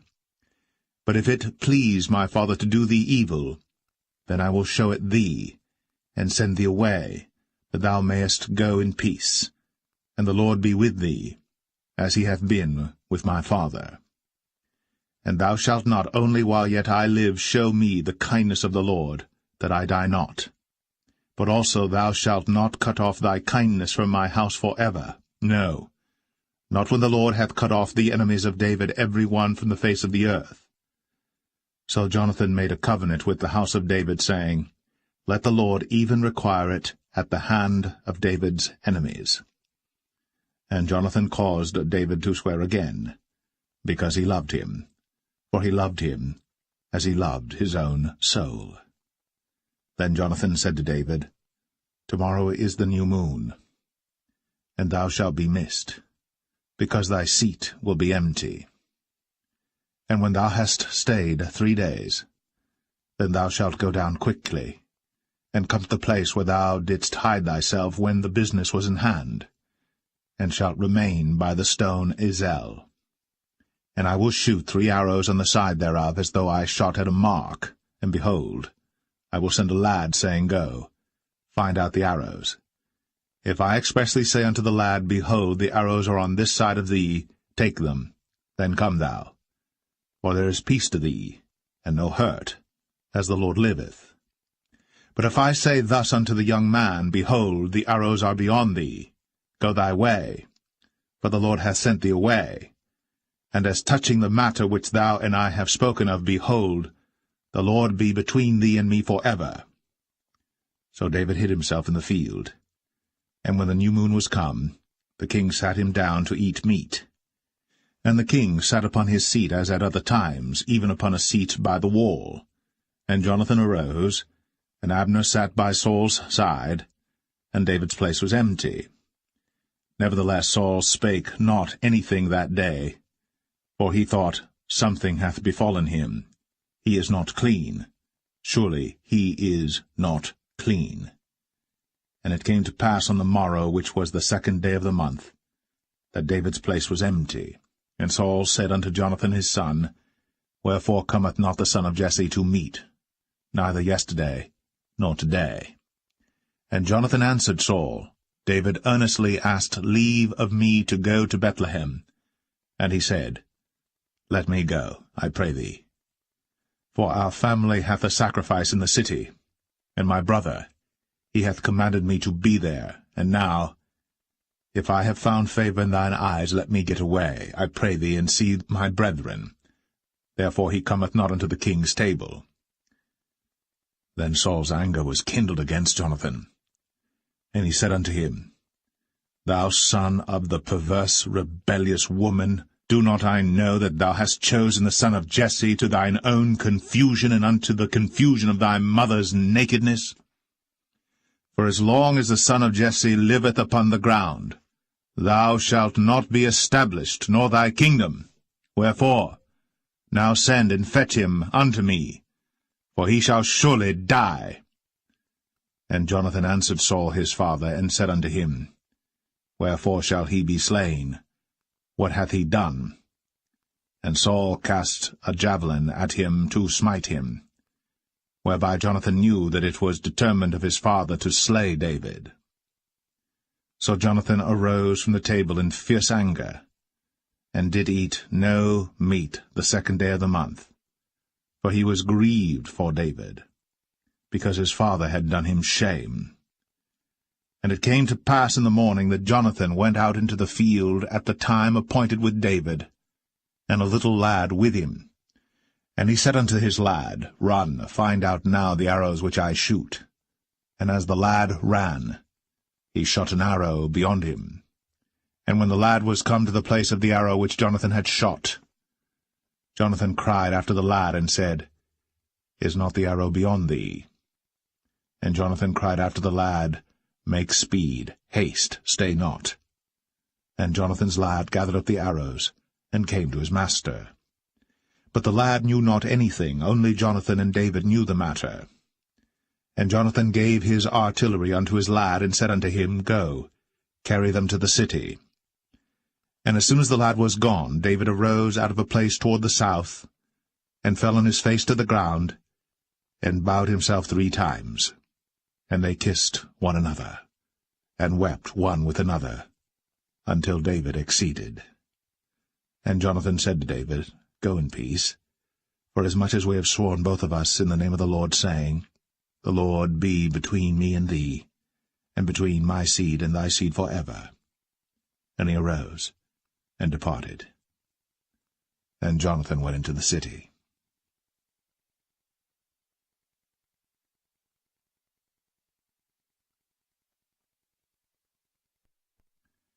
1 Samuel 21.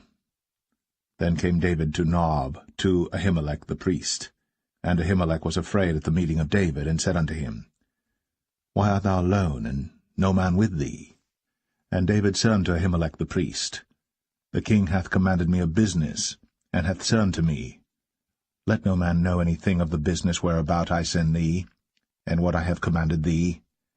And I have appointed my servants to such and such a place. Now therefore, what is under thine hand?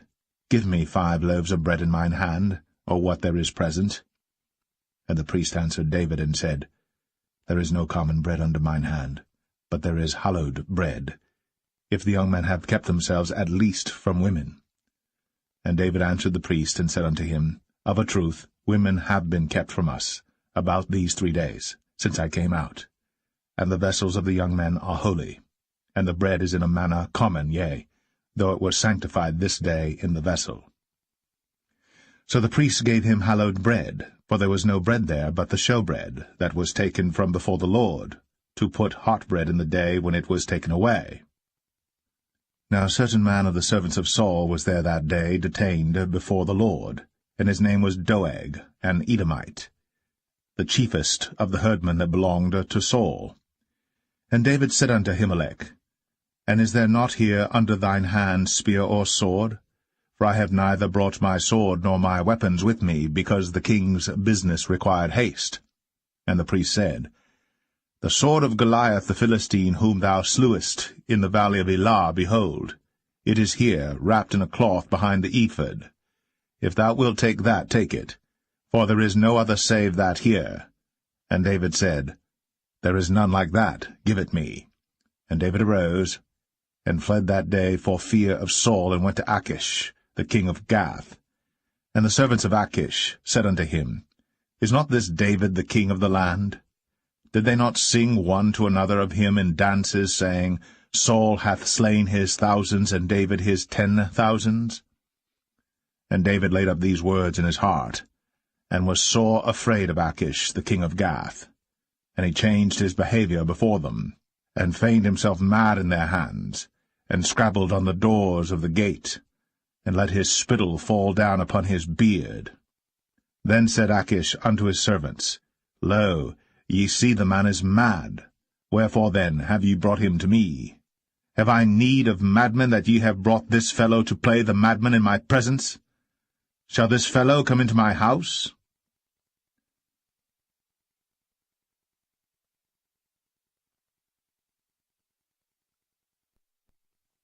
First Samuel 22. David therefore departed thence, and escaped to the cave Adullam. And when his brethren and all his father's house heard it, they went down thither to him. And every one that was in distress, and every one that was in debt, and every one that was discontented gathered themselves unto him. And he became a captain over them. And there were with him about 400 men. And David went thence to Mizpeh of Moab. And he said unto the king of Moab, Let my father and my mother, I pray thee, come forth, and be with you, till I know what God will do for me. And he brought them before the king of Moab, and they dwelt with him all the while that David was in the hold. And the prophet Gad said unto David, Abide not in the hold, depart, and get thee into the land of Judah. Then David departed, and came into the forest of Hareth. When Saul heard that David was discovered, and the men that were with him. Now Saul abode in Gibeah under a tree in Ramah, having his spear in his hand, and all his servants were standing about him. Then Saul said unto his servants that stood about him, Hear now, ye Benjamites, will the son of Jesse give every one of you fields and vineyards, and make you all captains of thousands and captains of hundreds, that all of you have conspired against me? And there is none that showeth me that my son hath made a league with the son of Jesse. And there is none of you that is sorry for me, or showeth unto me that my son hath stirred up my servant against me, to lie in wait, as at this day. Then answered Doeg the Edomite, which was set over the servants of Saul, and said, I saw the son of Jesse coming to Nob, to Ahimelech, the son of Ahitub. And he inquired of the Lord for him, and gave him victuals, and gave him the sword of Goliath the Philistine.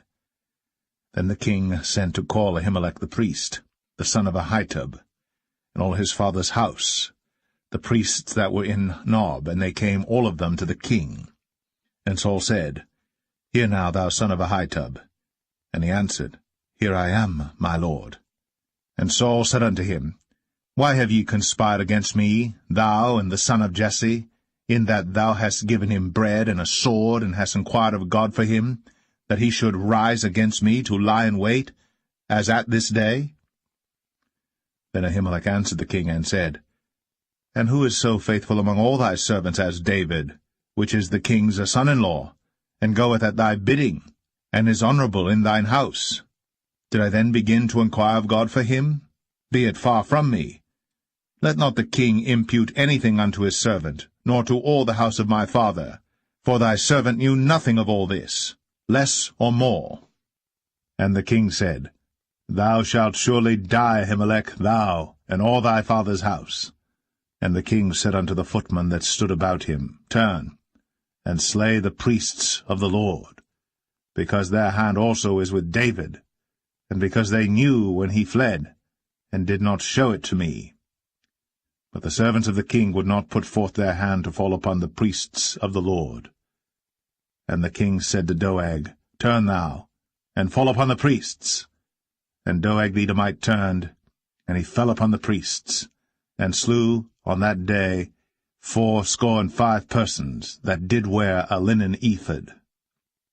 And Nob, the city of the priests, smote he with the edge of the sword both men and women, children and sucklings, and oxen and asses, and sheep, with the edge of the sword.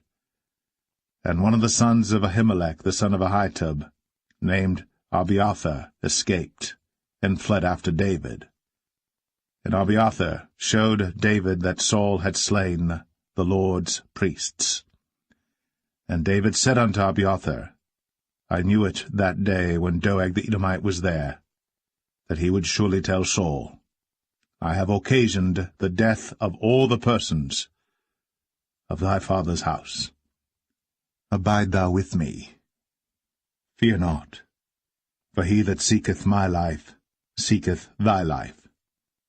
But with me thou shalt be in safeguard.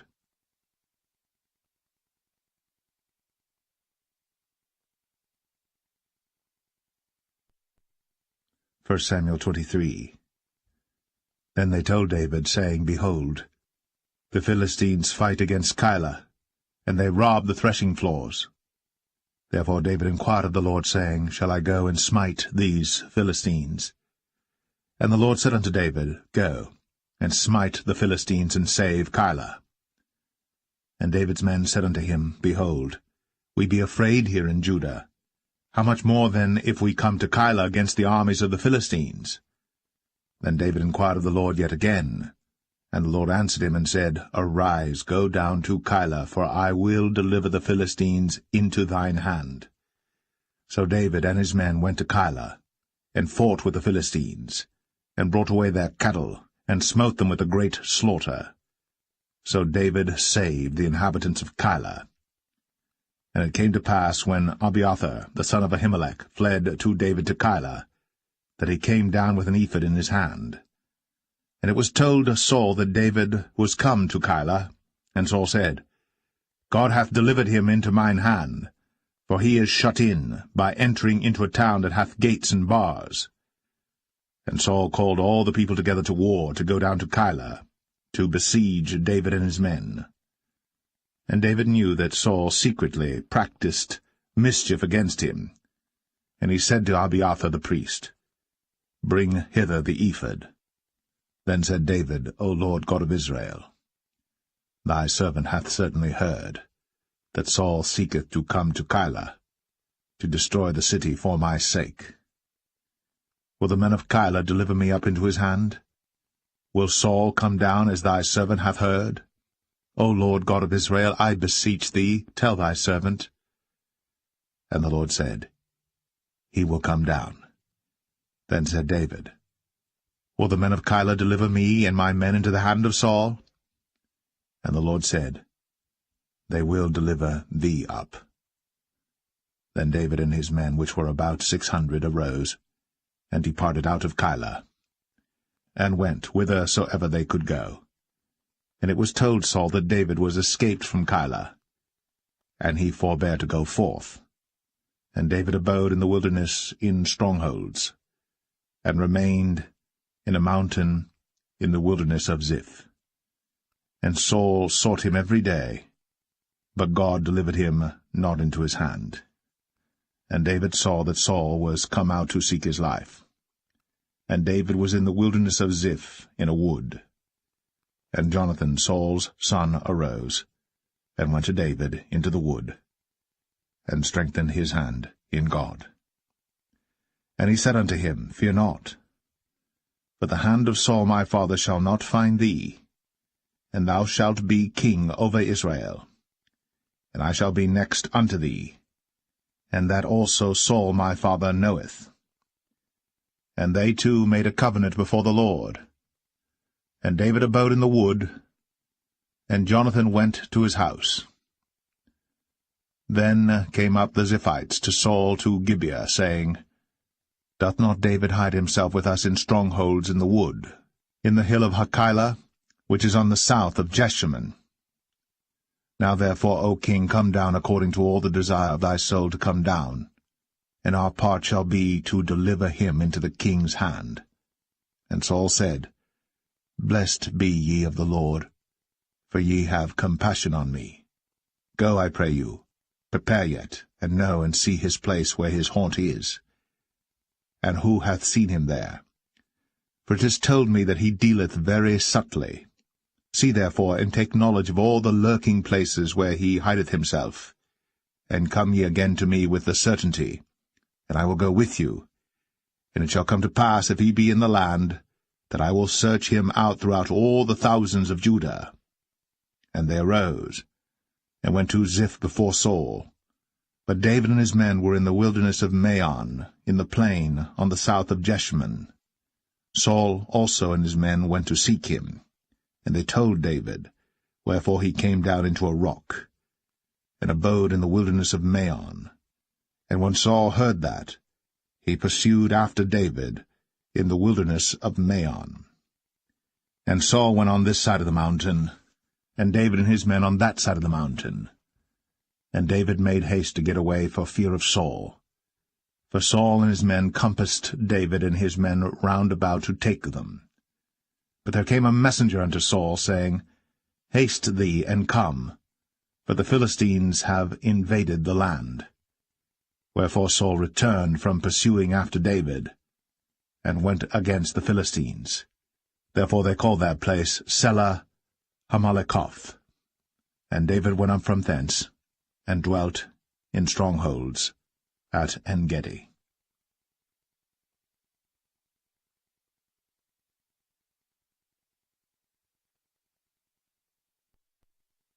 1 Samuel 24. And it came to pass, when Saul was returned from following the Philistines, that it was told him, saying, Behold, David is in the wilderness of En-gedi. Then Saul took 3,000 chosen men out of all Israel, and went to seek David and his men upon the rocks of the wild goats. And he came to the sheepcots by the way, where was a cave. And Saul went in to cover his feet, and David and his men remained in the sides of the cave. And the men of David said unto him, Behold the day of which the Lord said unto thee, Behold, I will deliver thine enemy into thine hand, that thou mayest do to him as it shall seem good unto thee. Then David arose, and cut off the skirt of Saul's robe privily. And it came to pass afterward that David's heart smote him, because he had cut off Saul's skirt. And he said unto his men, The Lord forbid that I should do this thing unto my master, the Lord's anointed, to stretch forth mine hand against him, seeing he is the anointed of the Lord. So David stayed his servants with these words, and suffered them not to rise against Saul. But Saul rose up out of the cave, and went on his way. David also rose afterward, and went out of the cave, and cried after Saul, saying, My lord the king. And when Saul looked behind him, David stooped with his face to the earth, and bowed himself. And David said to Saul, Wherefore hearest thou men's words, saying, Behold, David seeketh thy hurt? Behold, this day thine eyes have seen how that the Lord had delivered thee today into mine hand in the cave, and some bade me kill thee. But mine eyes spared thee, and I said, I will not put forth mine hand against my Lord, for he is the Lord's anointed. Moreover, my father, see the skirt of thy robe in my hand. For in that I cut off the skirt of thy robe, and killed thee not. Know thou, and see that there is neither evil nor transgression in mine hand, and I have not sinned against thee. Yet thou huntest my soul to take it. The Lord judge between me and thee, and the Lord avenge me of thee, but mine hand shall not be upon thee. As saith the proverb of the ancients, Wickedness proceedeth from the wicked, but mine hand shall not be upon thee. After whom is the king of Israel come out? After whom dost thou pursue? After a dead dog, after a flea? The Lord therefore be judge, and judge between me and thee, and see, and plead my cause, and deliver me out of thine hand. And it came to pass, when David had made an end of speaking these words unto Saul, that Saul said, Is this thy voice, my son David? And Saul lifted up his voice, and wept. And he said to David, Thou art more righteous than I, for thou hast rewarded me good, whereas I have rewarded thee evil. And thou hast shown this day how that thou hast dealt well with me, forasmuch as when the Lord had delivered me into thine hand, thou killedst me not. For if a man find his enemy, will he let him go well away? Wherefore the Lord reward thee good for that thou hast done unto me this day. And now behold, I know well that thou shalt surely be king, and that the kingdom of Israel shall be established in thine hand. Swear now therefore unto me by the Lord, that thou wilt not cut off my seed after me, and that thou wilt not destroy my name out of my father's house. And David sware unto Saul. And Saul went home, but David and his men gat them up unto the hold.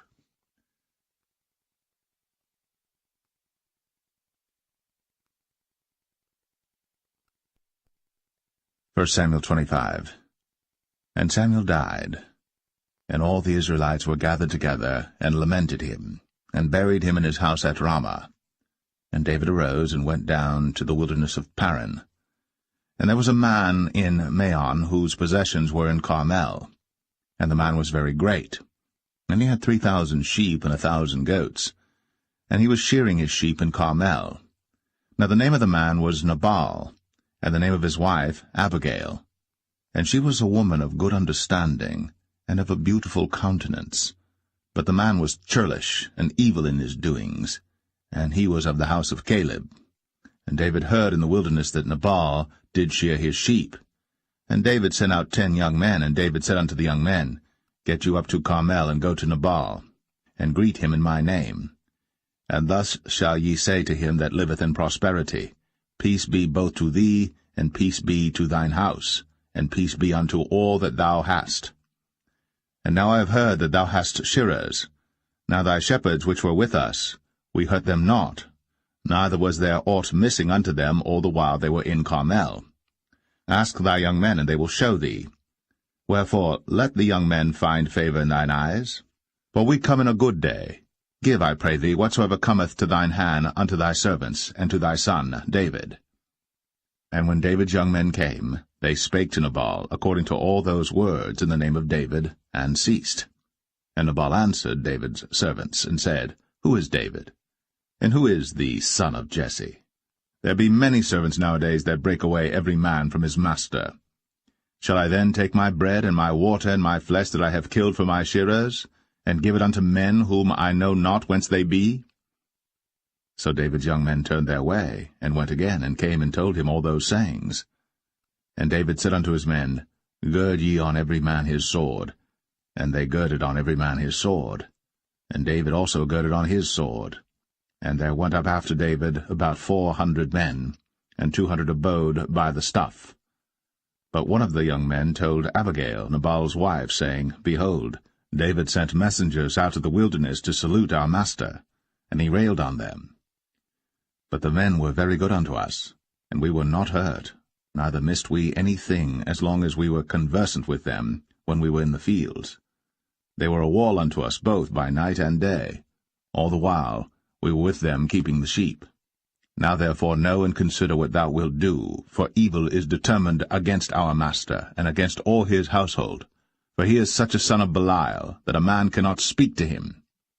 Then Abigail made haste, and took 200 loaves and 2 bottles of wine, and 5 sheep ready dressed, and 5 measures of parched corn, and 100 clusters of raisins, and 200 cakes of figs, and laid them on asses.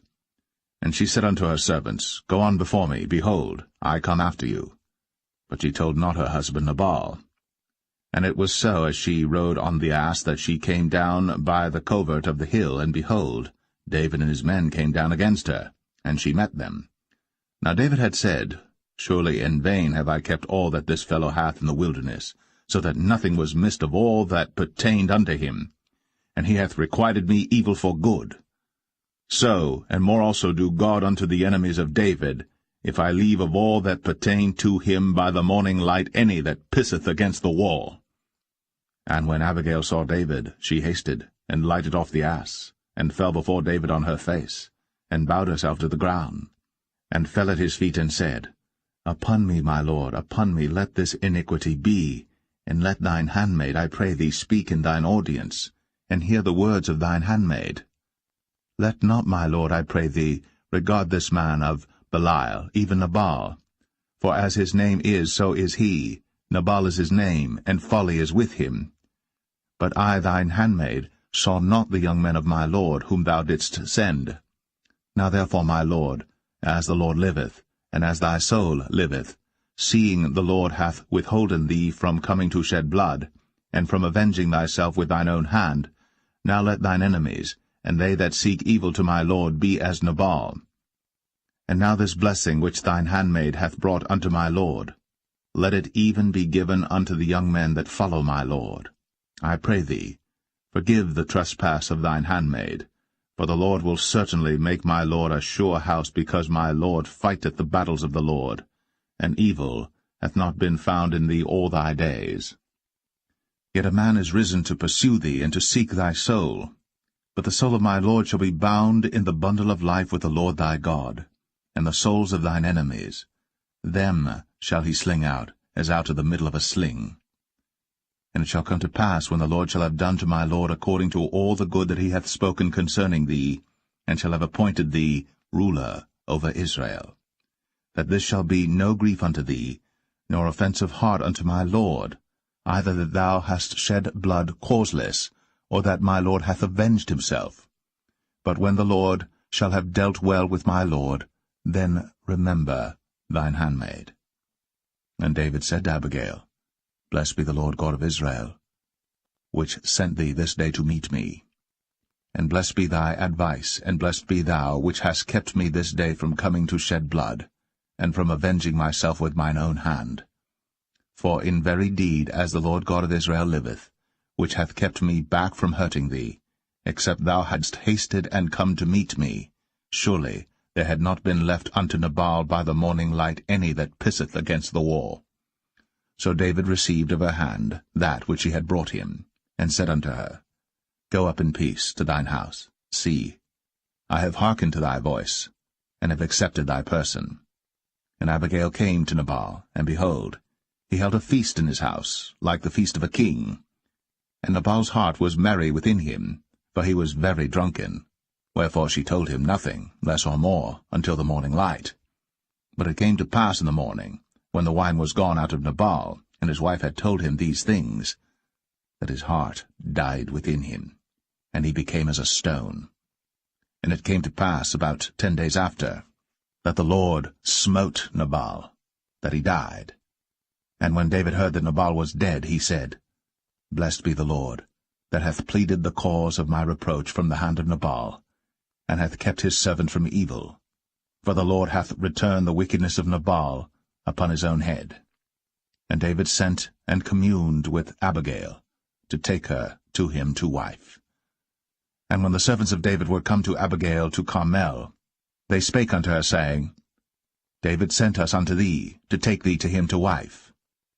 And she arose, and bowed herself on her face to the earth, and said, Behold, let thine handmaid be a servant to wash the feet of the servants of my lord. And Abigail hasted, and arose, and rode upon an ass, with 5 damsels of hers that went after her. And she went after the messengers of David, and became his wife. David also took Ahinoam of Jezreel, and they were also both of them his wives. But Saul had given Michal his daughter, David's wife, to Phalti, the son of Laish, which was of Galim.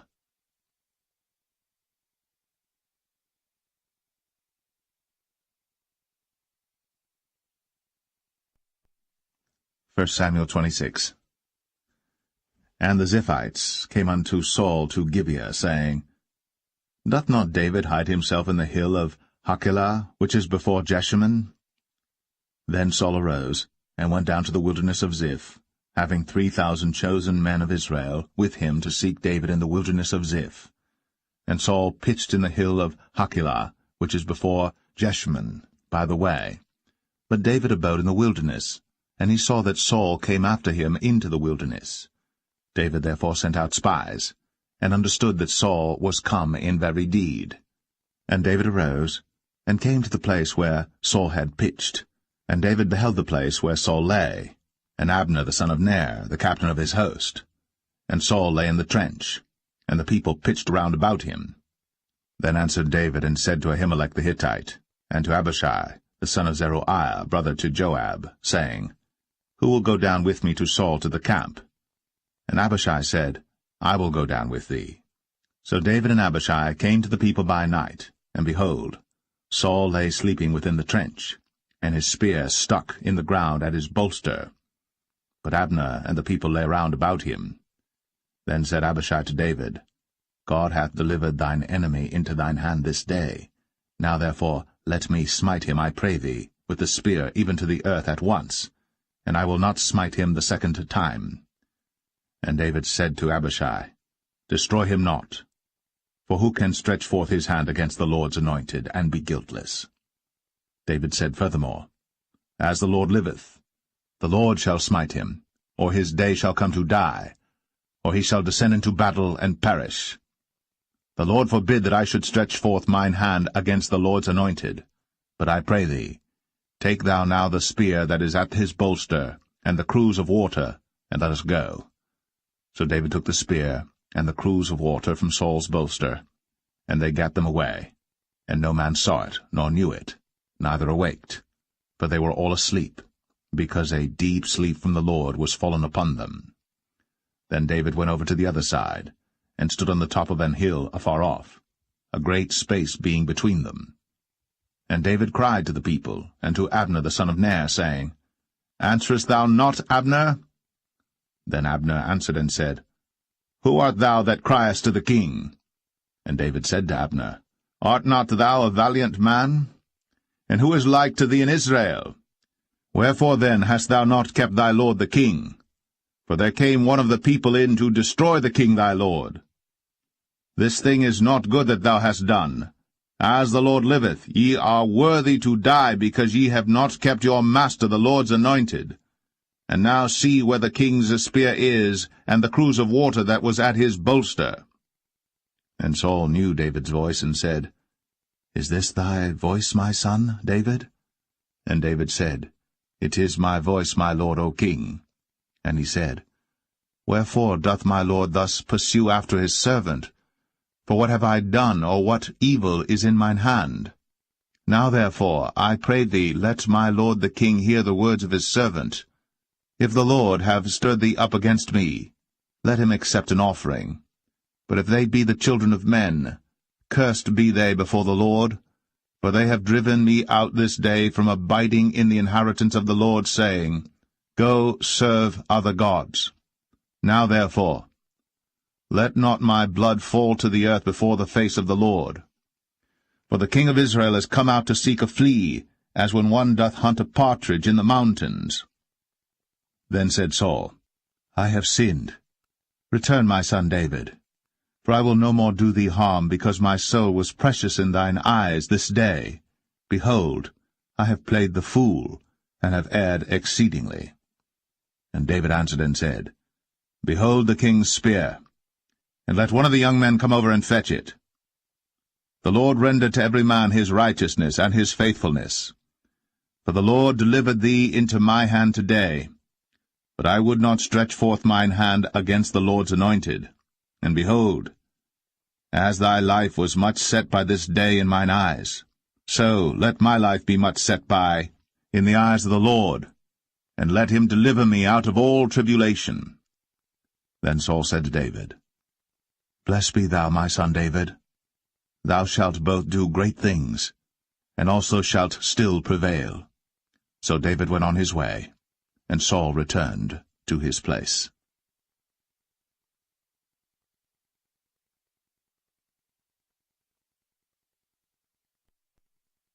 1 Samuel 27.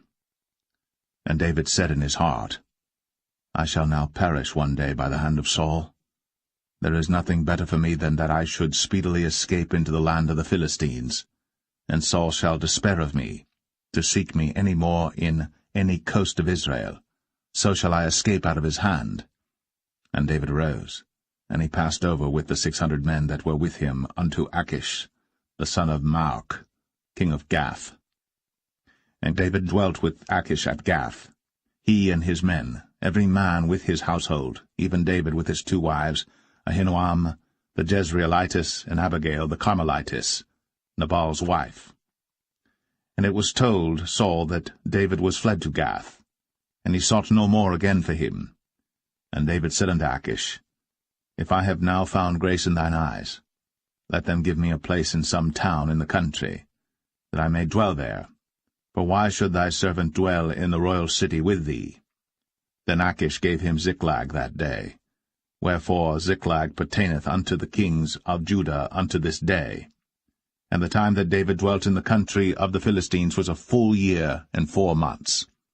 And David and his men went up, and invaded the Geshurites, and the Gezrites, and the Amalekites, for those nations were of old the inhabitants of the land, as thou goest to Shur, even unto the land of Egypt. And David smote the land, and left neither man nor woman alive, and took away the sheep and the oxen, and the asses, and the camels, and the apparel, and returned and came to Achish. And Achish said, Whither have ye made a road today? And David said, Against the south of Judah, and against the south of the Jerahmeelites, and against the south of the Kenites. And David saved neither man nor woman alive, to bring tidings to Gath, saying, Lest they should tell on us, saying, So did David, and so will be his manner all the while he dwelleth in the country of the Philistines. And Achish believed David, saying, He hath made his people Israel utterly to abhor him. Therefore he shall be my servant for ever.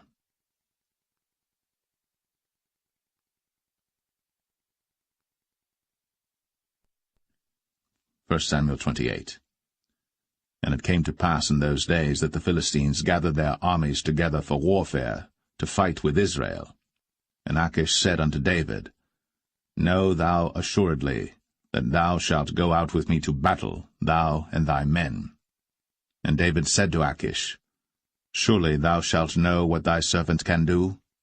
And Achish said to David, Therefore will I make thee keeper of mine head for ever.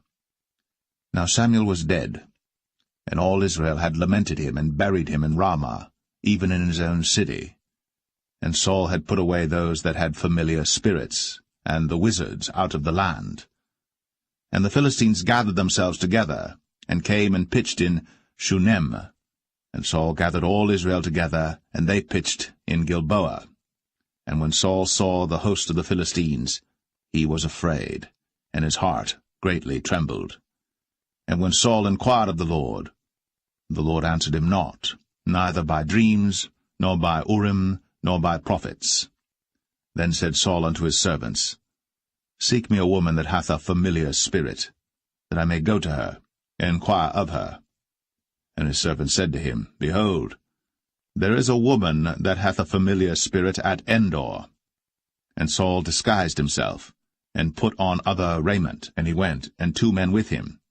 And they came to the woman by night. And he said, I pray thee, divine unto me by the familiar spirit, and bring me him up, whom I shall name unto thee. And the woman said unto him, Behold, thou knowest what Saul hath done, how he hath cut off those that have familiar spirits and the wizards out of the land? Wherefore then layest thou a snare for my life, to cause me to die? And Saul sware to her by the Lord, saying, As the Lord liveth, there shall no punishment happen to thee for this thing. Then said the woman, Whom shall I bring up unto thee? And he said, Bring me up Samuel. And when the woman saw Samuel, she cried with a loud voice, and the woman spake to Saul, saying, Why hast thou deceived me, for thou art Saul? And the king said unto her, Be not afraid. For what sawest thou? And the woman said unto Saul, I saw gods ascending out of the earth. And he said unto her, What form is he of? And she said, An old man cometh up, and he is covered with a mantle. And Saul perceived that it was Samuel, and he stooped with his face to the ground, and bowed himself. And Samuel said to Saul, Why hast thou disquieted me to bring me up? And Saul answered, I am sore distressed, for the Philistines make war against me, and God is departed from me, and answereth me no more, neither by prophets nor by dreams. Therefore I have called thee, that thou mayest make known unto me what I shall do. Then said Samuel, Wherefore then dost thou ask of me, seeing the Lord is departed from thee, and is become thine enemy? And the Lord hath done to him as he spake by me. For the Lord hath rent the kingdom out of thine hand, and given it to thy neighbor, even to David, because thou obeyest not the voice of the Lord, nor executest his fierce wrath upon Amalek. Therefore hath the Lord done this thing unto thee this day. Moreover the Lord will also deliver Israel with thee into the hand of the Philistines, and tomorrow shalt thou and thy sons be with me. The Lord also shall deliver the host of Israel into the hand of the Philistines. Then Saul fell straightway all along on the earth, and was sore afraid because of the words of Samuel. And there was no strength in him, for he had eaten no bread all the day, nor all the night. And the woman came unto Saul, and saw that he was sore troubled, and said unto him, Behold, thine handmaid hath obeyed thy voice, and I have put my life in my hand, and have hearkened unto thy words which thou spakest unto me. Now therefore, I pray thee, hearken thou also unto the voice of thine handmaid, and let me set a morsel of bread before thee, and eat, that thou mayest have strength, when thou goest on thy way. But he refused, and said, I will not eat. But his servants, together with the woman, compelled him, and he hearkened unto their voice. So he arose from the earth, and sat upon the bed. And the woman had a fat calf in the house, and she hasted and killed it, and took flour and kneaded it, and did bake unleavened bread thereof. And she brought it before Saul, and before his servants, and they did eat. Then they rose up, and went away that night.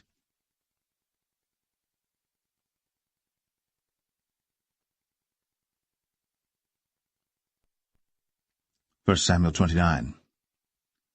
Now the Philistines gathered together all their armies to Aphek, and the Israelites pitched by a fountain which is in Jezreel. And the lords of the Philistines passed on by hundreds and by thousands, but David and his men passed on in the rearward with Achish. Then said the princes of the Philistines, What do these Hebrews here? And Achish said unto the princes of the Philistines, Is not this David the servant of Saul the king of Israel, which hath been with me these days, or these years? And I have found no fault in him since he fell unto me unto this day. And the princes of the Philistines were wroth with him.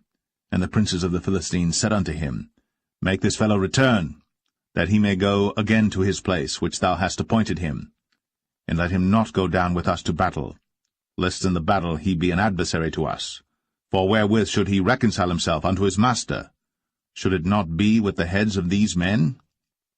Is not this David, of whom they sang one to another in dances, saying, Saul slew his thousands, and David his 10,000s? Then Achish called David and said unto him, Surely as the Lord liveth, thou hast been upright, and thy going out and thy coming in with me in the host is good in my sight. For I have not found evil in thee, since the day of thy coming unto me, unto this day. Nevertheless the Lord's favour thee not. Wherefore now return and go in peace, that thou displease not the lords of the Philistines. And David said unto Achish, But what have I done? And what hast thou found in thy servant so long as I have been with thee unto this day, that I may not go fight against the enemies of my lord the king? And Achish answered and said to David, I know that thou art good in my sight, as an angel of God. Notwithstanding the princes of the Philistines have said, He shall not go up with us to the battle. Wherefore now rise up early in the morning with thy master's servants that are come with thee, and as soon as ye be up early in the morning and have light, depart. So David and his men rose up early to depart in the morning, to return into the land of the Philistines. And the Philistines went up to Jezreel.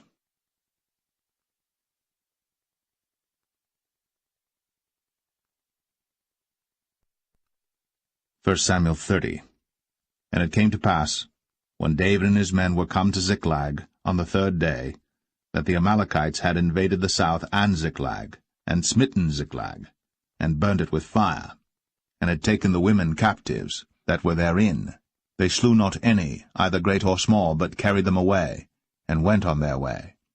So David and his men came to the city, and behold, it was burned with fire, and their wives and their sons and their daughters were taken captives. Then David and the people that were with him lifted up their voice and wept until they had no more power to weep. And David's 2 wives were taken captives, Ahinoam the Jezreelitess, and Abigail the wife of Nabal the Carmelite. And David was greatly distressed, for the people spake of stoning him, because the soul of all the people was grieved, every man for his sons and for his daughters. But David encouraged himself in the Lord his God. And David said to Abiathar the priest, Ahimelech's son, I pray thee, bring me hither the ephod.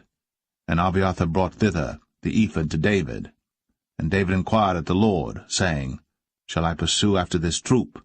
Shall I overtake them? And he answered him, Pursue, for thou shalt surely overtake them, and without fail recover all. So David went, he and the 600 men that were with him, and came to the brook Besor, where those that were left behind stayed.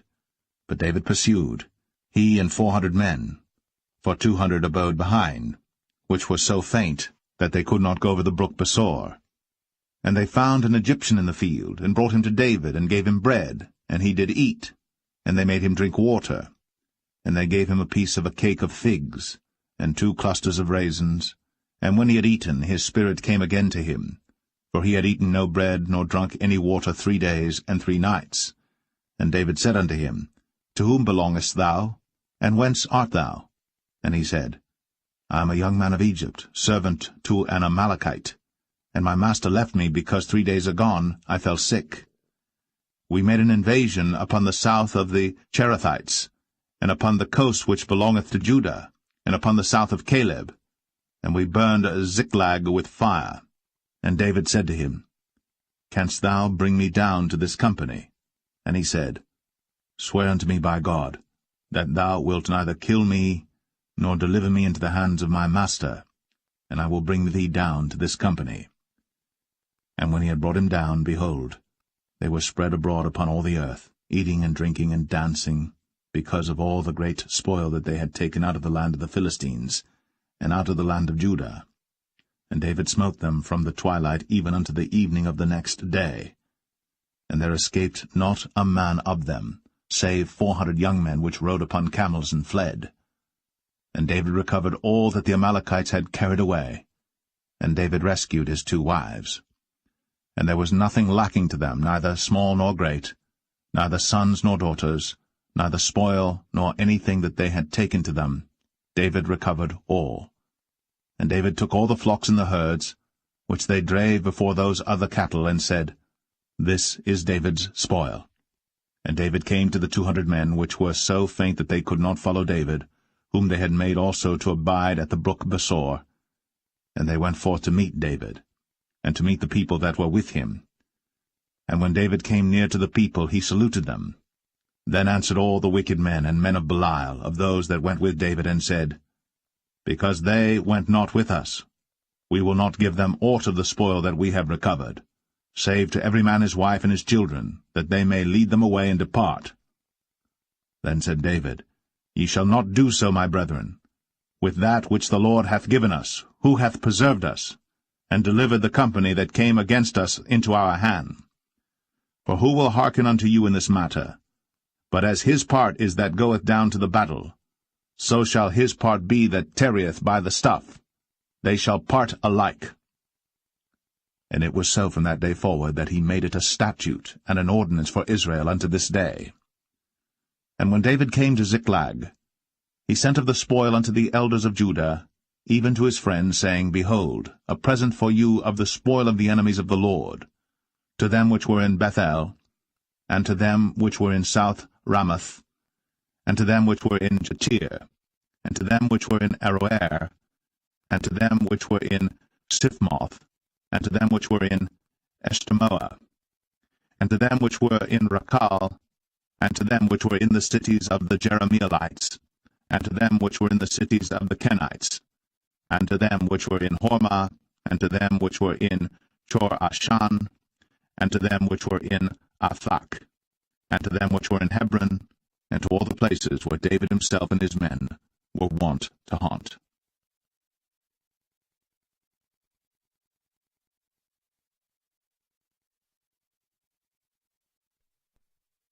1 Samuel 31. Now the Philistines fought against Israel, and the men of Israel fled from before the Philistines, and fell down slain in Mount Gilboa. And the Philistines followed hard upon Saul and upon his sons. And the Philistines slew Jonathan, and Abinadab, and Malchishua, Saul's sons. And the battle went sore against Saul, and the archers hit him, and he was sore wounded of the archers.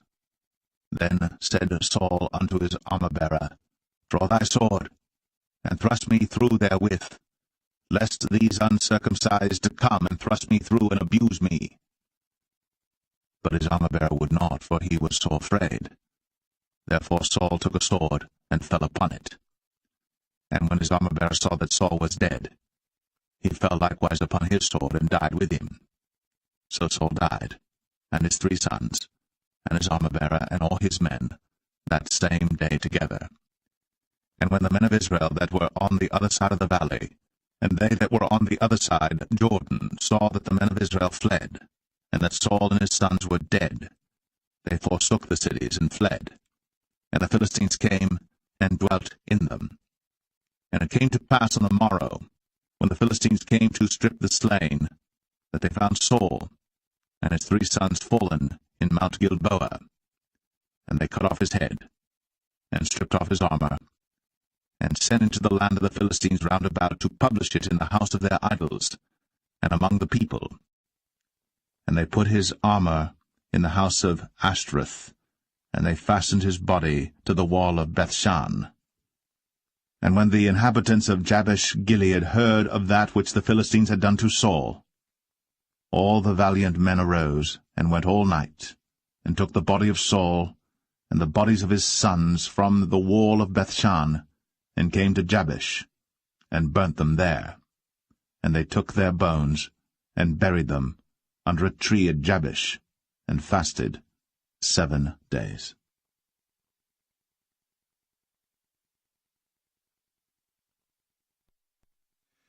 The second book of Samuel, chapter 1. Now it came to pass after the death of Saul, when David was returned from the slaughter of the Amalekites, and David had abode 2 days in Ziklag, it came even to pass on the 3rd day that, behold, a man came out of the camp from Saul with his clothes rent, and earth upon his head. And so it was when he came to David, that he fell to the earth, and did obeisance. And David said unto him, From whence comest thou? And he said unto him, Out of the camp of Israel am I escaped. And David said unto him, How went the matter? I pray thee, tell me. And he answered, That the people are fled from the battle, and many of the people also are fallen and dead. And Saul and Jonathan his son are dead also. Then David said unto the young man that told him, How knowest thou that Saul and Jonathan his son be dead? And the young man that told him said, As I happened by chance upon Mount Gilboa, behold, Saul leaned upon his spear, and lo, the chariots and horsemen followed hard after him. And when he looked behind him, he saw me, and called unto me, and I answered, Here am I. And he said unto me, Who art thou? And I answered him, I am an Amalekite. He said unto me again, Stand, I pray thee, upon me, and slay me. For anguish is come upon me, because my life is yet whole in me. So I stood upon him, and slew him, because I was sure that he could not live after that he was fallen. And I took the crown that was upon his head, and the bracelet that was on his arm, and have brought them hither unto my lord. Then David took hold on his clothes, and rent them, and likewise all the men that were with him. And they mourned, and wept, and fasted until even, for Saul and for Jonathan his son, and for the people of the Lord, and for the house of Israel, because they were fallen by the sword. And David said unto the young man that told him, Whence art thou? And he answered, I am the son of a stranger, an Amalekite. And David said unto him, How wast thou not afraid to stretch forth thine hand to destroy the Lord's anointed? And David called one of the young men and said, Go near, and fall upon him. And he smote him that he died. And David said unto him, Thy blood be upon thy head. For thy mouth hath testified against thee, saying, I have slain the Lord's anointed. And David lamented with this lamentation over Saul and over Jonathan his son. Also he bade them teach the children of Judah the use of the bow. Behold, it is written in the book of Jasher, The beauty of Israel is slain upon thy high places. How are the mighty fallen! Tell it not in Gath. Publish it not in the streets of Ashkelon, lest the daughters of the Philistines rejoice, lest the daughters of the uncircumcised triumph. Ye mountains of Gilboa, let there be no dew, Neither let there be rain upon you, nor fields of offerings. For there the shield of the mighty is vilely cast away, the shield of Saul, as though he had not been anointed with oil. From the blood of the slain, from the fat of the mighty, the bow of Jonathan turned not back, and the sword of Saul returned not empty. Saul and Jonathan were lovely and pleasant in their lives, and in their death they were not divided. They were swifter than eagles. They were stronger than lions. Ye daughters of Israel, weep over Saul, who clothed you in scarlet, with other delights, who put on ornaments of gold upon your apparel. How are the mighty fallen in the midst of the battle, O Jonathan! Thou wast slain in thine high places. I am distressed for thee, my brother Jonathan. Very pleasant hast thou been unto me. Thy love to me was wonderful, passing the love of women. How are the mighty fallen, and the weapons of war perished!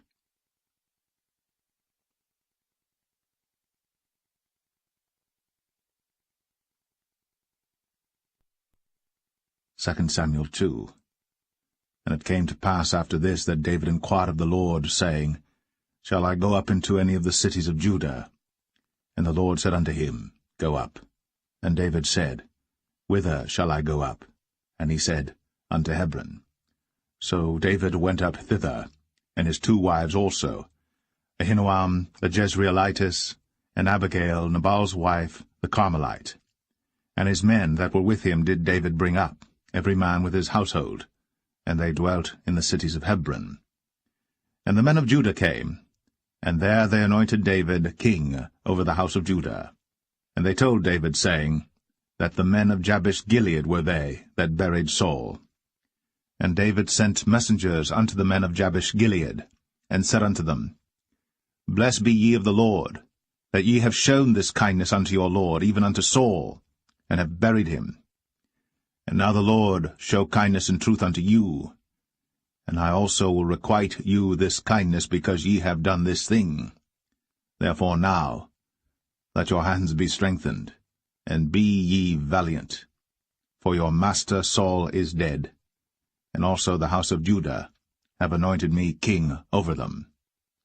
But Abner, the son of Ner, captain of Saul's host, took Ishbosheth, the son of Saul, and brought him over to Mahanaim, and made him king over Gilead, and over the Asherites, and over Jezreel, and over Ephraim, and over Benjamin, and over all Israel.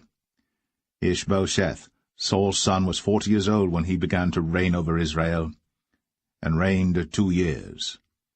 But the house of Judah followed David. And the time that David was king in Hebron over the house of Judah was 7 years and 6 months. And Abner the son of Ner, and the servants of Ishbosheth the son of Saul, went out from Mahanaim to Gibeon.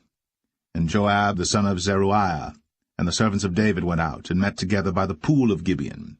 And they sat down, the one on the one side of the pool, and the other on the other side of the pool. And Abner said to Joab, Let the young men now arise, and play before us. And Joab said, Let them arise.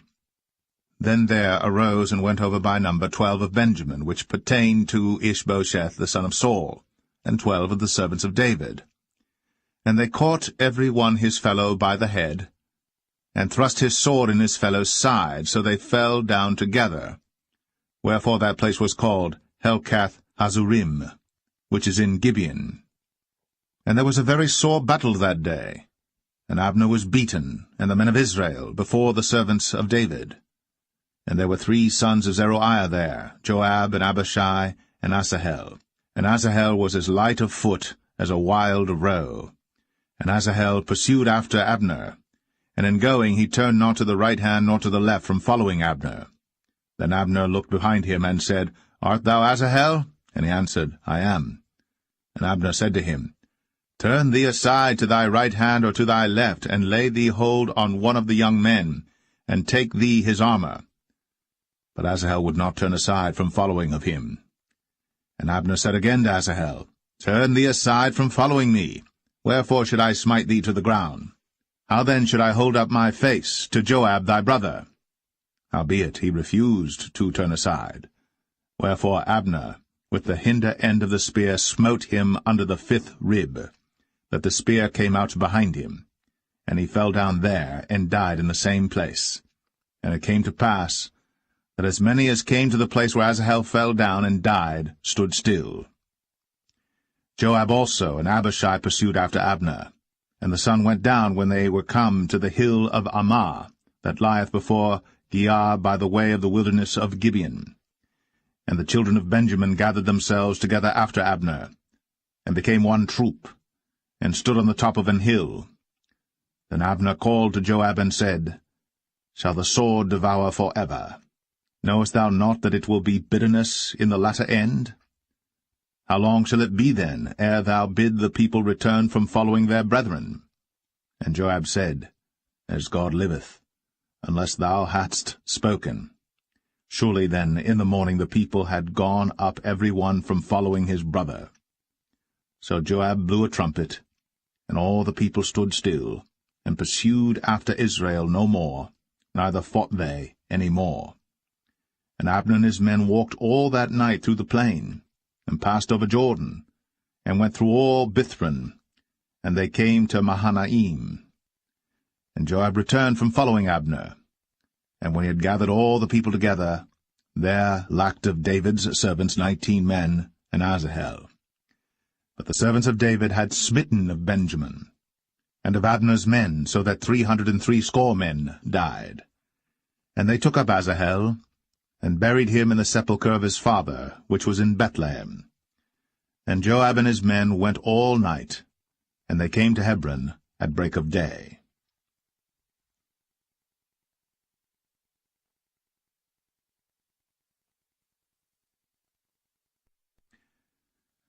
2 Samuel 3. Now there was long war between the house of Saul and the house of David. But David waxed stronger and stronger, and the house of Saul waxed weaker and weaker. And unto David were sons born in Hebron, and his firstborn was Amnon, of Ahinoam the Jezreelitess, and his second Chileab, of Abigail the wife of Nabal the Carmelite, and the third Absalom, the son of Maacah, the daughter of Talmai, king of Geshur, and the fourth Adonijah, the son of Haggith, and the fifth Shephatiah, the son of Abital, and the sixth Ithream, by Eglah, David's wife. These were born to David in Hebron. And it came to pass, while there was war between the house of Saul and the house of David, that Abner made himself strong for the house of Saul. And Saul had a concubine, whose name was Rizpah, the daughter of Ai. And Ishbosheth said to Abner, Wherefore hast thou gone in unto my father's concubine? Then was Abner very wroth for the words of Ishbosheth, and said, Am I a dog's head, which against Judah do show kindness this day unto the house of Saul thy father, to his brethren, and to his friends, and have not delivered thee into the hand of David, that thou chargest me today with a fault concerning this woman? So do God to Abner, and more also, except as the Lord hath sworn to David, even so I do to him, to translate the kingdom from the house of Saul, and to set up the throne of David over Israel and over Judah, from Dan even to Beersheba. And he could not answer Abner a word again, because he feared him. And Abner sent messengers to David on his behalf, saying, Whose is the land? Saying also, Make thy league with me, and behold, my hand shall be with thee, to bring about all Israel unto thee. And he said, Well, I will make a league with thee. But one thing I require of thee, that is, thou shalt not see my face, except thou first bring Michal, Saul's daughter, when thou comest to see my face. And David sent messengers to Ishbosheth, Saul's son, saying, Deliver me my wife Michal, which I espoused to me, for 100 foreskins of the Philistines. And Ishbosheth sent and took her from her husband, even from Phaltiel, the son of Laish. And her husband went with her, along weeping, behind her to Bahurim. Then said Abner unto him, Go, return. And he returned.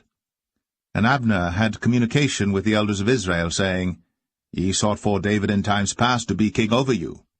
Now then do it. For the Lord hath spoken of David, saying, By the hand of my servant David I will save my people Israel out of the hand of the Philistines, and out of the hand of all their enemies.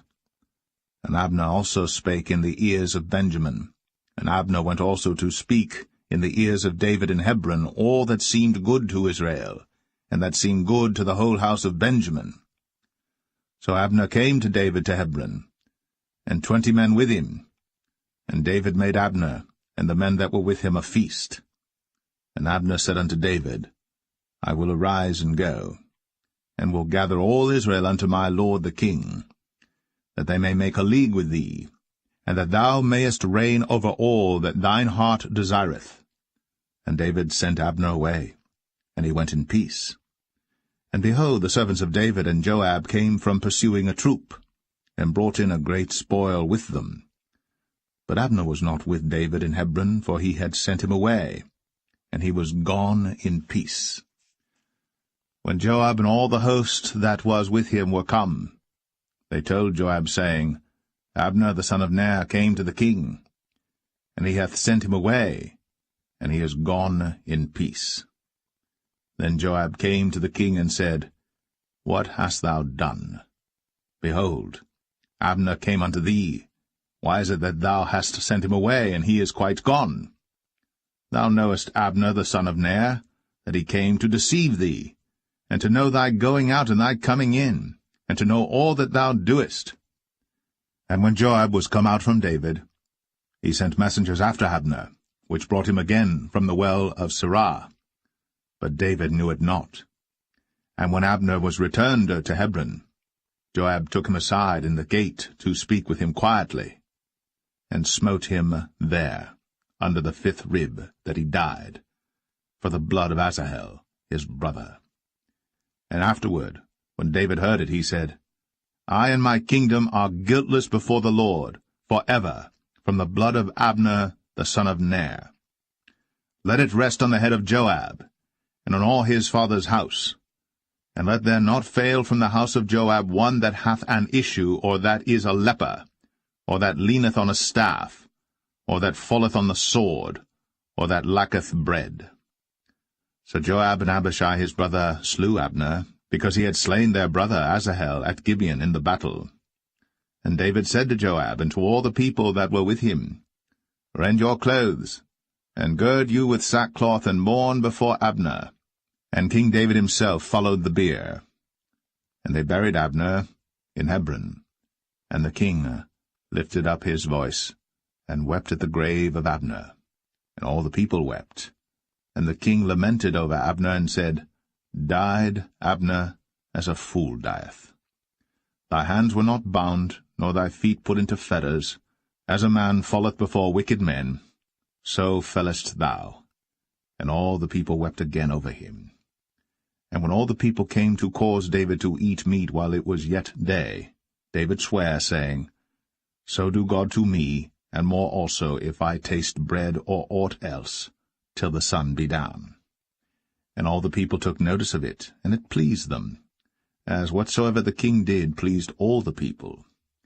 For all the people and all Israel understood that day that it was not of the king to slay Abner the son of Ner. And the king said unto his servants, Know ye not that there is a prince and a great man fallen this day in Israel? And I am this day weak, though anointed king. And these men, the sons of Zeruiah, be too hard for me. The Lord shall reward the doer of evil according to his wickedness.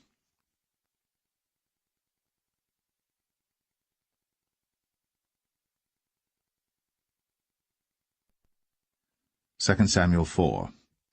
And when Saul's son heard that Abner was dead in Hebron, his hands were feeble, and all the Israelites were troubled. And Saul's son had 2 men that were captains of bands. The name of the one was Baanah, and the name of the other Rechab, the sons of Rimmon, a Beerothite, of the children of Benjamin. For Beeroth also was reckoned to Benjamin. And the Beerothites fled to Gittaim, and were sojourners there until this day. And Jonathan, Saul's son, had a son that was lame of his feet. He was 5 years old when the tidings came of Saul and Jonathan out of Jezreel, and his nurse took him up and fled. And it came to pass, as she made haste to flee, that he fell and became lame. And his name was Mephibosheth. And the sons of Rimmon the Beerothite, Rechab and Baanah, went, and came about the heat of the day to the house of Ishbosheth, who lay on a bed, at noon. And they came thither into the midst of the house, as though they would have fetched wheat, and they smote him under the 5th rib. And Rechab and Baanah his brother escaped.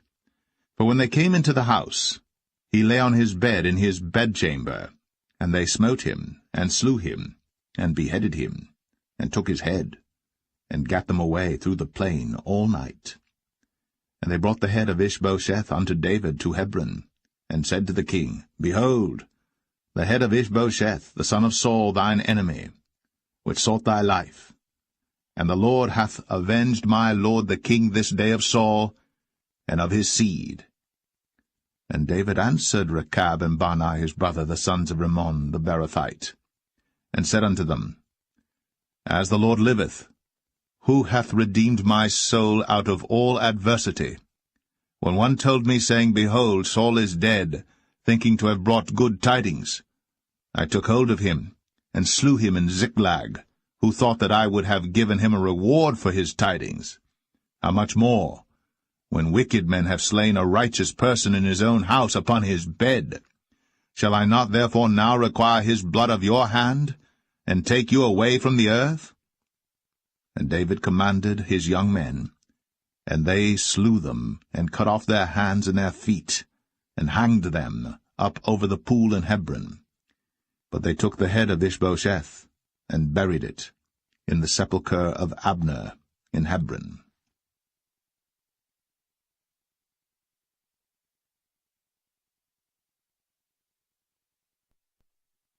2 Samuel 5. Then came all the tribes of Israel to David unto Hebron, and spake, saying, Behold, we are thy bone and thy flesh. Also in time past, when Saul was king over us, thou wast he that leddest out and broughtest in Israel. And the Lord said to thee, Thou shalt feed my people Israel, and thou shalt be a captain over Israel. So all the elders of Israel came to the king to Hebron, and King David made a league with them in Hebron before the Lord, and they anointed David king over Israel. David was 30 years old when he began to reign, and he reigned 40 years. In Hebron he reigned over Judah 7 years and 6 months, and in Jerusalem he reigned 33 years over all Israel and Judah.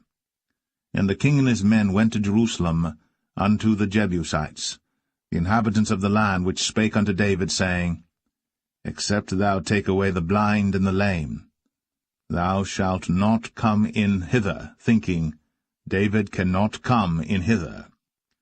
Nevertheless, David took the stronghold of Zion, the same is the city of David. And David said on that day, Whosoever getteth up to the gutter, and smiteth the Jebusites, and the lame and the blind, that are hated of David's soul, he shall be chief and captain. Wherefore they said, The blind and the lame shall not come into the house. So David dwelt in the fort, and called it the city of David. And David built round about from Millo and inward. And David went on, and grew great, and the Lord God of hosts was with him. And Hiram king of Tyre sent messengers to David, and cedar trees, and carpenters, and masons, and they built David an house. And David perceived that the Lord had established him king over Israel, and that he had exalted his kingdom for his people Israel's sake. And David took him more concubines and wives out of Jerusalem, after he was come from Hebron, and there were yet sons and daughters born to David. And these be the names of those that were born unto him in Jerusalem, Shammua, and Shobab, and Nathan, and Solomon, Ibhar also, and Elishua, and Nepheg, and Japhia, and Elishama, and Eliada, and Eliphalet. But when the Philistines heard that they had anointed David king over Israel, all the Philistines came up to seek David, And David heard of it, and went down to the hold. The Philistines also came and spread themselves in the valley of Rephaim. And David inquired of the Lord, saying, Shall I go up to the Philistines? Wilt thou deliver them into mine hand? And the Lord said unto David, Go up, for I will doubtless deliver the Philistines into thine hand. And David came to Baal Perazim, and David smote them there, and said, The Lord hath broken forth upon mine enemies before me, as the breach of waters. Therefore he called the name of that place Baal Perazim. And there they left their images, and David and his men burned them.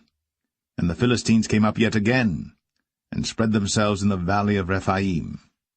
And when David inquired of the Lord, he said, Thou shalt not go up, but fetch a compass behind them, and come upon them over against the mulberry trees.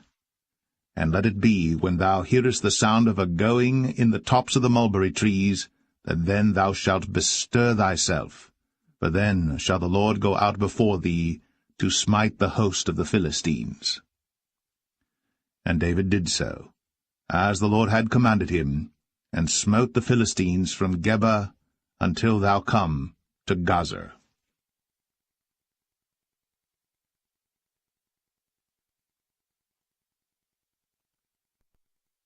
2 Samuel 6. Again David gathered together all the chosen men of Israel, 30,000. And David arose and went with all the people that were with him from Baale of Judah, to bring up from thence the ark of God, whose name is called by the name of the Lord of hosts, that dwelleth between the cherubims. And they set the ark of God upon a new cart, and brought it out of the house of Abinadab that was in Gibeah. And Uzzah and Ahio, the sons of Abinadab, drave the new cart. And they brought it out of the house of Abinadab, which was at Gibeah, accompanying the ark of God, and Ahio went before the ark. And David and all the house of Israel played before the Lord in all manner of instruments made of fir wood, even on harps, and on psalteries, and on timbrels, and on cornets, and on cymbals. And when they came to Nachon's threshing floor, Uzzah put forth his hand to the ark of God, and took hold of it, for the oxen shook it. And the anger of the Lord was kindled against Uzzah, and God smote him there for his error. And there he died by the ark of God. And David was displeased, because the Lord had made a breach upon Uzzah, and he called the name of the place Perez Uzzah to this day. And David was afraid of the Lord that day, and said, How shall the ark of the Lord come to me? So David would not remove the ark of the Lord unto him into the city of David, but David carried it aside into the house of Obed-Edom the Gittite. And the ark of the Lord continued in the house of Obed-Edom the Gittite 3 months. And the Lord blessed Obed-Edom and all his household. And it was told King David, saying, The Lord hath blessed the house of Obed-Edom, and all that pertaineth unto him, because of the ark of God. So David went and brought up the ark of God from the house of Obed-Edom into the city of David with gladness. And it was so, that when they that bare the ark of the Lord had gone 6 paces, he sacrificed oxen and fatlings. And David danced before the Lord with all his might. And David was girded with a linen ephod. So David and all the house of Israel brought up the ark of the Lord with shouting, and with the sound of the trumpet. And as the ark of the Lord came into the city of David, Michal, Saul's daughter, looked through a window, and saw King David leaping and dancing before the Lord. And she despised him in her heart. And they brought in the ark of the Lord, and set it in his place in the midst of the tabernacle that David had pitched for it. And David offered burnt offerings and peace offerings before the Lord. And as soon as David had made an end of offering burnt offerings and peace offerings, he blessed the people in the name of the Lord of hosts. And he dealt among all the people, even among the whole multitude of Israel, as well to the women as men, to every one a cake of bread, and a good piece of flesh, and a flagon of wine. So all the people departed every one to his house. Then David returned to bless his household, and Michal, the daughter of Saul, came out to meet David, and said, How glorious was the king of Israel today, who uncovered himself today in the eyes of the handmaids of his servants, as one of the vain fellows shamelessly uncovereth himself. And David said unto Michal, It was before the Lord which chose me before thy father and before all his house, to appoint me ruler over the people of the Lord, over Israel. Therefore will I play before the Lord. And I will yet be more vile than thus, and will be base in mine own sight. And of the maidservants which thou hast spoken of them shall I be had in honor. Therefore Michal, the daughter of Saul, had no child unto the day of her death.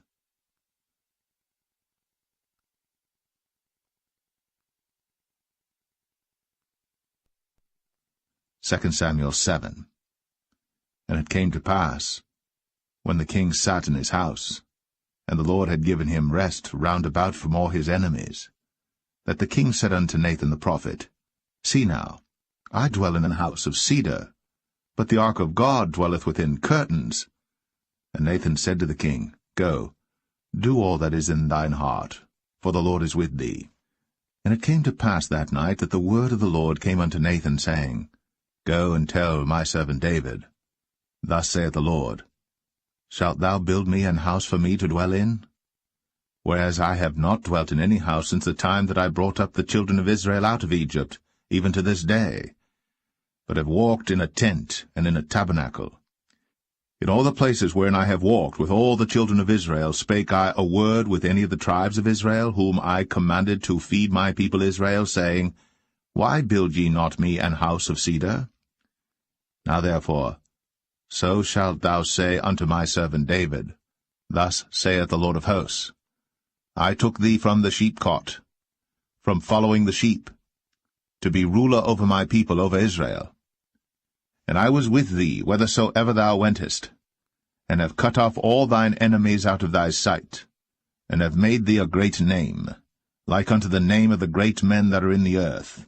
Moreover, I will appoint a place for my people Israel, and will plant them, that they may dwell in a place of their own, and move no more, neither shall the children of wickedness afflict them any more as beforetime.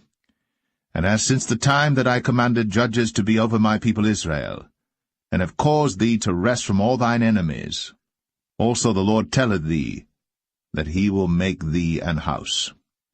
And when thy days be fulfilled, and thou shalt sleep with thy fathers, I will set up thy seed after thee, which shall proceed out of thy bowels, and I will establish his kingdom. He shall build an house for my name, and I will establish the throne of his kingdom for ever. I will be his father, and he shall be my son. If he commit iniquity, I will chasten him with the rod of men, and with the stripes of the children of men. But my mercy shall not depart away from him, as I took it from Saul, whom I put away before thee.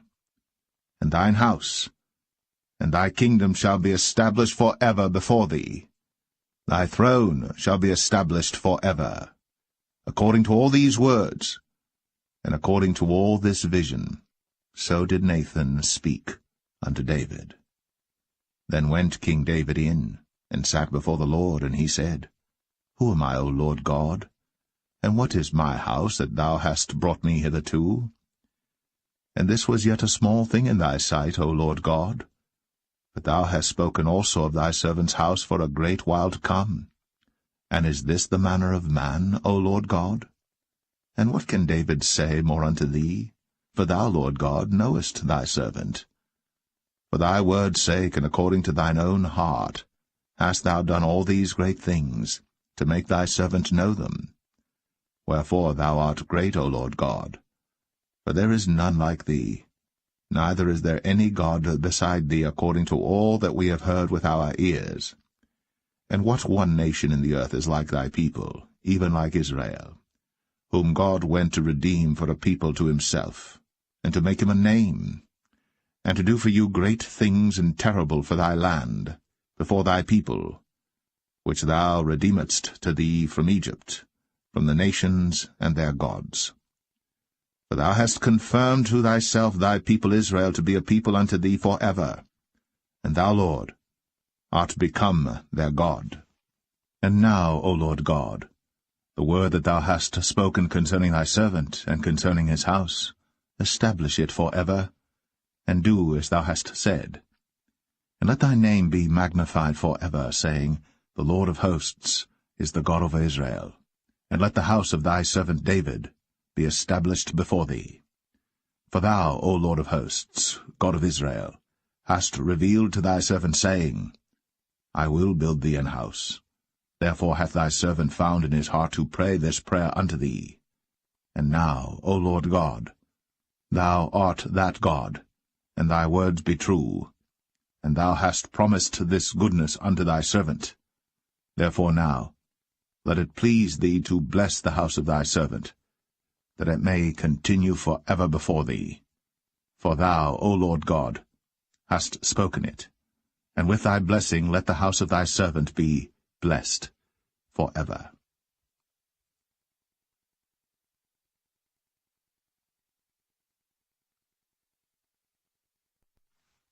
2 Samuel 8.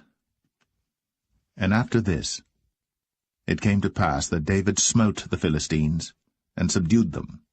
And David took Metheg Ammah out of the hand of the Philistines. And he smote Moab, and measured them with a line, casting them down to the ground. Even with 2 lines measured he, to put to death, and with 1 full line to keep alive. And so the Moabites became David's servants, and brought gifts.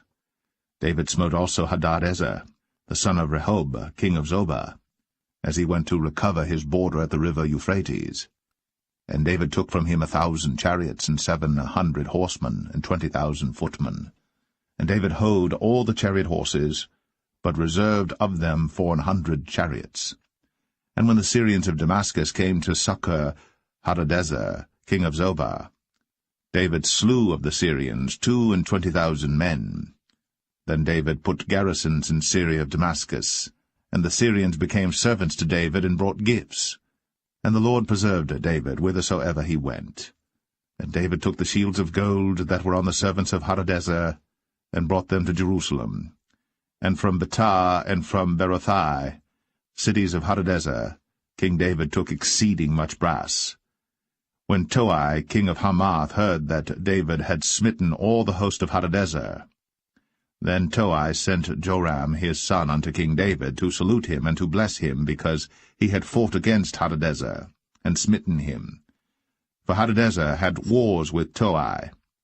And Joram brought with him vessels of silver, and vessels of gold, and vessels of brass, which also King David did dedicate unto the Lord, with the silver and gold that he had dedicated of all nations which he subdued, of Syria, and of Moab, and of the children of Ammon, and of the Philistines, and of Amalek, and of the spoil of Hadadezer, son of Rehob, king of Zobah. And David gat him a name when he returned from smiting of the Syrians in the valley of Salt, being 18,000 men. And he put garrisons in Edom. Throughout all Edom put he garrisons, and all they of Edom became David's servants. And the Lord preserved David whithersoever he went. And David reigned over all Israel. And David executed judgment and justice unto all his people. And Joab the son of Zeruiah was over the host, and Jehoshaphat the son of Ahilud was recorder, and Zadok the son of Ahitub, and Ahimelech the son of Abiathar were the priests, and Seraiah was the scribe, and Benaniah the son of Jehoiada was over both the Cherethites and the Pelethites, and David's sons were chief rulers.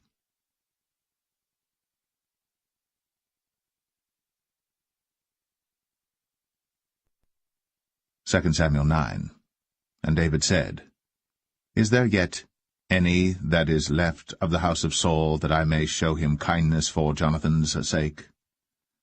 And there was of the house of Saul a servant whose name was Ziba. And when they had called him unto David, the king said unto him, Art thou Ziba? And he said, Thy servant is he. And the king said, Is there not yet any of the house of Saul, that I may show the kindness of God unto him? And Ziba said unto the king, Jonathan hath yet a son which is lame on his feet. And the king said unto him, Where is he? And Ziba said unto the king, Behold, he is in the house of Machir, the son of Ammiel, in Lo-debar. Then King David sent and fetched him out of the house of Machir, the son of Ammiel, from Lo-debar. Now when Mephibosheth, the son of Jonathan, the son of Saul, was come unto David, he fell on his face, and did reverence. And David said, Mephibosheth. And he answered, Behold, thy servant. And David said unto him, Fear not, for I will surely show thee kindness for Jonathan thy father's sake, and will restore thee all the land of Saul thy father, and thou shalt eat bread at my table continually. And he bowed himself, and said, What is thy servant, that thou shouldst look upon such a dead dog as I am? Then the king called to Ziba, Saul's servant, and said unto him, I have given unto thy master's son all that pertained to Saul, and to all his house. Thou therefore, and thy sons and thy servants, shall till the land for him, and thou shalt bring in the fruits, that thy master's son may have food to eat. But Mephibosheth, thy master's son, shall eat bread always at my table. Now Ziba had 15 sons and 20 servants. Then said Ziba unto the king, According to all that my lord the king hath commanded his servant, so shall thy servant do. As for Mephibosheth, said the king, he shall eat at my table as one of the king's sons. And Mephibosheth had a young son whose name was Micah. And all that dwelt in the house of Ziba were servants unto Mephibosheth. So Mephibosheth dwelt in Jerusalem, for he did eat continually at the king's table, and was lame on both his feet.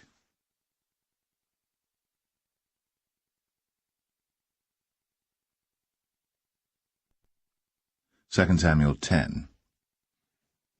And it came to pass after this, that the king of the children of Ammon died, and Hanun his son reigned in his stead. Then said David, I will show kindness unto Hanun the son of Nahash, as his father showed kindness unto me. And David sent to comfort him by the hand of his servants for his father. And David's servants came into the land of the children of Ammon. And the princes of the children of Ammon said unto Hanun their lord, Thinkest thou that David doth honour thy father, that he hath sent comforters unto thee?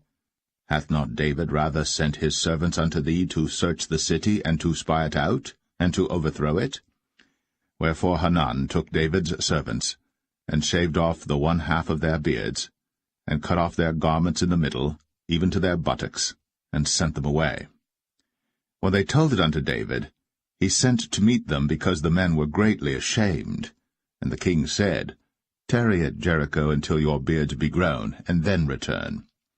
And when the children of Ammon saw that they stank before David, the children of Ammon sent and hired the Syrians of Beth-rehob, and the Syrians of Zobah, 20,000 footmen, and of King Maacah 1,000 men, and of Ishtab 12,000 men. And when David heard of it, he sent Joab and all the host of the mighty men. And the children of Ammon came out and put the battle in array at the entering in of the gate. And the Syrians of Zobah, and of Rehob, and Ishtab, and Maacah were by themselves in the field. When Joab saw that the front of the battle was against him before and behind, he chose of all the choice men of Israel, and put them in array against the Syrians. And the rest of the people he delivered into the hand of Abishai his brother, that he might put them in array against the children of Ammon. And he said, If the Syrians be too strong for me, then thou shalt help me. But if the children of Ammon be too strong for thee, then I will come and help thee. Be of good courage. Let us play the men for our people, and for the cities of our God. And the Lord do that which seemeth him good. And Joab drew nigh, and the people that were with him, unto the battle against the Syrians. And they fled before him. And when the children of Ammon saw that the Syrians were fled, then fled they also before Abishai, and entered into the city. So Joab returned from the children of Ammon, and came to Jerusalem. And when the Syrians saw that they were smitten before Israel, they gathered themselves together. And Hadarezer sent, and brought out the Syrians that were beyond the river, and they came to Helam. And Shobach, the captain of the host of Hadarezer, went before them. And when it was told David, he gathered all Israel together, and passed over Jordan, and came to Helam. And the Syrians set themselves in array against David, and fought with him. And the Syrians fled before Israel. And David slew the men of 700 chariots of the Syrians, and 40,000 horsemen, and smote Shobach, the captain of their host, who died there. And when all the kings that were servants to Hadarezer saw that they were smitten before Israel, they made peace with Israel, and served them. So the Syrians feared to help the children of Ammon any more.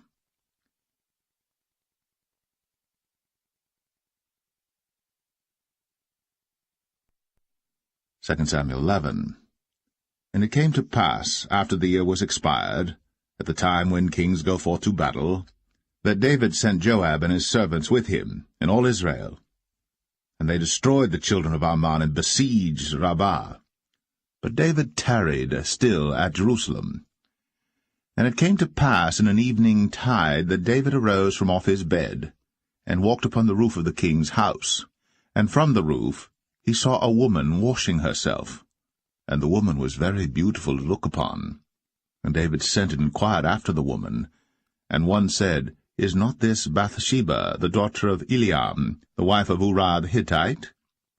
And David sent messengers, and took her. And she came in unto him, and he lay with her.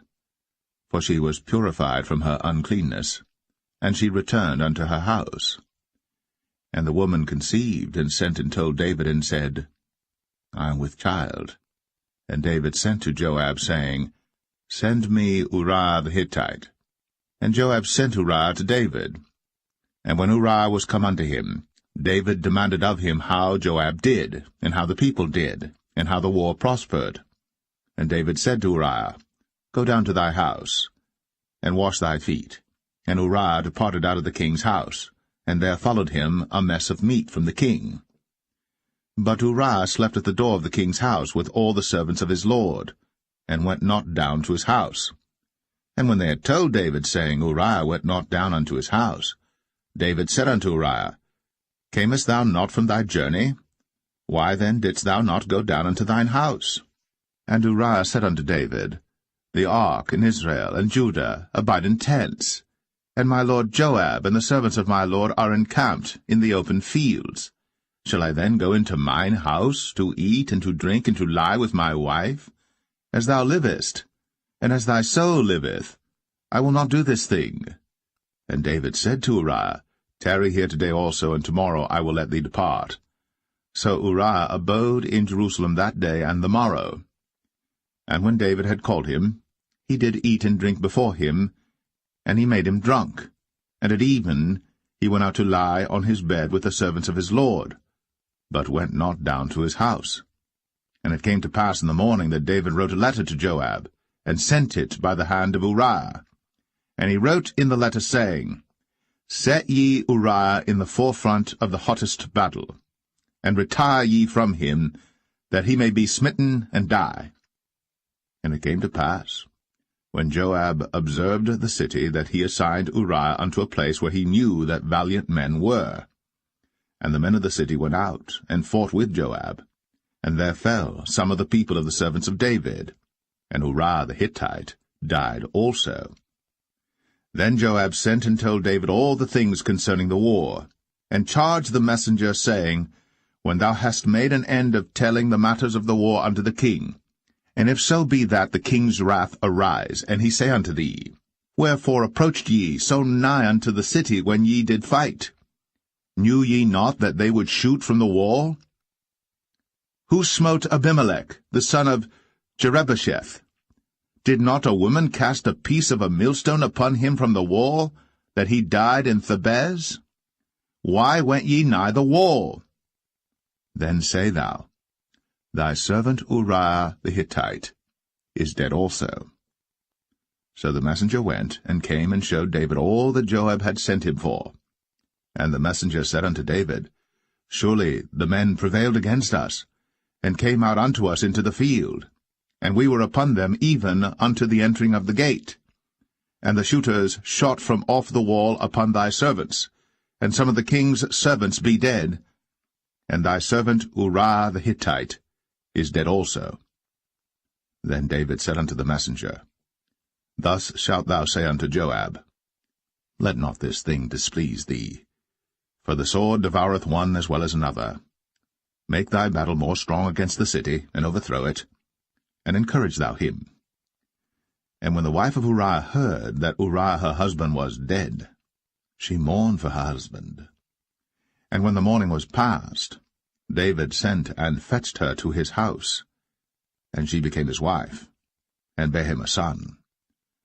But the thing that David had done displeased the Lord.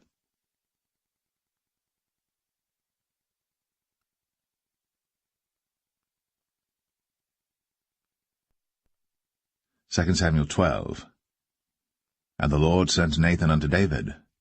And he came unto him, and said unto him, There were 2 men in one city, the one rich and the other poor. The rich man had exceeding many flocks and herds, but the poor man had nothing save one little ewe lamb, which he had bought and nursed up. And it grew up together with him, and with his children. It did eat of his own meat, and drank of his own cup, and lay in his bosom, and was unto him as a daughter.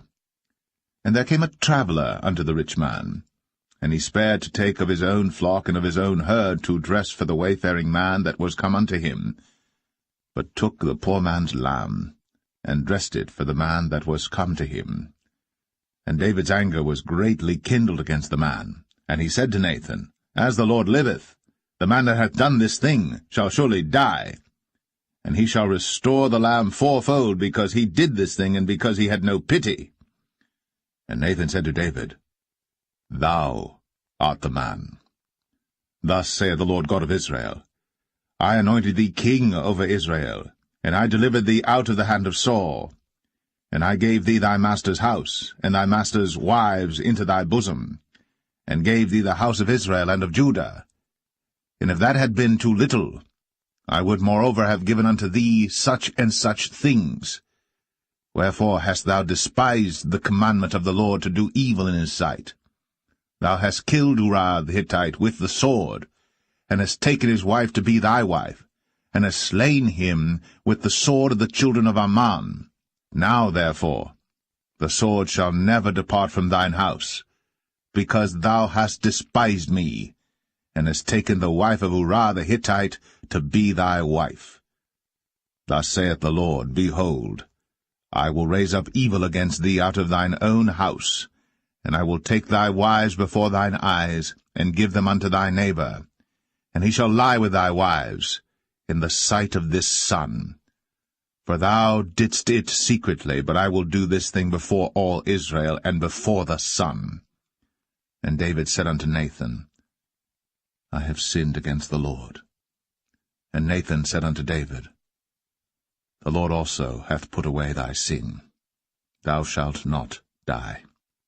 Howbeit, because by this deed thou hast given great occasion to the enemies of the Lord to blaspheme, the child also that is born unto thee shall surely die.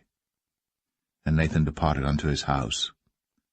And the Lord struck the child that Uriah's wife bare unto David, and it was very sick. David therefore besought God for the child. And David fasted, and went in, and lay all night upon the earth. And the elders of his house arose, and went to him, to raise him up from the earth. But he would not, neither did he eat bread with them. And it came to pass on the 7th day that the child died. And the servants of David feared to tell him that the child was dead, for they said, Behold, while the child was yet alive, we spake unto him, and he would not hearken unto our voice. How will he then vex himself, if we tell him that the child is dead? But when David saw that his servants whispered, David perceived that the child was dead. Therefore David said unto his servants, Is the child dead? And they said, He is dead. Then David arose from the earth, and washed, and anointed himself, and changed his apparel, and came into the house of the Lord, and worshipped. Then he came to his own house, and when he required, they set bread before him, and he did eat.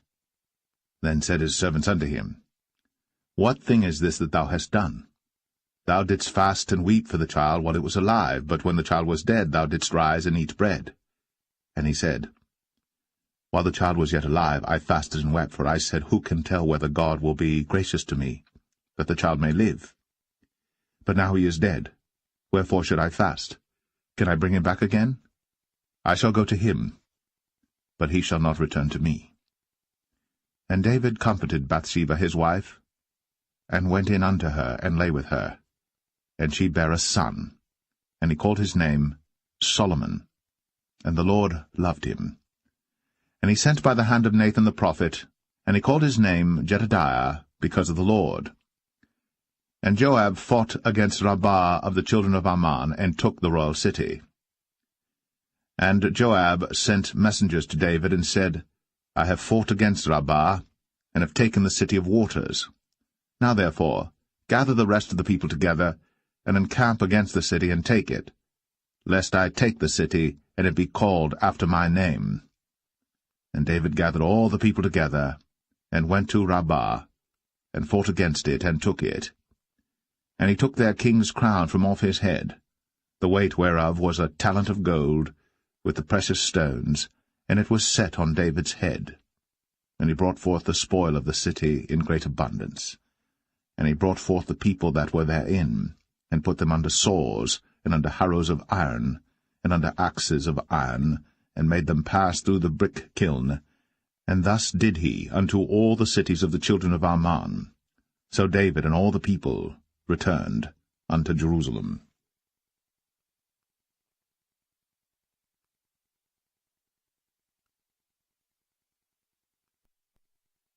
2 Samuel 13.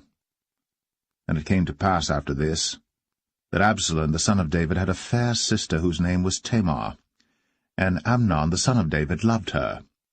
And Amnon was so vexed that he fell sick for his sister Tamar, for she was a virgin, and Amnon thought it hard for him to do anything to her. But Amnon had a friend whose name was Jonadab, the son of Shimea, David's brother. And Jonadab was a very subtle man. And he said unto him, Why art thou, being the king's son, lean from day to day? Wilt thou not tell me? And Amnon said unto him, I love Tamar, my brother Absalom's sister. And Jonadab said unto him, Lay thee down on thy bed, and make thyself sick.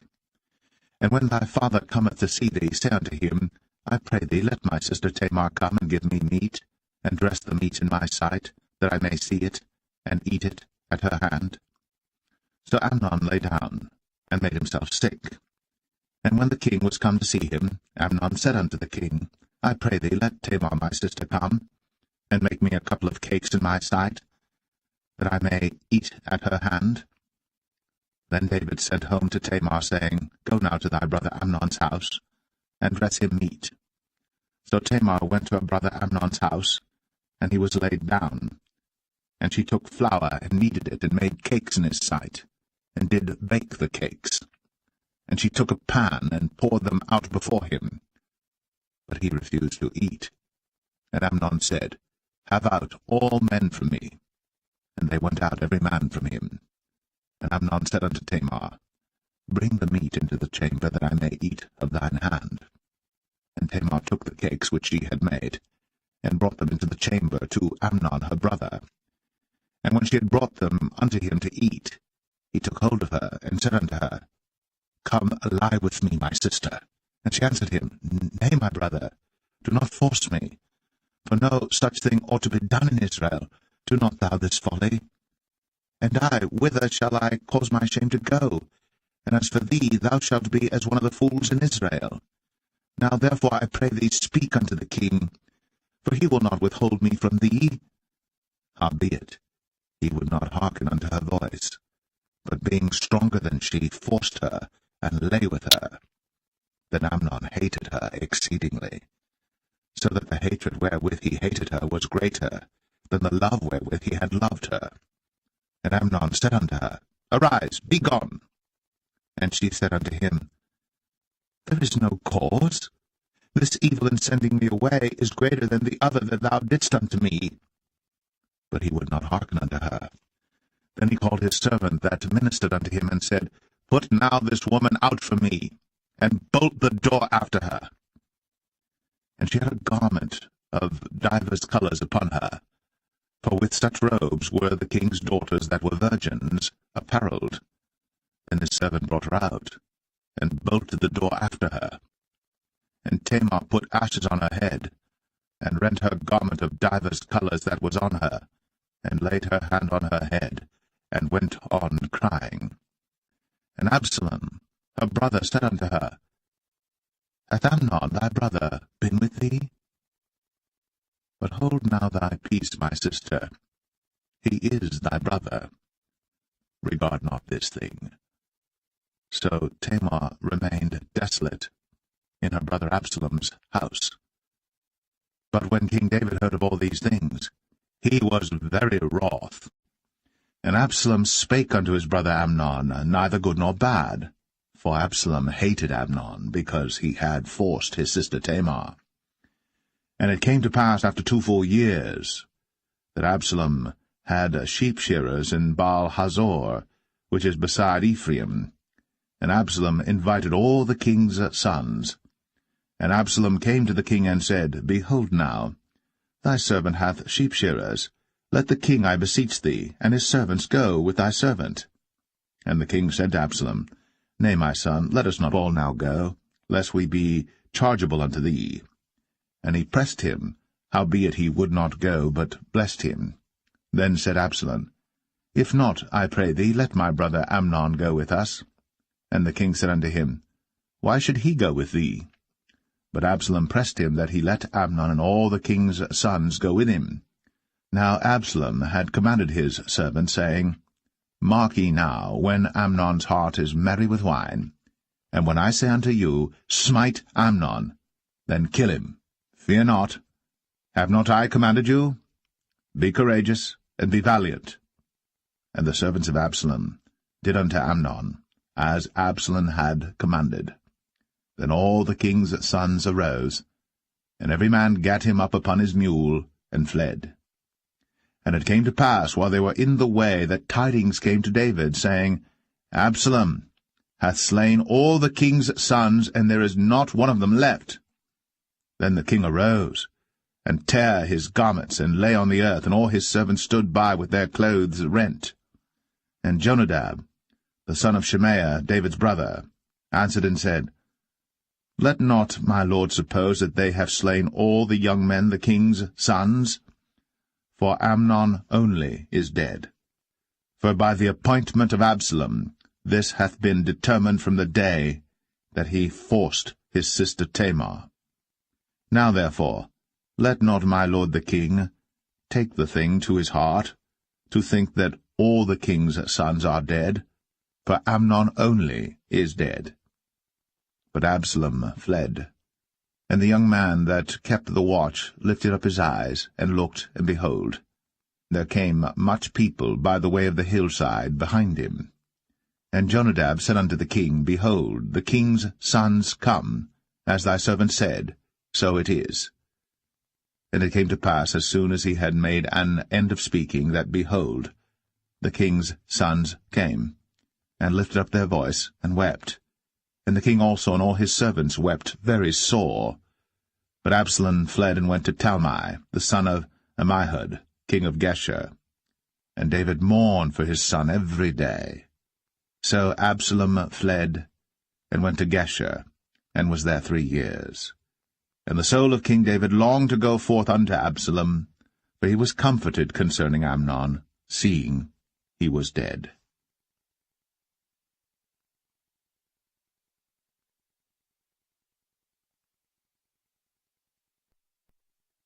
2 Samuel 14. Now Joab the son of Zeruiah perceived that the king's heart was toward Absalom. And Joab sent to Tekoa, and fetched thence a wise woman, and said unto her, I pray thee, feign thyself to be a mourner, and put on now mourning apparel, and anoint not thyself with oil, but be as a woman that had a long time mourned for the dead. And come to the king, and speak on this manner unto him. So Joab put the words in her mouth. And when the woman of Tekoa spake to the king, she fell on her face to the ground, and did obeisance, and said, Help, O king. And the king said unto her, What aileth thee? And she answered, I am indeed a widow woman, and mine husband is dead. And thy handmaid had 2 sons, and they 2 strove together in the field, and there was none to part them. But the one smote the other, and slew him. And behold, the whole family is risen against thine handmaid. And they said, Deliver him that smote his brother, that we may kill him for the life of his brother whom he slew. and we will destroy the heir also, and so they shall quench my coal which is left, and shall not leave to my husband neither name nor remainder upon the earth. And the king said unto the woman, Go to thine house, and I will give charge concerning thee. And the woman of Tekoa said unto the king, My lord, O king, the iniquity be on me, and on my father's house, and the king and his throne be guiltless.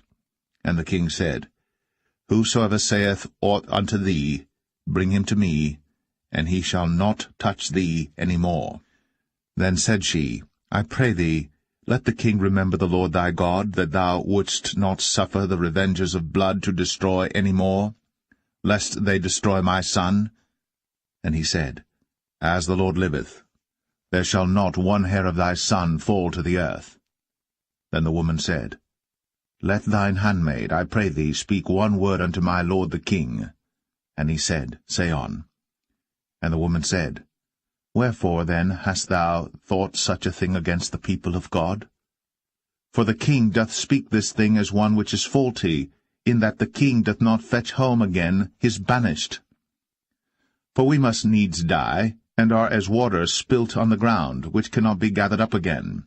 Neither doth God respect any person, yet doth he devise means that his banished be not expelled from him. Now therefore that I am come to speak of this thing unto my lord the king, it is because the people have made me afraid. And thy handmaid said, I will now speak unto the king. It may be that the king will perform the request of his handmaid. For the king will hear to deliver his handmaid out of the hand of the man that would destroy me and my son together out of the inheritance of God. Then thine handmaid said, The word of my lord the king shall now be comfortable.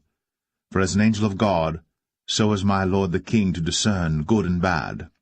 Therefore the Lord thy God will be with thee. Then the king answered and said unto the woman, Hide not from me, I pray thee, the thing that I shall ask thee. And the woman said, Let my lord the king now speak. And the king said, Is not the hand of Joab with thee in all this?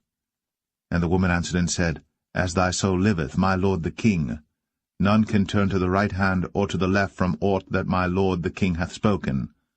For thy servant Joab, he bade me, and he put all these words in the mouth of thine handmaid. To fetch about hath thy servant Joab done this thing. And my lord is wise, according to the wisdom of an angel of God, to know all things that are in the earth. And the king said unto Joab, Behold now, I have done this thing. Go therefore, bring the young man Absalom again. And Joab fell to the ground on his face, and bowed himself, and thanked the king. And Joab said, Today thy servant knoweth that I have found grace in thy sight, my lord, O king, in that the king hath fulfilled the request of his servant. So Joab arose and went to Geshur, and brought Absalom to Jerusalem. And the king said, Let him turn to his own house, and let him not see my face. So Absalom returned to his own house, and saw not the king's face. But in all Israel there was none to be so much praised as Absalom for his beauty.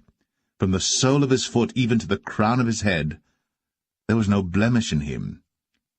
And when he polled his head, for it was at every year's end that he polled it, because the hair was heavy on him, therefore he polled it, he weighed the hair of his head at 200 shekels after the king's weight. And unto Absalom there were born 3 sons, and 1 daughter, whose name was Tamar. She was a woman of a fair countenance. So Absalom dwelt 2 full years in Jerusalem, and saw not the king's face. Therefore Absalom sent for Joab to have sent him to the king. But he would not come to him. And when he sent again the second time, he would not come. Therefore he said unto his servants, See, Joab's field is near mine, and he hath barley there. Go and set it on fire. And Absalom's servants set the field on fire. Then Joab arose, and came to Absalom unto his house, and said unto him, Wherefore have thy servants set my field on fire? And Absalom answered Joab, Behold, I sent unto thee, saying, Come hither, that I may send thee to the king, to say, Wherefore am I come from Geshur? It had been good for me to have been there still. Now therefore let me see the king's face, and if there be any iniquity in me, let him kill me. So Joab came to the king, and told him. And when he had called for Absalom, he came to the king, and bowed himself on his face to the ground before the king. And the king kissed Absalom.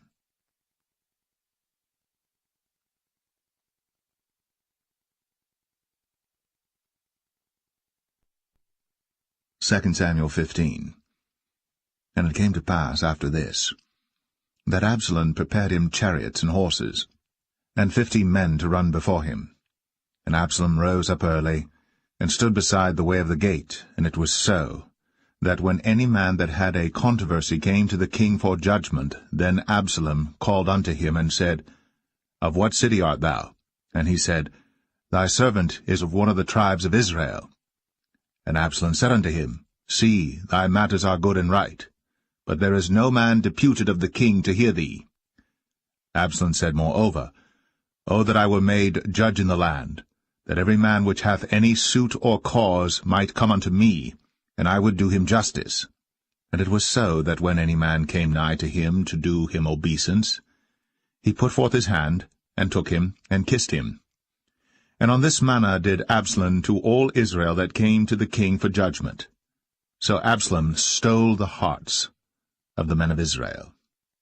And it came to pass after 40 years, that Absalom said unto the king, I pray thee, let me go and pay my vow, which I have vowed unto the Lord in Hebron. For thy servant vowed a vow while I abode at Geshur in Syria, saying, If the Lord shall bring me again indeed to Jerusalem, then I will serve the Lord. And the king said unto him, Go in peace. So he arose, and went to Hebron. But Absalom sent spies throughout all the tribes of Israel, saying, As soon as ye hear the sound of the trumpet, then ye shall say, Absalom reigneth in Hebron. And with Absalom went 200 men out of Jerusalem, that were called, and they went in their simplicity, and they knew not anything. And Absalom sent for Ahithophel the Gilonite, David's counselor, from his city, even from Gilo, while he offered sacrifices. And the conspiracy was strong, for the people increased continually with Absalom.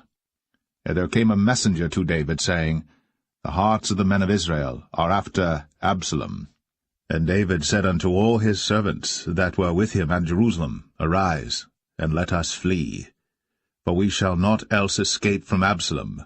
Make speed to depart, lest he overtake us suddenly, and bring evil upon us, and smite the city with the edge of the sword. And the king's servant said unto the king, Behold, thy servants are ready to do whatsoever my lord the king shall appoint. And the king went forth, and all his household after him. And the king left 10 women which were concubines to keep the house. And the king went forth, and all the people after him, and tarried in a place that was far off. And all his servants passed on beside him, and all the Cherethites, and all the Pelethites, and all the Gittites, 600 men which came after him from Gath, passed on before the king. Then said the king to Ittai the Gittite, Wherefore goest thou also with us? Return to thy place, and abide with the king, for thou art a stranger, and also an exile. Whereas thou camest but yesterday, should I this day make thee go up and down with us? Seeing I go whither I may, return thou, and take back thy brethren. Mercy and truth be with thee. And Ittai answered the king, and said, As the Lord liveth, and as my lord the king liveth, surely in what place my lord the king shall be, whether in death or life, even there also will thy servant be. And David said to Ittai, Go and pass over. And Ittai the Gittite passed over, and all his men, and all the little ones that were with him. And all the country wept with a loud voice. And all the people passed over. The king also himself passed over the brook Kidron. And all the people passed over toward the way of the wilderness. And lo, Zadok also, and all the Levites were with him, bearing the ark of the covenant of God. And they set down the ark of God, and Abiathar went up, until all the people had done passing out of the city. And the king said unto Zadok, Carry back the ark of God into the city. If I shall find favor in the eyes of the Lord, he will bring me again, and show me both it and his habitation. But if he thus say, I have no delight in thee, behold, here am I. Let him do to me as seemeth good unto him. The king said also unto Zadok the priest, Art not thou a seer? Return into the city in peace, and your 2 sons with you, Ahimaaz thy son, and Jonathan the son of Abiathar. See, I will tarry in the plain of the wilderness until there come word from you to certify me. Zadok therefore and Abiathar carried the ark of God again to Jerusalem, and they tarried there. And David went up by the ascent of Mount Olivet, and wept as he went up, and had his head covered, and he went barefoot, and all the people that was with him covered every man his head, and they went up, weeping as they went up. And one told David, saying, Ahithophel is among the conspirators with Absalom.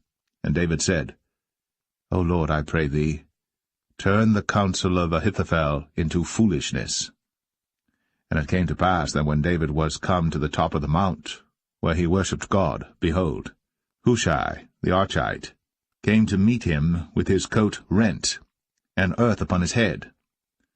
Unto whom David said, If thou passest on with me, then thou shalt be a burden unto me. But if thou return to the city, and say unto Absalom, I will be thy servant, O king, as I have been thy father's servant hitherto, so will I now also be thy servant. Then mayest thou for me defeat the counsel of Ahithophel. And hast thou not there with thee Zadok and Abiathar the priests? Therefore it shall be that what thing soever thou shalt hear out of the king's house, thou shalt tell it to Zadok and Abiathar the priests. Behold, they have there with them their 2 sons, Ahimaaz Zadok's son, and Jonathan Abiathar's son. And by them ye shall send unto me everything that ye can hear. So Hushai, David's friend, came into the city, and Absalom came into Jerusalem.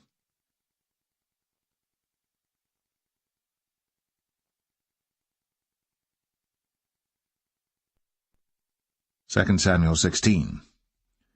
And when David was a little past the top of the hill, behold, Ziba, the servant of Mephibosheth, met him with a couple of asses saddled, and upon them 200 loaves of bread, and 100 bunches of raisins, and 100 of summer fruits, and a bottle of wine.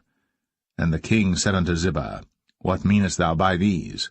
And Ziba said, The asses be for the king's household to ride on, and the bread and summer fruit for the young men to eat, and the wine, that such as be faint in the wilderness may drink. And the king said, And where is thy master's son? And Ziba said unto the king, Behold, he abideth at Jerusalem, for he said, Today shall the house of Israel restore me the kingdom of my father. Then said the king to Ziba, Behold, thine are all that pertained unto Mephibosheth. And Ziba said, I humbly beseech thee that I may find grace in thy sight, my lord, O king. And when King David came to Bahurim, behold, thence came out a man of the family of the house of Saul, whose name was Shimei, the son of Gera. He came forth, and cursed still as he came.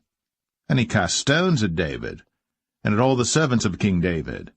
And all the people and all the mighty men were on his right hand and on his left. And thus said Shimei, when he cursed, Come out, thou bloody man, and thou man of Belial. The Lord hath returned upon thee all the blood of the house of Saul, in whose stead thou hast reigned. And the Lord hath delivered the kingdom into the hand of Absalom thy son, and behold, thou art taken in thy mischief, because thou art a bloody man. Then said Abishai the son of Zeruiah unto the king, Why should this dead dog curse my lord the king? Let me go over, I pray thee, and take off his head. And the king said, What have I to do with you, ye sons of Zeruiah? So let him curse, because the Lord hath said unto him, Curse David. Who shall then say, Wherefore hast thou done so? And David said to Abishai and to all his servants, Behold, my son, which came forth of my bowels, seeketh my life. How much more now may this Benjamite do it? Let him alone, and let him curse, for the Lord hath bidden him. It may be that the Lord will look on mine affliction, and that the Lord will requite me good for his cursing this day. And as David and his men went by the way, Shimei went along on the hills side over against him, and cursed as he went, and threw stones at him, and cast dust. And the king and all the people that were with him came weary, and refreshed themselves there. And Absalom and all the people, the men of Israel, came to Jerusalem, and Ahithophel with him. And it came to pass, when Hushai the Archite, David's friend, was come unto Absalom, that Hushai said unto Absalom, God save the king! God save the king! And Absalom said to Hushai, Is this thy kindness to thy friend? Why wentest thou not with thy friend? And Hushai said unto Absalom, Nay, but whom the Lord and this people, and all the men of Israel choose, his will I be, and with him will I abide. And again, whom should I serve? Should I not serve in the presence of his son? As I have served in thy father's presence, so will I be in thy presence. Then said Absalom to Ahithophel, Give counsel among you what we shall do. And Ahithophel said unto Absalom, Go in unto thy father's concubines, which he hath left to keep the house. And all Israel shall hear that thou art abhorred of thy father. Then shall the hands of all that are with thee be strong. So they spread Absalom a tent upon the top of the house. And Absalom went in unto his father's concubines in the sight of all Israel. And the counsel of Ahithophel, which he counselled in those days, was as if a man had inquired at the oracle of God. So was all the counsel of Ahithophel, both with David and with Absalom.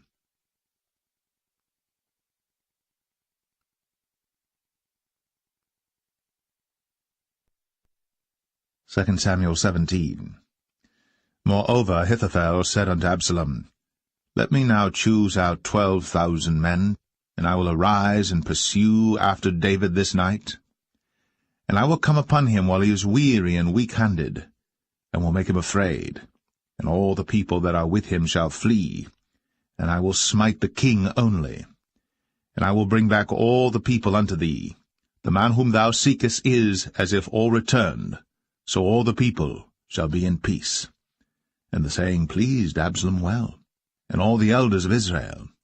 Then said Absalom, Call now Hushai the Archite also, and let us hear likewise what he saith. And when Hushai was come to Absalom, Absalom spake unto him, saying, Ahithophel hath spoken after this manner. Shall we do after his saying? If not, speak thou. And Hushai said unto Absalom, The counsel that Ahithophel hath given is not good at this time. For, said Hushai, Thou knowest thy father and his men, that they be mighty men, and they be chafed in their minds, as a bear robbed of her whelps in the field. And thy father is a man of war, and will not lodge with the people. Behold, he is hid now in some pit, or in some other place, and it will come to pass, when some of them be overthrown at the first, that whosoever heareth it will say, There is a slaughter among the people that follow Absalom. And he also that is valiant, whose heart is as the heart of a lion, shall utterly melt. For all Israel knoweth that thy father is a mighty man, and they which be with him are valiant men. Therefore I counsel that all Israel be generally gathered unto thee, from Dan even to Beersheba, as the sand that is by the sea for multitude, and that thou go to battle in thine own person. So shall we come upon him in some place where he shall be found, and we will light upon him, as the dew falleth on the ground, and of him, and of all the men that are with him, there shall not be left so much as one. Moreover, if he be gotten into a city, then shall all Israel bring ropes to that city, and we will draw it into the river, until there be not one small stone found there. And Absalom and all the men of Israel said, The counsel of Hushai the Archite is better than the counsel of Ahithophel. For the Lord had appointed to defeat the good counsel of Ahithophel, to the intent that the Lord might bring evil upon Absalom. Then said Hushai unto Zadok, and to Abiathar the priests, Thus and thus did Ahithophel counsel Absalom and the elders of Israel, and thus have I counselled. Now therefore send quickly, and tell David, saying, Lodge not this night in the plains of the wilderness, but speedily pass over, lest the king be swallowed up, and all the people that are with him. Now Jonathan and Ahimaaz stayed by En-rogel, for they might not be seen to come into the city. And a wench went and told them, and they went and told King David. Nevertheless a lad saw them and told Absalom. But they went both of them away quickly, and came to a man's house in Bahurim, which had a well in his court, whither they went down. And the woman took and spread a covering over the well's mouth, and spread ground corn thereon, and the thing was not known. And when Absalom's servants came to the woman to the house, they said, Where is Ahimaaz and Jonathan? And the woman said unto them, They be gone over the brook of water. And when they had sought and could not find them, they returned to Jerusalem. And it came to pass, after they were departed, that they came up out of the well, and went and told to King David, and said unto David, Arise, and pass quickly over the water, for thus hath Ahithophel counselled against you. Then David arose, and all the people that were with him, and they passed over Jordan. By the morning light there lacked not one of them that was not gone over Jordan. And when Ahithophel saw that his counsel was not followed, he saddled his ass, and arose, and gat him home to his house, to his city, and put his household in order, and hanged himself, and died, and was buried in the sepulchre of his father. Then David came to Mahanaim, and Absalom passed over Jordan, he and all the men of Israel with him. And Absalom made Amasa captain of the hosts instead of Joab, which Amasa was a man's son, whose name was Ithra, an Israelite, that went in to Abigail the daughter of Nahash, sister to Zeruiah, Joab's mother. So Israel and Absalom pitched in the land of Gilead. And it came to pass, when David was come to Mahanaim, that Shobai the son of Nahash of Rabbah, of the children of Ammon, and Machir the son of Amiel of Lo-debar, and Barzillai the Gileadite of Rogelim, brought beds, and basins, and earthen vessels, and wheat, and barley, and flour, and parched corn, and beans, and lentils, and parched pulse, and honey, and butter, and sheep, and cheese of kine for David and for the people that were with him to eat. For they said, The people is hungry, and weary, and thirsty in the wilderness.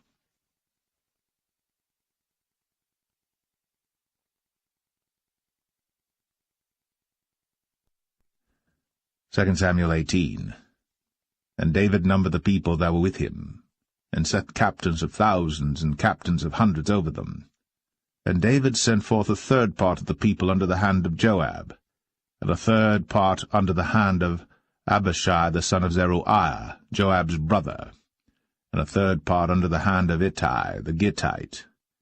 And the king said unto the people, I will surely go forth with you myself also. But the people answered, Thou shalt not go forth, for if we flee away, they will not care for us, neither, if half of us die, will they care for us. But now thou art worth 10,000 of us. Therefore now it is better that thou succour us out of the city. And the king said unto them, What seemeth you best, I will do. And the king stood by the gate side, and all the people came out by hundreds and by thousands. And the king commanded Joab and Abishai and Ittai, saying, Deal gently for my sake with the young man, even with Absalom. And all the people heard when the king gave all the captains charge concerning Absalom.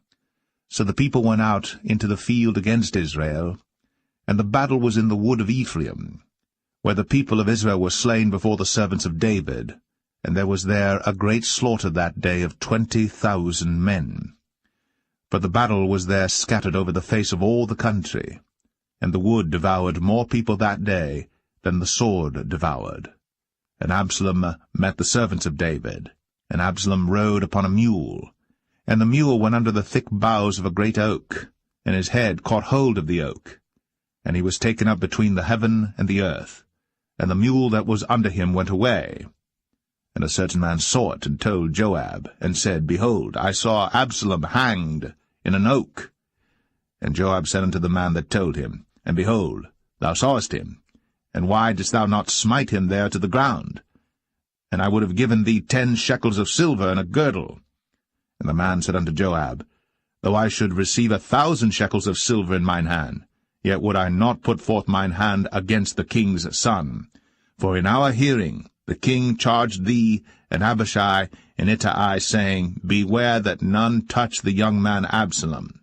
Otherwise I should have wrought falsehood against mine own life. For there is no matter hid from the king, and thou thyself wouldest have set thyself against me. Then said Joab, I may not tarry thus with thee. And he took 3 darts in his hand, and thrust them through the heart of Absalom, while he was yet alive, in the midst of the oak. And 10 young men that bare Joab's armor compassed about, and smote Absalom, and slew him.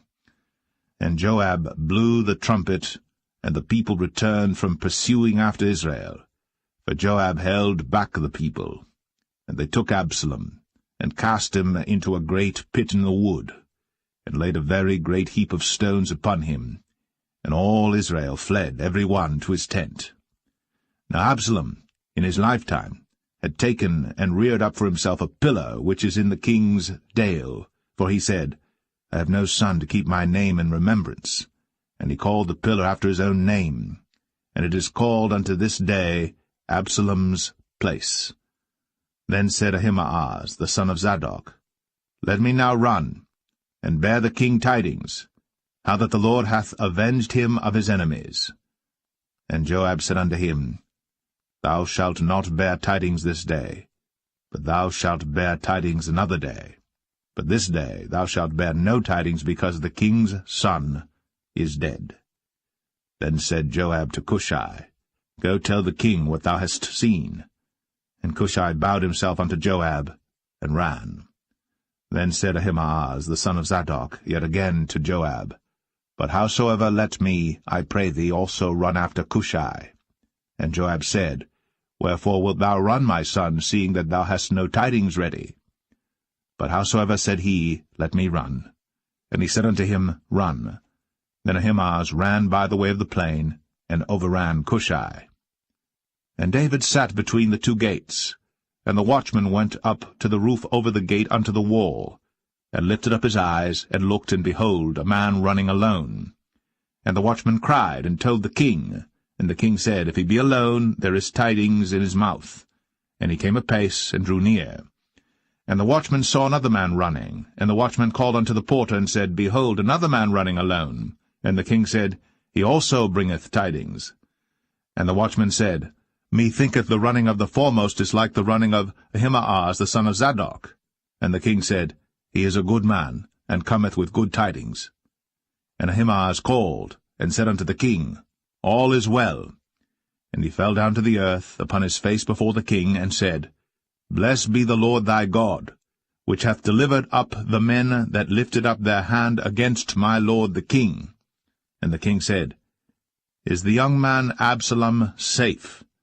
And Ahimaaz answered, When Joab sent the king's servant, and me thy servant, I saw a great tumult, but I knew not what it was. And the king said unto him, Turn aside, and stand here. And he turned aside, and stood still. And behold, Cushai came. And Cushai said, Tidings, my lord the king. For the Lord hath avenged thee this day of all them that rose up against thee. And the king said unto Cushai, Is the young man Absalom safe? And Cushai answered, The enemies of my lord the king, and all that rise against thee to do thee hurt, be as that young man is. And the king was much moved, and went up to the chamber over the gate, and wept. And as he went, thus he said, O my son Absalom, my son Absalom, would God I had died for thee, O Absalom, my son, my son.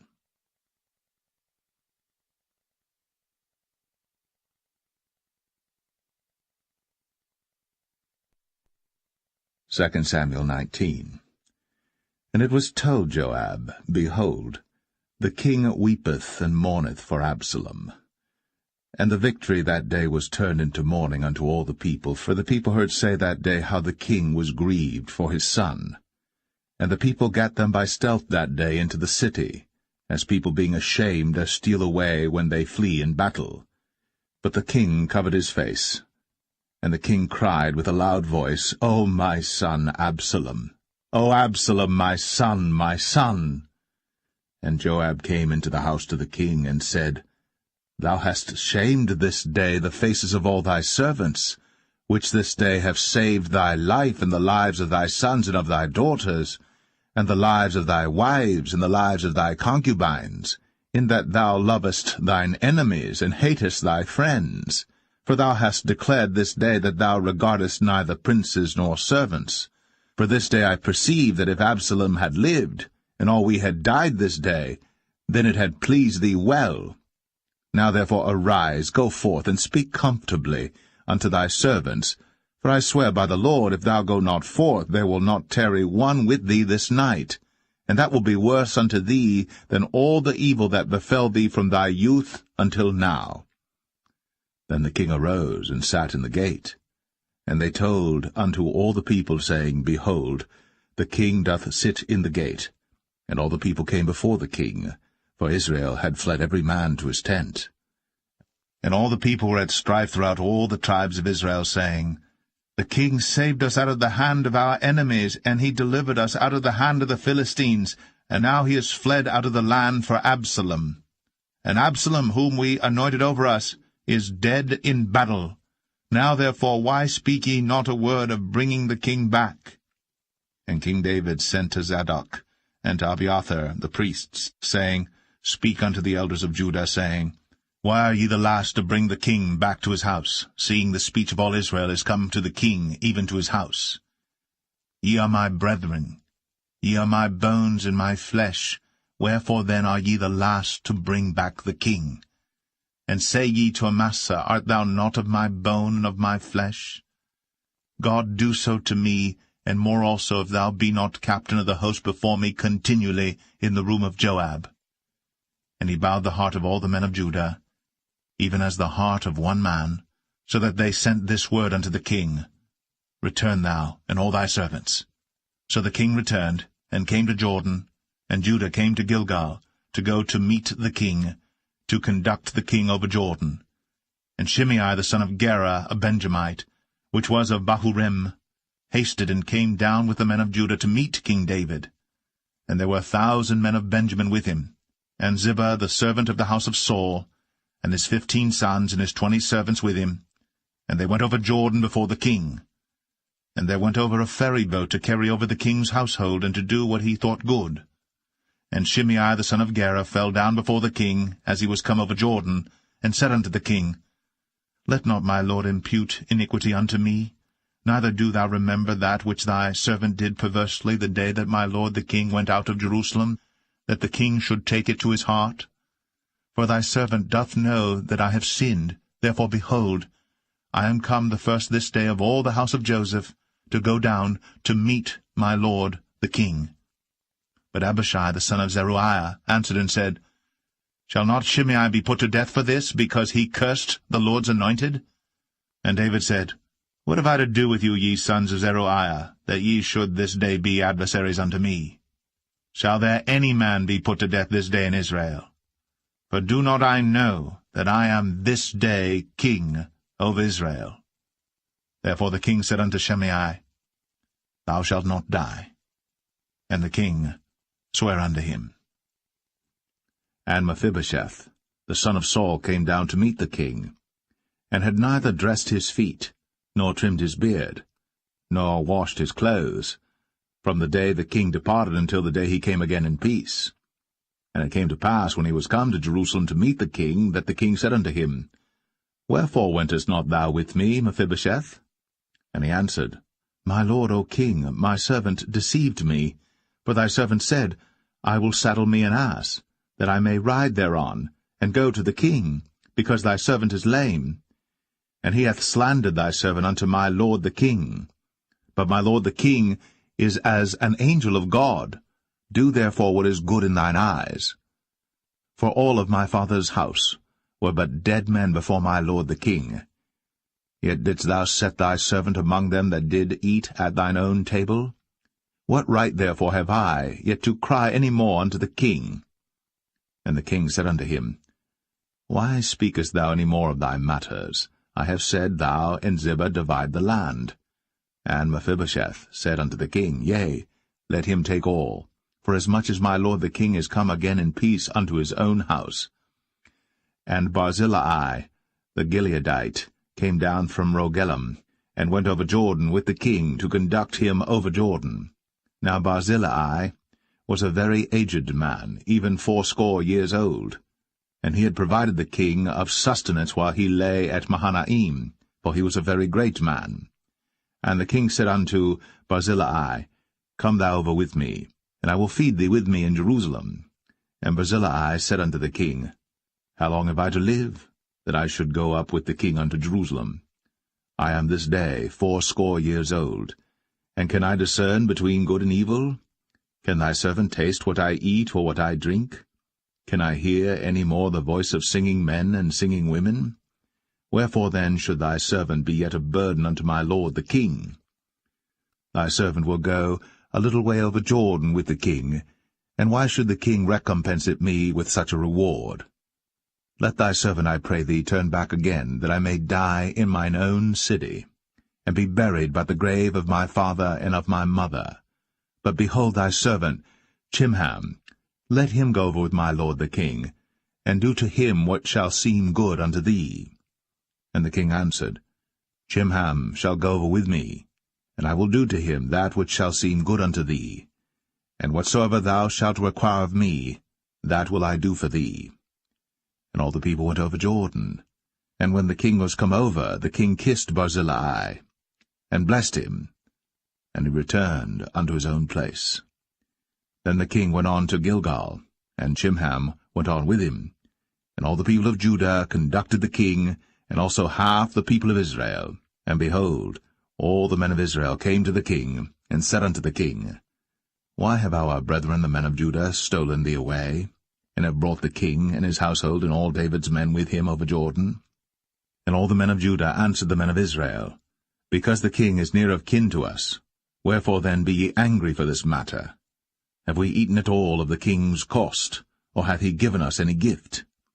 And the men of Israel answered the men of Judah, and said, We have 10 parts in the king, and we have also more right in David than ye. Why then did ye despise us, that our advice should not be first had in bringing back our king? And the words of the men of Judah were fiercer than the words of the men of Israel.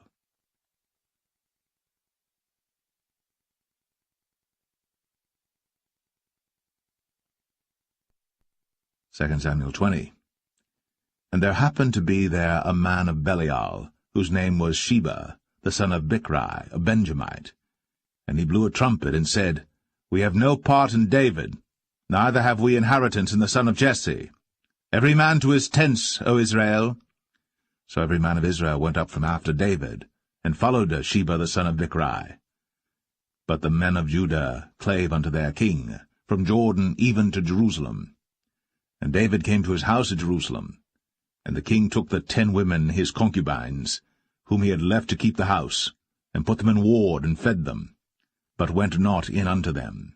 So they were shut up unto the day of their death, living in widowhood. Then said the king to Amasa, Assemble me the men of Judah within 3 days, and be thou here present. So Amasa went to assemble the men of Judah, but he tarried longer than the set time which he had appointed him. And David said to Abishai, Now shall Sheba the son of Bichri do us more harm than did Absalom. Take thou thy lord's servants, and pursue after him, lest he get him fenced cities and escape us. And there went out after him Joab's men, and the Cherethites and the Pelethites, and all the mighty men, and they went out of Jerusalem, to pursue after Sheba the son of Bichri.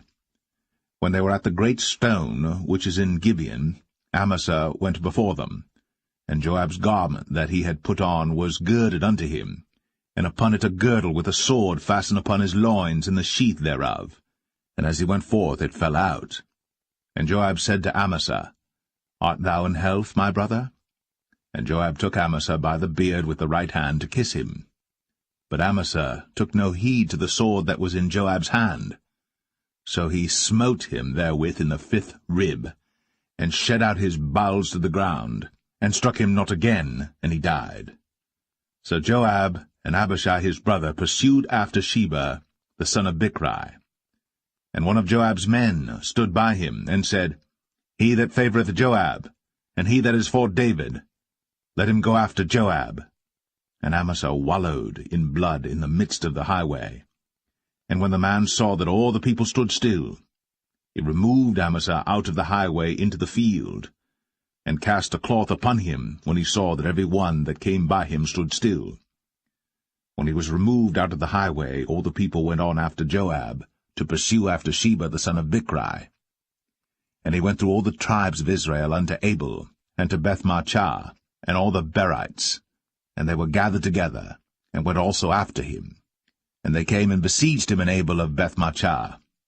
And they cast up a bank against the city, and it stood in the trench, and all the people that were with Joab battered the wall to throw it down.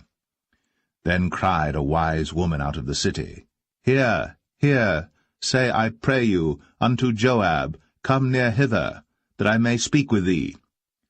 And when he was come near unto her, the woman said, Art thou Joab? And he answered, I am he. Then she said unto him, Hear the words of thine handmaid. And he answered, I do hear. Then she spake, saying, They were wont to speak in old times, saying, They shall surely ask counsel at Abel. And so they ended the matter. I am one of them that are peaceable and faithful in Israel. Thou seekest to destroy a city and a mother in Israel. Why wilt thou swallow up the inheritance of the Lord? And Joab answered and said, far be it from me that I should swallow up or destroy. The matter is not so. But a man of Mount Ephraim, Sheba, the son of Bichri by name, hath lifted up his hand against the king, even against David. Deliver him only, and I will depart from the city. And the woman said unto Joab, Behold, his head shall be thrown to thee over the wall. Then the woman went unto all the people in her wisdom, and they cut off the head of Sheba the son of Bichri, and cast it out to Joab. And he blew a trumpet, and they retired from the city, every man to his tent. And Joab returned to Jerusalem unto the king. Now Joab was over all the host of Israel, and Benaiah the son of Jehoiada was over the Cherethites and over the Pelethites, and Adoram was over the tribute, and Jehoshaphat the son of Ahilud was recorder, and Sheva was scribe, and Zadok and Abiathar were priests, and Ira also the Jerite was a chief ruler about David.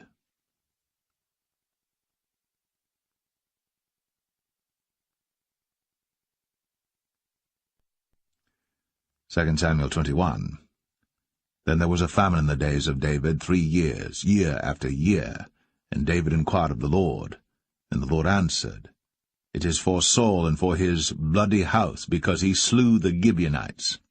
And the king called the Gibeonites, and said unto them, Now the Gibeonites were not of the children of Israel, but of the remnant of the Amorites, and the children of Israel had sworn unto them. And Saul sought to slay them in his zeal to the children of Israel and Judah. Wherefore David said unto the Gibeonites, What shall I do for you? And wherewith shall I make the atonement, that ye may bless the inheritance of the Lord? And the Gibeonites said unto him, We will have no silver nor gold of Saul, nor of his house, neither for us shalt thou kill any man in Israel.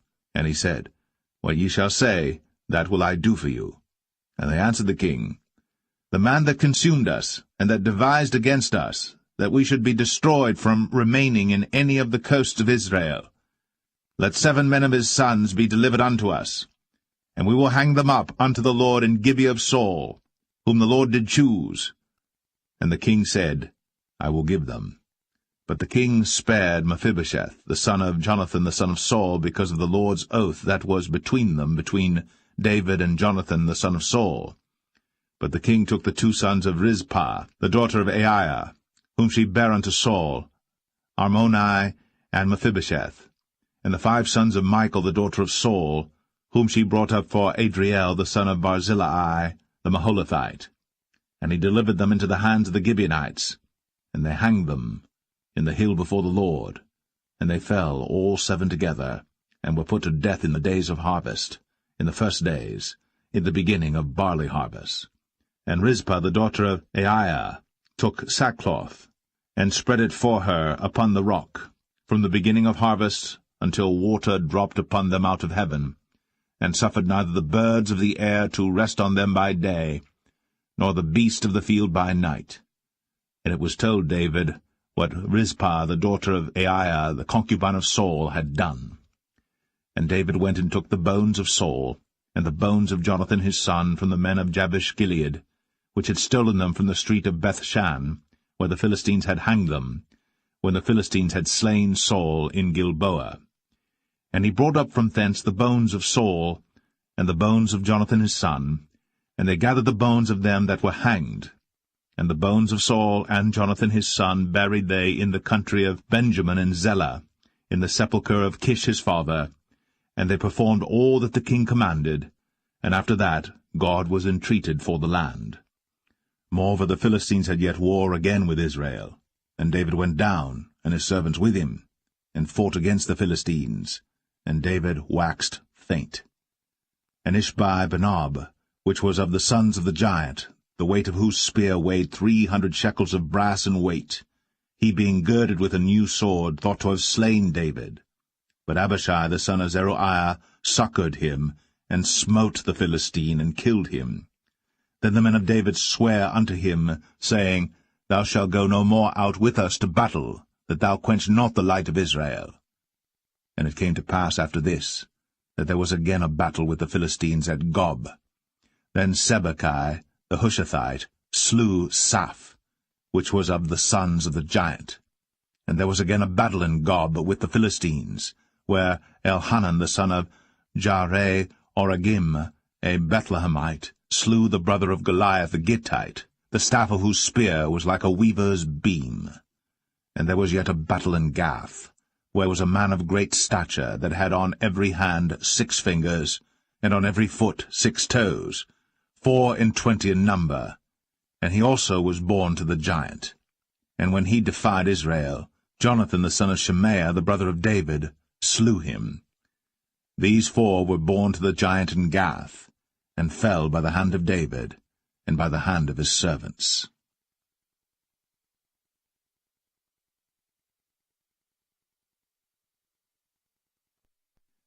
2 Samuel 22. And David spake unto the Lord the words of this song in the day that the Lord had delivered him out of the hand of all his enemies, and out of the hand of Saul. And he said, The Lord is my rock, and my fortress, and my deliverer. The God of my rock, in him will I trust. He is my shield, and the horn of my salvation, my high tower, and my refuge, my Saviour. Thou savest me from violence. I will call on the Lord, who is worthy to be praised. So shall I be saved from mine enemies. When the waves of death compassed me, the floods of ungodly men made me afraid. The sorrows of hell compassed me about, the snares of death prevented me. In my distress I called upon the Lord, and cried to my God, and he did hear my voice out of his temple, and my cry did enter into his ears. Then the earth shook and trembled, the foundations of heaven moved and shook, because he was wroth. There went up a smoke out of his nostrils, and fire out of his mouth devoured. Coals were kindled by it. He bowed the heavens also, and came down, and darkness was under his feet. And he rode upon a cherub, and did fly, and he was seen upon the wings of the wind. And he made darkness pavilions round about him, dark waters, and thick clouds of the skies. Through the brightness before him were coals of fire kindled. The Lord thundered from heaven, and the Most High uttered his voice. And he sent out arrows, and scattered them, lightning, and discomfited them. And the channels of the sea appeared. The foundations of the world were discovered, at the rebuking of the Lord, at the blast of the breath of his nostrils. He sent from above, he took me, he drew me out of many waters. He delivered me from my strong enemy, and from them that hated me. For they were too strong for me. They prevented me in the day of my calamity. But the Lord was my stay. He brought me forth also into a large place. He delivered me because he delighted in me. The Lord rewarded me according to my righteousness, according to the cleanness of my hands hath he recompensed me. For I have kept the ways of the Lord, and have not wickedly departed from my God. For all his judgments were before me, and as for his statutes, I did not depart from them. I was also upright before him, and have kept myself from mine iniquity. Therefore the Lord hath recompensed me according to my righteousness, according to my cleanness in his eyesight. With the merciful thou wilt show thyself merciful, and with the upright man thou wilt show thyself upright. With the pure thou wilt show thyself pure, and with the froward thou wilt show thyself unsavoury. And the afflicted people thou wilt save, but thine eyes are upon the haughty, that thou mayest bring them down. For thou art my lamp, O Lord, and the Lord will lighten my darkness.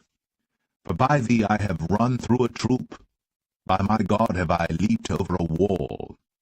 As for God, his way is perfect.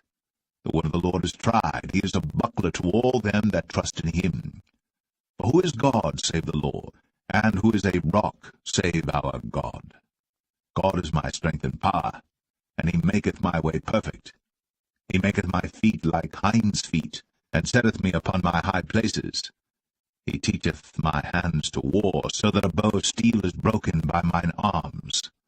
Thou hast also given me the shield of thy salvation, and thy gentleness hath made me great. Thou hast enlarged my steps under me, so that my feet did not slip. I have pursued mine enemies, and destroyed them, and turned not again until I had consumed them. And I have consumed them and wounded them, that they could not arise. Yea, they are fallen under my feet. For thou hast girded me with strength to battle. Them that rose up against me hast thou subdued under me. Thou hast also given me the necks of mine enemies, that I might destroy them that hate me. They looked, but there was none to save, even unto the Lord. But he answered them not. Then did I beat them as small as the dust of the earth.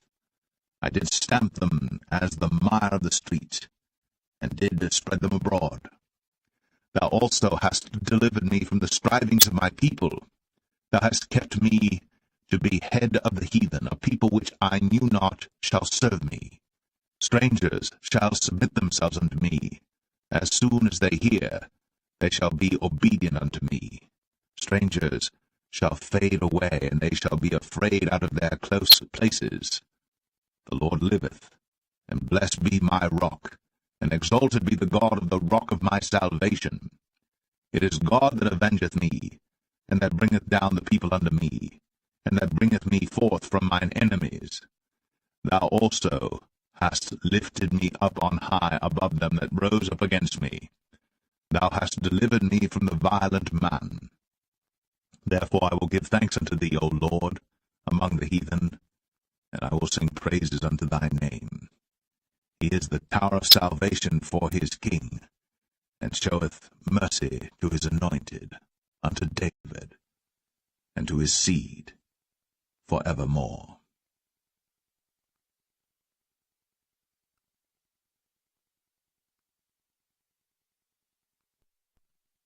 Second Samuel 23. Now these be the last words of David.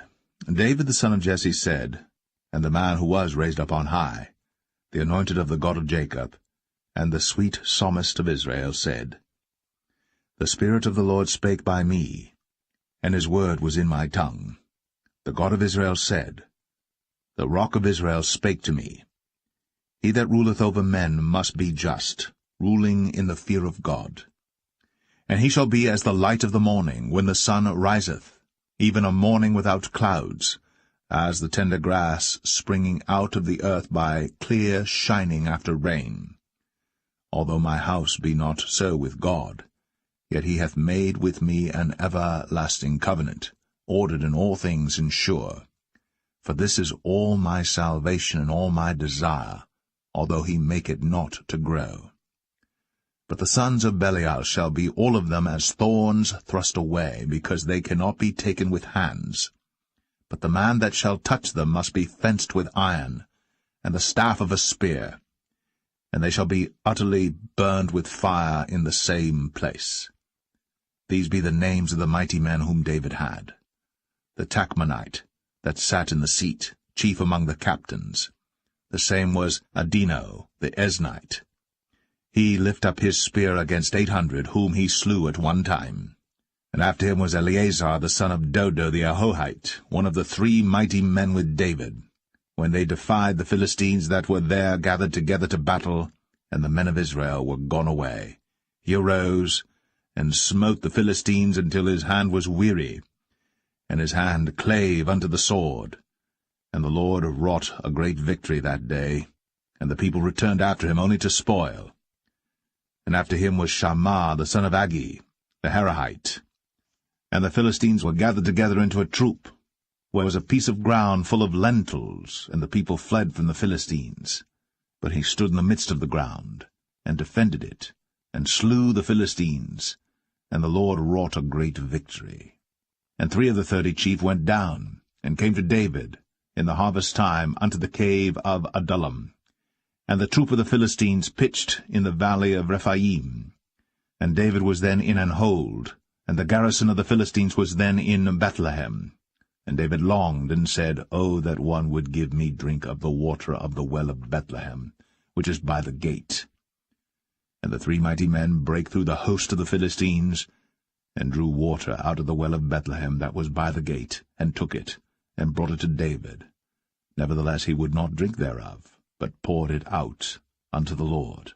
And he said, Be it far from me, O Lord, that I should do this. Is not this the blood of the men that went in jeopardy of their lives? Therefore he would not drink it. These things did these 3 mighty men. And Abishai the brother of Joab, the son of Zeruiah, was chief among 3. And he lifted up his spear against 300, and slew them, and had the name among 3. Was he not most honorable of 3? Therefore he was their captain, howbeit he attained not unto the first 3. And Benaiah the son of Jehoiada, the son of a valiant man of Kabzeel, who had done many acts, he slew 2 lion-like men of Moab. He went down also and slew a lion in the midst of a pit in time of snow. And he slew an Egyptian, a goodly man. And the Egyptian had a spear in his hand. But he went down to him with a staff, and plucked the spear out of the Egyptian's hand, and slew him with his own spear. These things did Benaiah the son of Jehoiada, and had the name among 3 mighty men. He was more honorable than the 30, but he attained not to the first 3. And David set him over his guard. Asahel the brother of Joab was one of the 30, Elhanan the son of Dodo of Bethlehem, Shammah the Harodite, Elika the Harodite, Helez the Paltite, Ira the son of Ikesh the Tekoite, Abiezer the Anethathite, Mebunai the Hushathite, Zalman the Ahohite, Maharai the Netophathite, Heleb the son of Baanah a Netophathite, Ittai the son of Ribai, out of Gibeah of the children of Benjamin, Benaiah the Parathonite, Hiddai of the brooks of Gaash, Abialbon the Arbathite, Asmaveth the Bahamite, Eliabah the Shaalbanite, of the sons of Jashan, Jonathan, Shammah the Hararite, Ahiam the son of Sharah, the Hararite, Eliphalet the son of Ahasbai, the son of the Maacathite, Eliam the son of Ahithophel the Gelonite,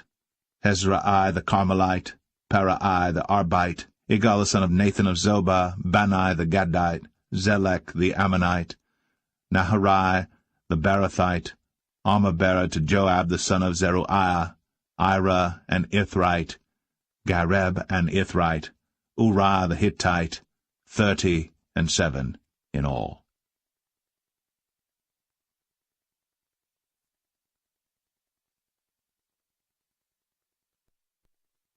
Second Samuel 24. And again the anger of the Lord was kindled against Israel. And he moved David against them to say, Go, number Israel and Judah. For the king said to Joab, the captain of the hosts, which was with him, Go now through all the tribes of Israel, from Dan even to Beersheba, and number ye the people, that I may know the number of the people. And Joab said unto the king, Now the Lord thy God add unto the people, how many soever they be, 100-fold, and that the eyes of my lord the king may see it. But why doth my lord the king delight in this thing? Notwithstanding the king's word prevailed against Joab and against the captains of the host. And Joab and the captains of the host went out from the presence of the king, to number the people of Israel. And they passed over Jordan, and pitched in Aroer, on the right side of the city that lieth in the midst of the river of Gad, and toward Jazer. Then they came to Gilead, and to the land of Tatim Hoshai, and they came to Dan Jaan, and about to Zidon, and came to the stronghold of Tyre, and to all the cities of the Hivites and of the Canaanites, and they went out to the south of Judah, even to Beersheba. So when they had gone through all the land, they came to Jerusalem at the end of 9 months and 20 days. And Joab gave up the sum of the number of the people unto the king, and there were in Israel 800,000 valiant men that drew the sword, and the men of Judah were 500,000 men. And David's heart smote him after that he had numbered the people. And David said unto the Lord, I have sinned greatly in that I have done. And now, I beseech thee, O Lord, take away the iniquity of thy servant, for I have done very foolishly. For when David was up in the morning, the word of the Lord came unto the prophet Gad, David's seer, saying, Go and say unto David, Thus saith the Lord, I offer thee 3 things. Choose thee one of them, that I may do it unto thee. So Gad came to David and told him, and said unto him, Shall 7 years of famine come unto thee in thy land? Or wilt thou flee 3 months before thine enemies, while they pursue thee? Or that there be 3 days' pestilence in thy land? Now advise, and see what answer I shall return to him that sent me. And David said unto Gad, I am in a great strait. Let us fall now into the hand of the Lord, for his mercies are great, and let me not fall into the hand of man. So the Lord sent a pestilence upon Israel, from the morning even to the time appointed. And there died of the people from Dan even to Beersheba 70,000 men. And when the angel stretched out his hand upon Jerusalem to destroy it, the Lord repented him of the evil, and said to the angel that destroyed the people, It is enough. Stay now thine hand. And the angel of the Lord was by the threshing place of Araunah the Jebusite. And David spake unto the Lord when he saw the angel that smote the people, and said, Lo, I have sinned, and I have done wickedly. But these sheep, what have they done? Let thine hand, I pray thee, be against me, and against my father's house. And Gad came that day to David, and said unto him, Go up, rear an altar unto the Lord in the threshing floor of Araunah the Jebusite. And David, according to the saying of Gad, went up as the Lord commanded. And Araunah looked, and saw the king and his servants coming on toward him. And Araunah went out, and bowed himself before the king on his face upon the ground. And Araunah said, Wherefore is my lord the king come to his servant? And David said, To buy the threshing floor of thee, to build an altar unto the Lord, that the plague may be stayed from the people. And Araunah said unto David, Let my lord the king take and offer up what seemeth good unto him. Behold, here be oxen for burnt sacrifice, and threshing instruments, and other instruments of the oxen for wood. All these things did Araunah as a king give unto the king. And Araunah said unto the king, The Lord thy God accept thee. And the king said unto Araunah, Nay, but I will surely buy it of thee at a price. Neither will I offer burnt offerings unto the Lord my God of that which doth cost me nothing. So David bought the threshing floor and the oxen for 50 shekels of silver. And David built there an altar unto the Lord, and offered burnt offerings and peace offerings. So the Lord was entreated for the land, and the plague was stayed from Israel.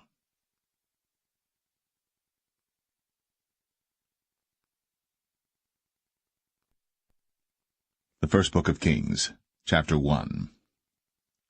Now King David was old, and stricken in years, and they covered him with clothes, but he gat no heat. Wherefore his servants said unto him, Let there be sought for my lord the king a young virgin, and let her stand before the king, and let her cherish him, and let her lie in thy bosom, that my lord the king may get heat. So they sought for a fair damsel throughout all the coasts of Israel, and found Abishag, a Shunammite, and brought her to the king. And the damsel was very fair, and cherished the king, and ministered to him. But the king knew her not. Then Adonijah the son of Haggith exalted himself, saying, I will be king. And he prepared him chariots and horsemen, and 50 men to run before him. And his father had not displeased him at any time in saying, Why hast thou done so? And he also was a very goodly man. And his mother bare him after Absalom. And he conferred with Joab the son of Zeruiah, and with Abiathar the priest, and they, following Adonijah, helped him. But Zadok the priest, and Benaiah the son of Jehoiada, and Nathan the prophet, and Shimei, and Rei, and the mighty men which belonged to David, were not with Adonijah. And Adonijah slew sheep and oxen and fat cattle by the stone of Zoheleth, which is by En-Rogel, and called all his brethren the king's sons, and all the men of Judah the king's servants. But Nathan the prophet, and Benaiah, and the mighty men, and Solomon his brother, he called not. Wherefore Nathan spake unto Bathsheba, the mother of Solomon, saying, Hast thou not heard that Adonijah the son of Haggith doth reign, and David our Lord knoweth it not? Now therefore come, let me, I pray thee, give thee counsel, that thou mayest save thine own life, and the life of thy son Solomon.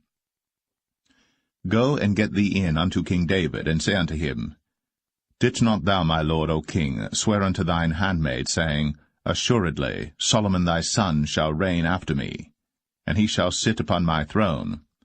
Why then doth Adonijah reign? Behold, while thou yet talkest there with the king, I also will come in after thee, and confirm thy words. And Bathsheba went in unto the king into the chamber, and the king was very old, and Abishag the Shunammite ministered unto the king. And Bathsheba bowed, and did obeisance unto the king. And the king said, What wouldst thou? And she said unto him, My lord, thou swearest by the Lord thy God unto thine handmaid, saying, Assuredly Solomon thy son shall reign after me, and he shall sit upon my throne. And now, behold, Adonijah reigneth, and now, my lord the king, thou knowest it not. And he hath slain oxen and fat cattle, and sheep in abundance, and hath called all the sons of the king, and Abiathar the priest, and Joab the captain of the host. But Solomon thy servant hath he not called. And thou, my lord, O king, the eyes of all Israel are upon thee, that thou shouldst tell them who shall sit on the throne of my lord the king after him. Otherwise it shall come to pass, when my lord the king shall sleep with his fathers, that I and my son Solomon shall be counted offenders. And lo, while she yet talked with the king, Nathan the prophet also came in. And they told the king, saying, Behold, Nathan the prophet. And when he was come in before the king, he bowed himself before the king with his face to the ground. And Nathan said, My lord, O king, hast thou said, Adonijah shall reign after me, and he shall sit upon my throne? For he is gone down this day, and hath slain oxen and fat cattle and sheep in abundance, and hath called all the king's sons, and the captains of the host, and Abiathar the priest, and behold, they eat and drink before him, and say, God save King Adonijah. But me, even me thy servant, and Zadok the priest, and Benaiah the son of Jehoiada, and thy servant Solomon hath he not called. Is this thing done by my lord the king, and thou hast not showed it unto thy servant, who should sit on the throne of my lord the king after him? Then King David answered and said, Call me Bathsheba. And she came into the king's presence, and stood before the king. And the king sware, and said, As the Lord liveth, that hath redeemed my soul out of all distress, even as I swear unto thee by the Lord God of Israel, saying, Assuredly Solomon thy son shall reign after me, and he shall sit upon my throne in my stead, even so will I certainly do this day. Then Bathsheba bowed with her face to the earth, and did reverence to the king, and said, Let my lord King David live for ever. And King David said, Call me Zadok the priest, and Nathan the prophet, and Benaiah the son of Jehoiada. And they came before the king. The king also said unto them, Take with you the servants of your lord, and cause Solomon my son to ride upon mine own mule, and bring him down to Gin. And let Zadok the priest, and Nathan the prophet, anoint him there king over Israel. And blow ye with the trumpet, and say, God save King Solomon. Then ye shall come up after him, that he may come and sit upon my throne, for he shall be king in my stead. And I have appointed him to be ruler over Israel and over Judah. And Benaiah the son of Jehoiada answered the king, and said, Amen. The Lord God of my lord the king say so too. As the Lord hath been with my lord the king, even so be he with Solomon, and make his throne greater than the throne of my lord, King David. So Zadok the priest, and Nathan the prophet, and Benaiah the son of Jehoiada, and the Cherethites, and the Pelethites, went down, and caused Solomon to ride upon King David's mule, and brought him to Gin. And Zadok the priest took an horn of oil out of the tabernacle, and anointed Solomon, and they blew the trumpet. And all the people said, God save King Solomon. And all the people came up after him, and the people piped with pipes, and rejoiced with great joy, so that the earth rent with the sound of them. And Adonijah and all the guests that were with him heard it as they had made an end of eating. And when Joab heard the sound of the trumpet, he said, Wherefore is this noise of the city being in an uproar? And while he yet spake, behold, Jonathan the son of Abiathar the priest came. And Adonijah said unto him, Come in, for thou art a valiant man, and bringest good tidings. And Jonathan answered and said to Adonijah, Verily, our lord King David hath made Solomon king. And the king hath sent with him Zadok the priest, and Nathan the prophet, and Benaiah the son of Jehoiada, and the Cherethites and the Pelethites, and they have caused him to ride upon the king's mule. And Zadok the priest, and Nathan the prophet, have anointed him king in Gin, and they are come up from thence, rejoicing, so that the city rang again. This is the noise that ye have heard. And also Solomon sitteth on the throne of the kingdom. And moreover, the king's servants came to bless our lord King David, saying, God make the name of Solomon better than thy name, and make his throne greater than thy throne. And the king bowed himself upon the bed. And also thus said the king, Blessed be the Lord God of Israel, which hath given one to sit on my throne this day, mine eyes even seeing it. And all the guests that were with Adonijah were afraid, and rose up, and went every man his way. And Adonijah feared because of Solomon, and arose, and went, and caught hold on the horns of the altar. And it was told Solomon, saying, Behold, Adonijah feareth King Solomon, for, lo, he hath caught hold on the horns of the altar, saying, Let King Solomon swear unto me today, that he will not slay his servant with the sword. And Solomon said, If he will show himself a worthy man, there shall not an hair of him fall to the earth. But if wickedness shall be found in him, he shall die. So King Solomon sent, and they brought him down from the altar, and he came, and bowed himself to King Solomon. And Solomon said unto him, Go to thine house.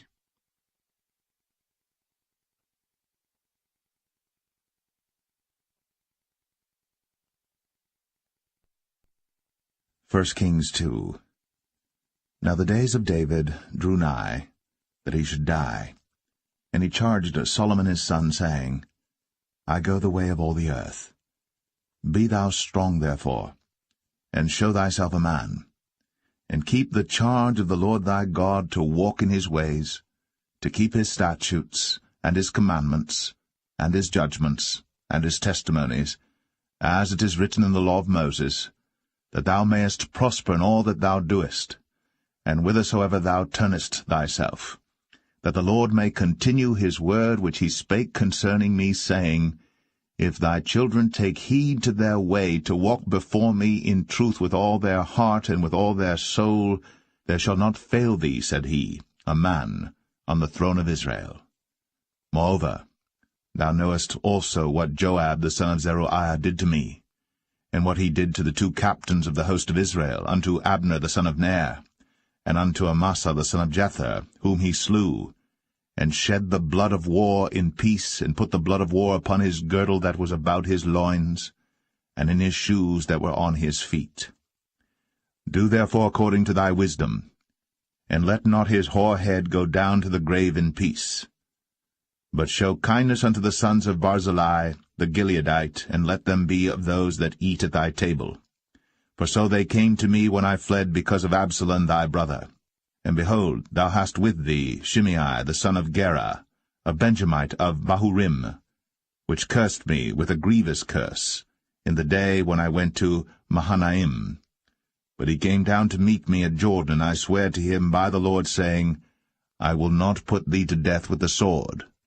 Now therefore hold him not guiltless, for thou art a wise man, and knowest what thou oughtest to do unto him. But his hoar head bring thou down to the grave with blood. So David slept with his fathers, and was buried in the city of David. And the days that David reigned over Israel were 40 years. 7 years reigned he in Hebron, and 33 years reigned he in Jerusalem. Then sat Solomon upon the throne of David his father, and his kingdom was established greatly.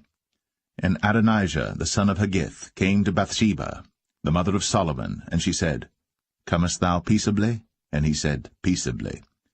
He said, Moreover, I have somewhat to say unto thee. And she said, Say on. And he said, Thou knowest that the kingdom was mine, and that all Israel set their faces on me, that I should reign. Howbeit the kingdom is turned about, and is become my brother's, for it was his from the Lord. And now I ask one petition of thee, deny me not. And she said unto him, Say on. And he said, Speak, I pray thee, unto Solomon the king. For he will not say thee nay, that he give me Abishag the Shunammite to wife. And Bathsheba said, Well, I will speak for thee unto the king. Bathsheba therefore went unto King Solomon, to speak unto him for Adonijah. And the king rose up to meet her, and bowed himself unto her, and sat down on his throne, and caused a seat to be set for the king's mother. And she sat on his right hand. Then she said, I desire one small petition of thee. I pray thee, say me not nay. And the king said unto her, Ask on, my mother, for I will not say thee nay. And she said, Let Abishag the Shunammite be given to Adonijah thy brother to wife. And King Solomon answered and said unto his mother, And why dost thou ask Abishag the Shunammite for Adonijah? Ask for him the kingdom also? For he is mine elder brother, even for him, and for Abiathar the priest, and for Joab the son of Zeruiah. Then King Solomon sware by the Lord, saying, God do so to me, and more also, if Adonijah have not spoken this word against his own life. Now therefore, as the Lord liveth, which hath established me, and set me on the throne of David my father, and who hath made me an house, as he promised, Adonijah shall be put to death this day. And King Solomon sent by the hand of Benaiah the son of Jehoiada, and he fell upon him, that he died. And unto Abiathar the priest said the king, Get thee to Anathoth, unto thine own fields, for thou art worthy of death. But I will not at this time put thee to death, because thou bearest the ark of the Lord God before David my father, and because thou hast been afflicted in all wherein my father was afflicted. So Solomon thrust out Abiathar from being priest unto the Lord, that he might fulfill the word of the Lord, which he spake concerning the house of Eli in Shiloh. Then tidings came to Joab, For Joab had turned after Adonijah, though he turned not after Absalom. And Joab fled unto the tabernacle of the Lord, and caught hold on the horns of the altar. And it was told King Solomon that Joab was fled unto the tabernacle of the Lord, and behold, he is by the altar. Then Solomon sent Benaiah the son of Jehoiada, saying, Go, fall upon him. And Benaiah came to the tabernacle of the Lord, and said unto him, Thus saith the king, Come forth. And he said, Nay, but I will die here. And Benaiah brought the king word again, saying, Thus said Joab. And thus he answered me. And the king said unto him, Do as he hath said, and fall upon him, and bury him, that thou mayest take away the innocent blood, which Joab shed from me, and from the house of my father.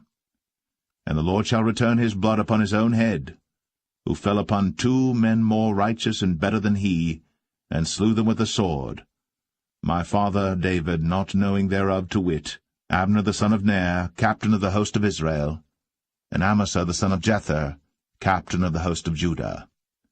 Their blood shall therefore return upon the head of Joab, and upon the head of his seed for ever.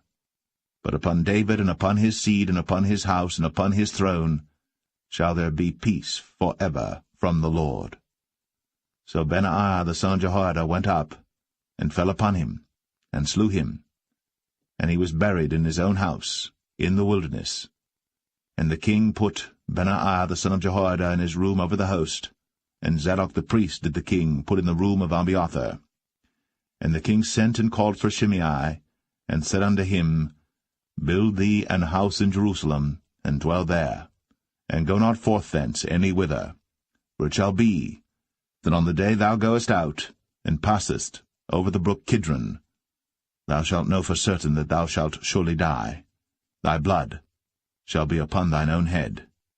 And Shimei said unto the king, The saying is good. As my lord the king hath said, so will thy servant do. And Shimei dwelt in Jerusalem many days.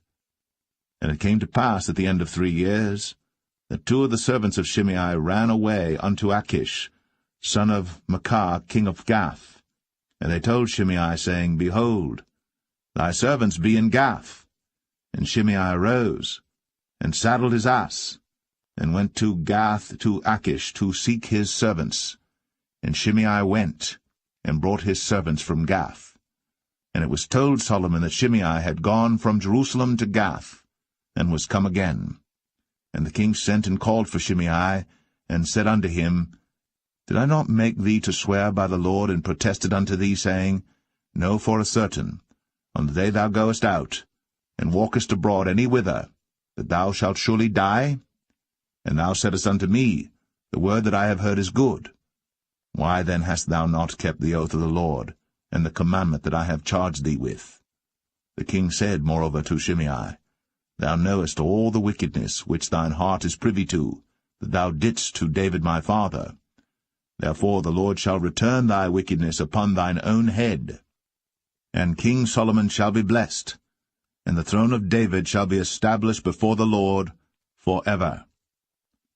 So the king commanded Benaiah the son of Jehoiada, which went out, and fell upon him that he died.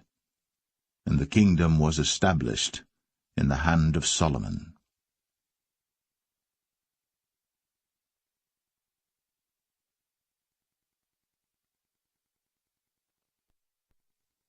First Kings 3.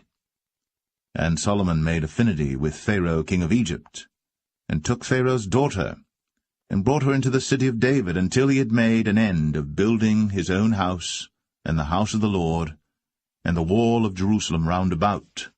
Only the people sacrificed in high places, because there was no house built unto the name of the Lord, until those days. And Solomon loved the Lord, walking in the statutes of David his father. Only he sacrificed and burnt incense in high places. And the king went to Gibeon to sacrifice there, for that was the great high place. 1,000 burnt offerings did Solomon offer upon that altar. In Gibeon the Lord appeared to Solomon in a dream by night, and God said, Ask what I shall give thee. And Solomon said, Thou hast shown unto thy servant David my father great mercy, according as he walked before thee in truth, and in righteousness, and in uprightness of heart with thee. And thou hast kept for him this great kindness, that thou hast given him a son, to sit on his throne, as it is this day. And now, O Lord my God, thou hast made thy servant king, instead of David my father. And I am but a little child. I know not how to go out or come in. And thy servant is in the midst of thy people, which thou hast chosen, a great people, that cannot be numbered nor counted for multitude. Give therefore thy servant an understanding heart to judge thy people, that I may discern between good and bad. For who is able to judge this, thy so great a people? And the speech pleased the Lord, that Solomon had asked this thing.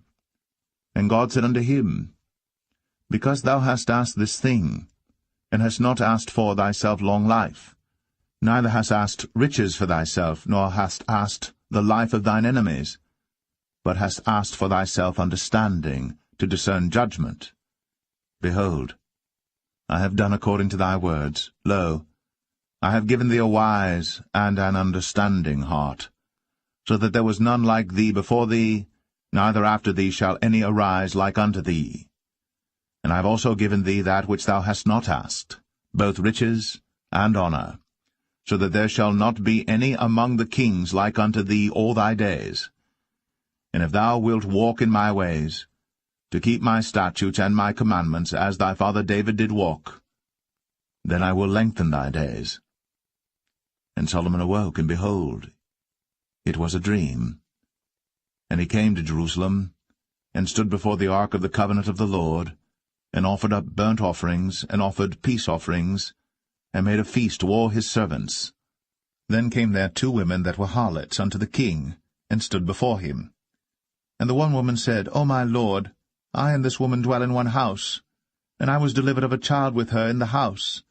And it came to pass, the 3rd day after that I was delivered, that this woman was delivered also, and we were together. There was no stranger with us in the house, save we 2 in the house. And this woman's child died in the night, because she overlaid it. And she arose at midnight, and took my son from beside me while thine handmaid slept, and laid it in her bosom, and laid her dead child in my bosom. And when I rose in the morning to give my child suck, behold, it was dead. But when I had considered it in the morning, behold, it was not my son which I did bear. And the other woman said, Nay, but the living is my son, and the dead is thy son. And this said, No, but the dead is thy son, and the living is my son. Thus they spake before the king. Then said the king, The one saith, This is my son that liveth, and thy son is the dead. And the other saith, Nay, but thy son is the dead, and my son is the living. And the king said, Bring me a sword. And they brought a sword before the king. And the king said, Divide the living child in 2, and give half to the one, and half to the other. Then spake the woman, whose the living child was, unto the king. For her bowels yearned upon her son, and she said, O my lord, give her the living child, and in no wise slay it. But the other said, Let it be neither mine nor thine, but divide it. Then the king answered and said, Give her the living child, and in no wise slay it. She is the mother thereof. And all Israel heard of the judgment which the king had judged. And they feared the king, for they saw that the wisdom of God was in him, to do judgment.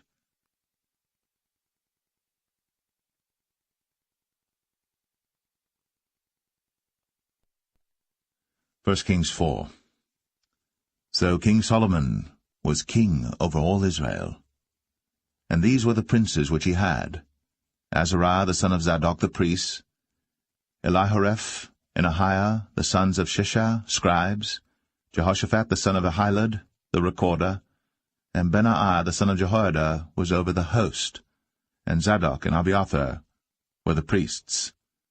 And Azariah the son of Nathan was over the officers, and Zabud the son of Nathan was principal officer, and the king's friend.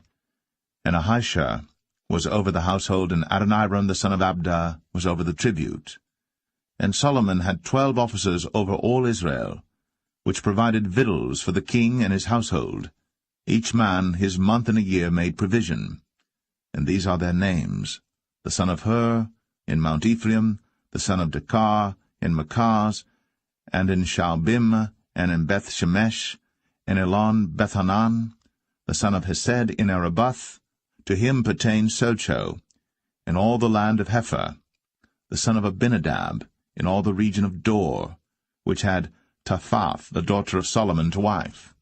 Baanah, the son of Ahilud, to him pertained Tanakh and Megiddo, in all Bethshan, which is by Zartanah beneath Jezreel, from Bethshan to Abel-Meholah, even unto the place that is beyond Jokneam. The son of Geber, in Ramoth-Gilead, to him pertain the towns of Jair, the son of Manasseh, which are in Gilead. To him also pertain the region of Argob, which is in Bashan, 80 great cities with walls and brazen bars. Ahinadab, the son of Edo, had Mahanaim. Ahimaaz was in Naphtali. He also took Basmath, the daughter of Solomon, to wife. Baanah, the son of Hushai, was in Asher and in Aloth. Jehoshaphat, the son of Paruah, in Issachar. Shimei, the son of Elah, in Benjamin. Geber, the son of Uri, was in the country of Gilead, in the country of Sihon, the king of the Amorites, and of Og, the king of Bashan, and he was the only officer which was in the land. Judah and Israel were many, as the sand which is by the sea in multitude, eating and drinking and making merry. And Solomon reigned over all kingdoms, from the river unto the land of the Philistines, and unto the border of Egypt. They brought presents, and served Solomon all the days of his life. And Solomon's provisions for one day was 30 measures of fine flour, and 80 measures of meal, 10 fat oxen, and 20 oxen out of the pastures, and 100 sheep beside harts and roebucks, and fallow deer and fatted fowl, for he had dominion over all the region on this side the river, from Tiphsah even to Azar, over all the kings on this side the river, and he had peace on all sides round about him. And Judah and Israel dwelt safely, every man under his vine and under his fig tree, from Dan even to Beersheba, all the days of Solomon. And Solomon had 40,000 stalls of horses for his chariots, and 12,000 horsemen. And those officers provided victual for King Solomon, and for all that came unto King Solomon's table, every man in his month, they lacked nothing. Barley also, and straw for the horses, and dromedaries brought they unto the place where the officers were, every man according to his charge. And God gave Solomon wisdom and understanding exceeding much, and largeness of heart, even as the sand that is on the seashore. And Solomon's wisdom excelled the wisdom of all the children of the east country, and all the wisdom of Egypt. For he was wiser than all men, than Ethan the Ezrahite, and Heman, and Chalcol, and Darda, the sons of Mahol, and his fame was in all nations round about. And he spake 3,000 proverbs, and his songs were 1,005. And he spake of trees, from the cedar tree that is in Lebanon, even unto the hyssop that springeth out of the wall. He spake also of beasts, and of fowl, and of creeping things, and of fishes. And there came of all people to hear the wisdom of Solomon, from all kings of the earth, which had heard of his wisdom.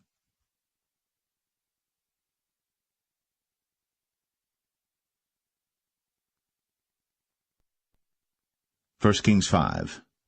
And Hiram king of Tyre sent his servants unto Solomon, for he had heard that they had anointed him king in the room of his father, for Hiram was ever a lover of David. And Solomon sent to Hiram, saying, Thou knowest how that David my father could not build an house unto the name of the Lord his God for the wars which were about him on every side, until the Lord put them under the soles of his feet. But now the Lord my God hath given me rest on every side, so that there is neither adversary nor evil occurrent. And behold, I purpose to build an house unto the name of the Lord my God, as the Lord spake unto David my father, saying, Thy son, whom I will set upon thy throne in thy room, he shall build an house unto my name. Now therefore command thou that they hew me cedar trees out of Lebanon, and my servants shall be with thy servants, and unto thee will I give hire for thy servants according to all that thou shalt appoint. For thou knowest that there is not among us any that can skill to hew timber like unto the Sidonians. And it came to pass, when Hiram heard the words of Solomon, that he rejoiced greatly, and said, Blessed be the Lord this day, which hath given unto David a wise son over this great people. And Hiram sent to Solomon, saying, I have considered the things which thou sentest to me for, and I will do all thy desire concerning timber of cedar, and concerning timber of fir. My servants shall bring them down from Lebanon unto the sea, and I will convey them by sea in floats unto the place that thou shalt appoint me, and will cause them to be discharged there. And thou shalt receive them, and thou shalt accomplish my desire in giving food for my household. So Hiram gave Solomon cedar trees and fir trees, according to all his desire. And Solomon gave Hiram 20,000 measures of wheat for food to his household, and 20 measures of pure oil. Thus gave Solomon to Hiram year by year. And the Lord gave Solomon wisdom, as he promised him. And there was peace between Hiram and Solomon, and they two made a league together. And King Solomon raised a levy out of all Israel, and the levy was 30,000 men. And he sent them to Lebanon, 10,000 a month by courses. A month they were in Lebanon, and 2 months at home, and Adoniram was over the levy. And Solomon had 70,000 that bare burdens, and 80,000 hewers in the mountains, beside the chief of Solomon's officers which were over the work, 3,300 which ruled over the people that wrought in the work. And the king commanded, and they brought great stones, costly stones, and hewed stones, to lay the foundation of the house. And Solomon's builders and Hiram's builders did hew them, and the stone squarers, so they prepared timber and stones to build the house.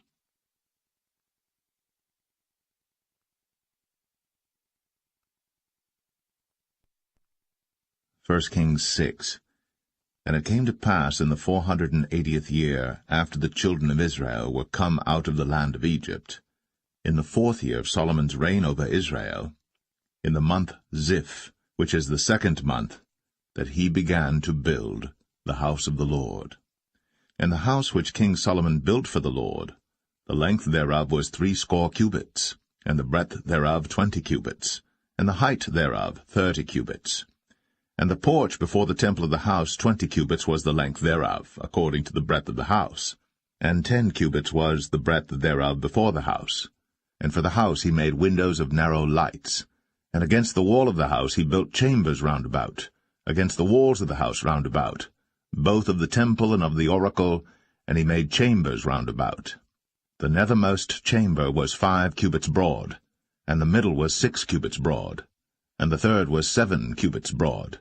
For without, in the wall of the house, he made narrowed rests round about, that the beams should not be fastened in the walls of the house.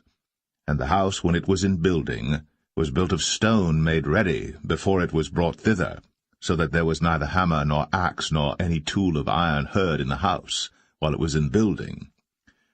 The door for the middle chamber was in the right side of the house, and they went up with winding stairs into the middle chamber, and out of the middle into the third. So he built the house, and finished it, and covered the house with beams and boards of cedar. And then he built chambers against all the house, 5 cubits high, and they rested on the house with timber of cedar. And the word of the Lord came to Solomon, saying, Concerning this house, which thou art in building, if thou wilt walk in my statutes, and execute my judgments, and keep all my commandments to walk in them, then will I perform my word with thee, which I spake unto David thy father, and I will dwell among the children of Israel, and will not forsake my people Israel. So Solomon built the house, and finished it. And he built the walls of the house within with boards of cedar, both the floor of the house and the walls of the ceiling, and he covered them on the inside with wood, and covered the floor of the house with planks of fir. And he built 20 cubits on the sides of the house, both the floor and the walls with boards of cedar, even built them for it within, even for the oracle, even for the most holy place. And the house, that is, the temple before it, was 40 cubits long. And the cedar of the house within was carved with knobs and open flowers. All was cedar. There was no stone seen. And the oracle he prepared in the house within, to set there the ark of the covenant of the Lord. And the oracle in the forepart was 20 cubits in length, and 20 cubits in breadth, and 20 cubits in the height thereof. And he overlaid it with pure gold, and so covered the altar which was of cedar.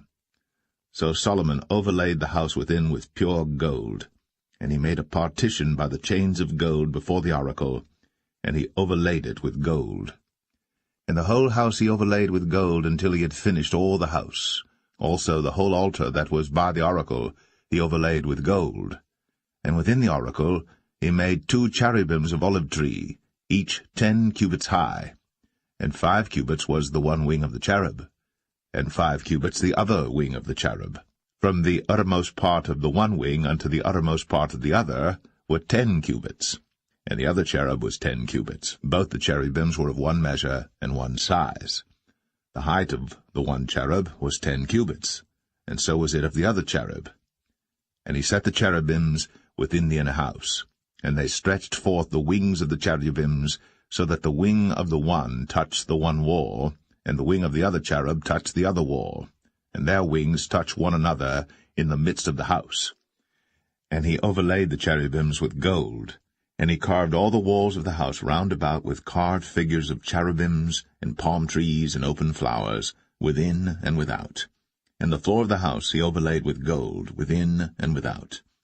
And for the entering of the oracle he made doors of olive tree. The lintel and side posts were a 5th part of the wall. The 2 doors also were of olive tree, and he carved upon them carvings of cherubims and palm trees and open flowers, and overlaid them with gold, and spread gold upon the cherubims and upon the palm trees. So also made he for the door of the temple posts of olive tree, a 4th part of the wall. And the 2 doors were of fir tree. The 2 leaves of the one door were folding, and the 2 leaves of the other door were folding.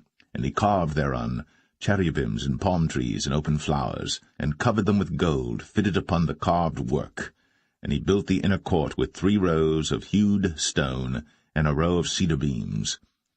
In the 4th year was the foundation of the house of the Lord laid, in the month Ziph. And in the 11th year, in the month Bul, which is the 8th month, was the house finished throughout all the parts thereof. And according to all the fashion of it, so was he 7 years in building it.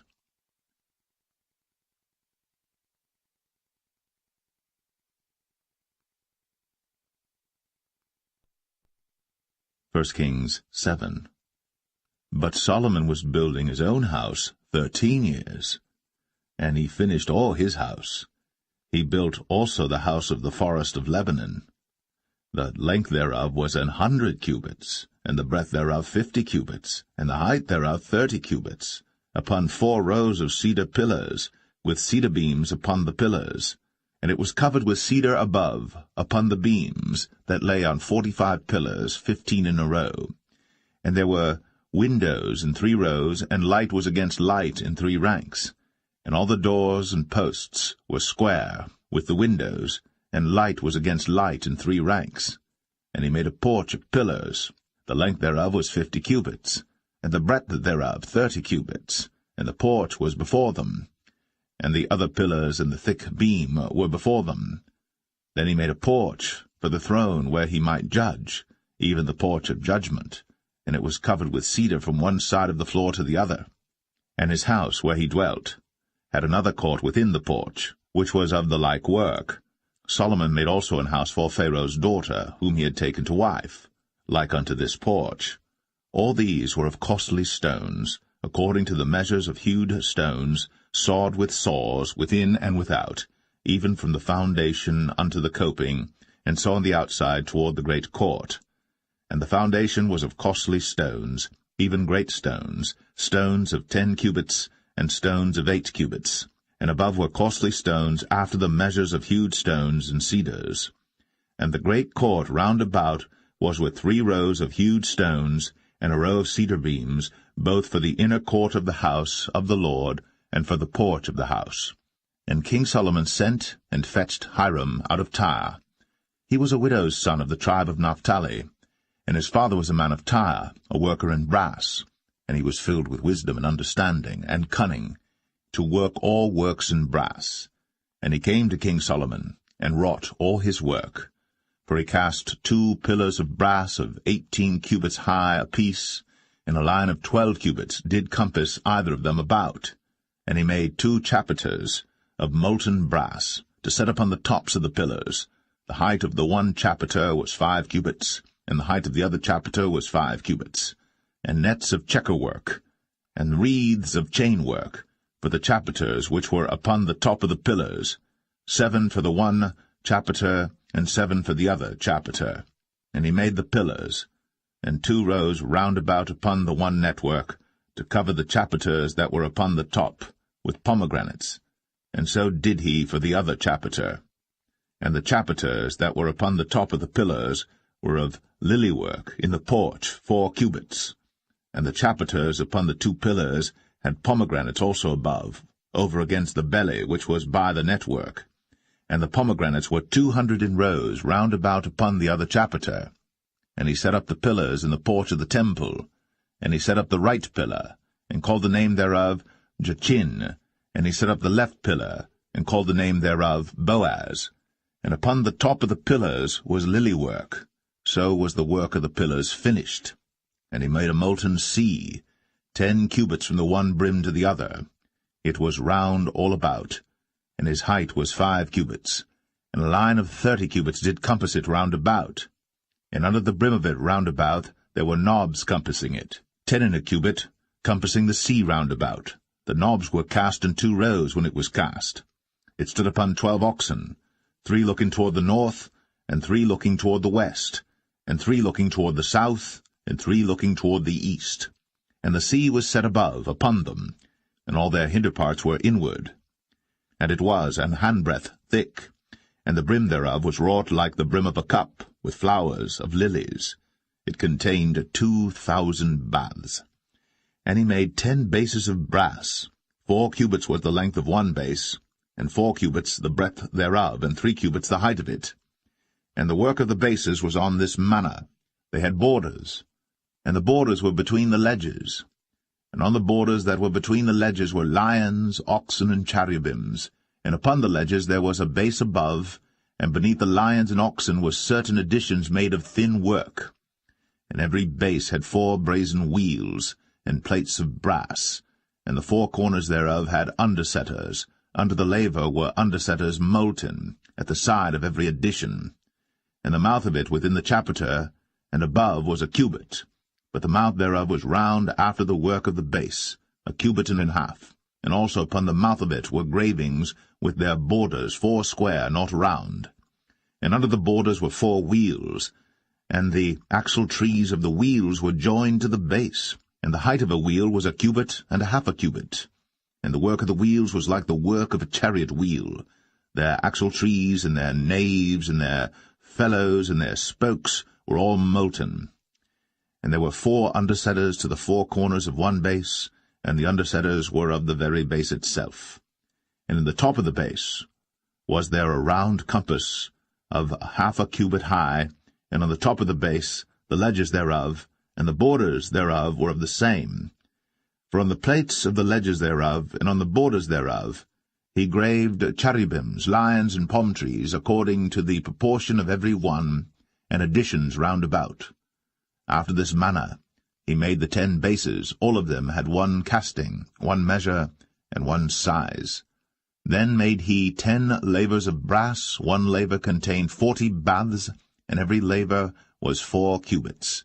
And upon every one of the 10 bases 1 laver. And he put 5 bases on the right side of the house, and 5 on the left side of the house. And he set the sea on the right side of the house eastward over against the south. And Hiram made the lavers, and the shovels, and the basins. So Hiram made an end of doing all the work that he made King Solomon for the house of the Lord.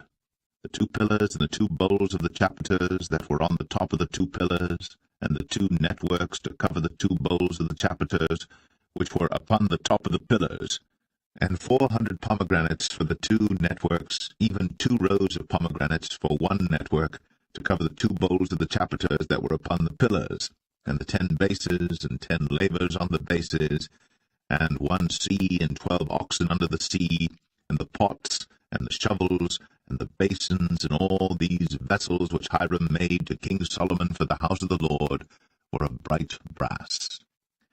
In the plain of Jordan did the king cast them, in the clay ground between Succoth and Zarthan. And Solomon left all the vessels unweighed, because they were exceeding many, neither was the weight of the brass found out. And Solomon made all the vessels that pertained unto the house of the Lord, the altar of gold, and the table of gold whereupon the showbread was, and the candlesticks of pure gold, 5 on the right side, and 5 on the left, before the oracle, with the flowers and the lamps, and the tongs of gold, and the bowls, and the snuffers, and the basins, and the spoons, and the censers of pure gold, and the hinges of gold, both for the doors of the inner house, the most holy place, and for the doors of the house, to wit, of the temple. So was ended all the work that King Solomon made for the house of the Lord. And Solomon brought in the things which David his father had dedicated, even the silver, and the gold, and the vessels, did he put among the treasures of the house of the Lord.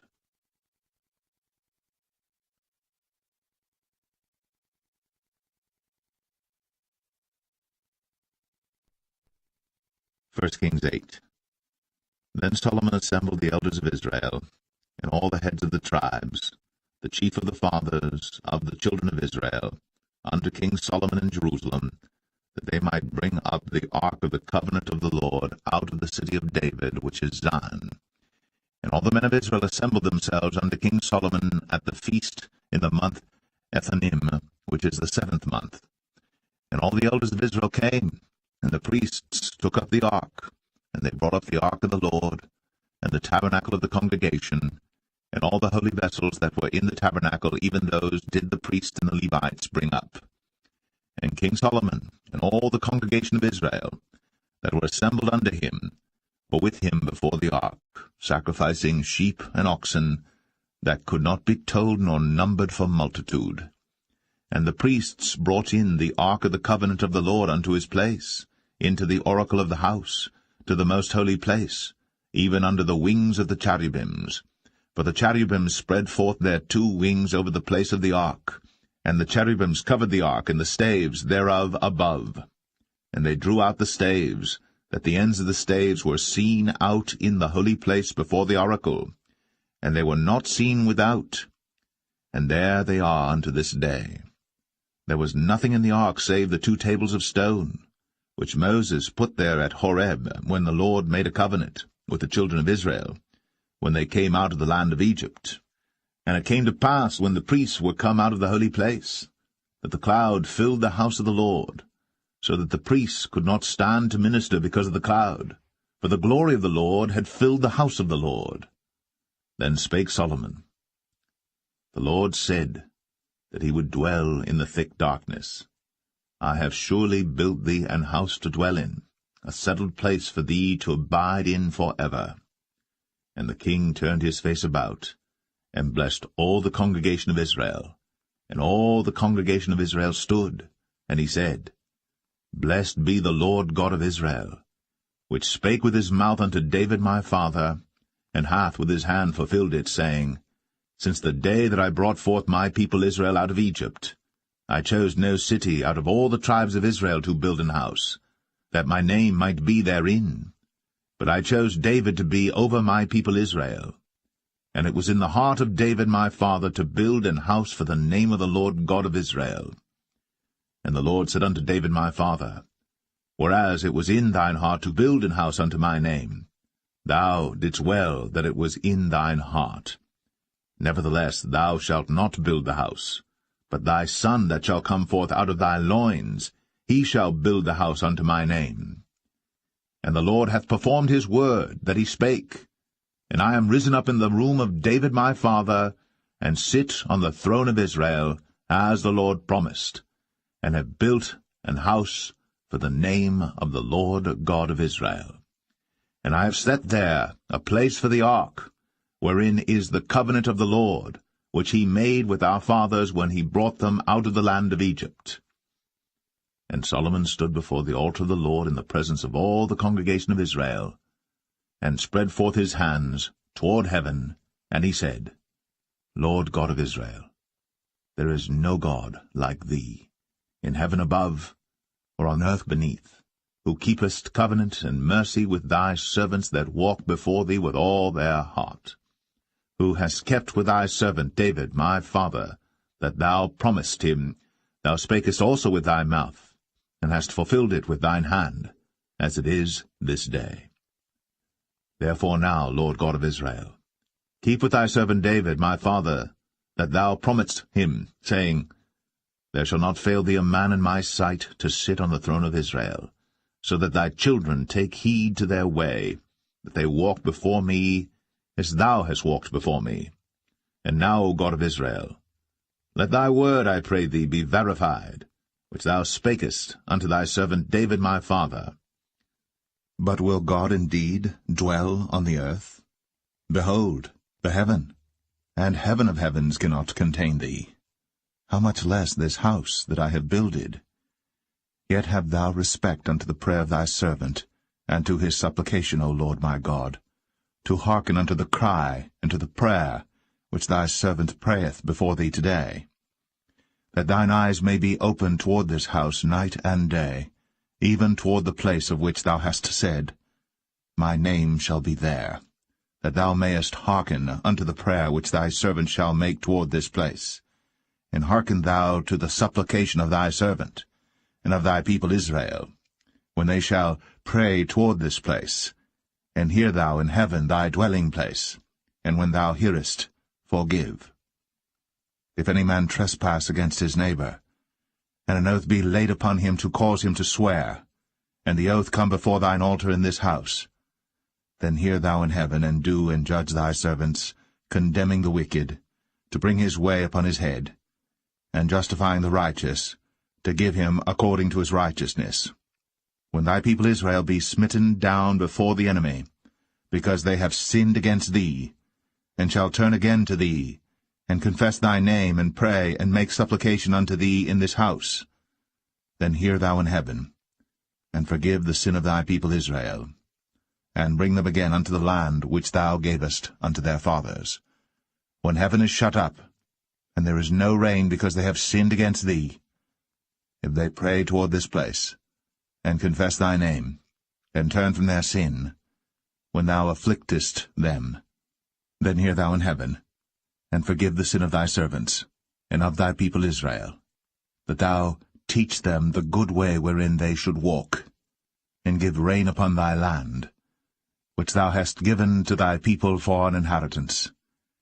If there be in the land famine, if there be pestilence, blasting, mildew, locust, or if there be caterpillar, if their enemy besiege them in the land of their cities, whatsoever plague, whatsoever sickness there be, what prayer and supplication soever be made by any man, or by all thy people Israel, which shall know every man the plague of his own heart, and spread forth his hands toward this house, then hear thou in heaven thy dwelling place, and forgive, and do, and give to every man according to his ways, whose heart thou knowest, for thou, even thou only, knowest the hearts of all the children of men, that they may fear thee all the days that they live in the land which thou gavest unto our fathers.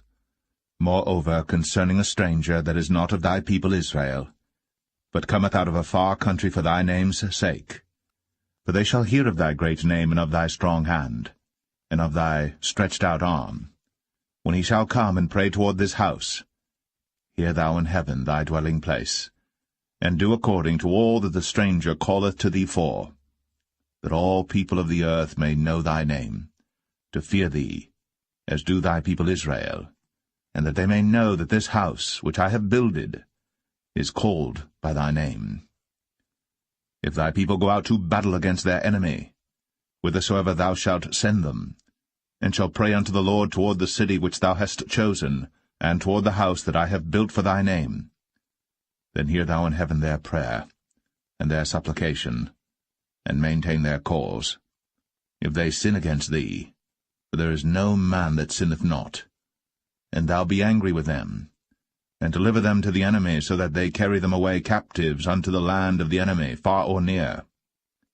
Yet if they shall bethink themselves in the land whither they were carried captives, and repent, and make supplication unto thee in the land of them that carried them captives, saying, We have sinned, and have done perversely, we have committed wickedness, and so return unto thee with all their heart, and with all their soul, in the land of their enemies, which led them away captive, and pray unto thee toward their land, which thou gavest unto their fathers, the city which thou hast chosen, and the house which I have built for thy name.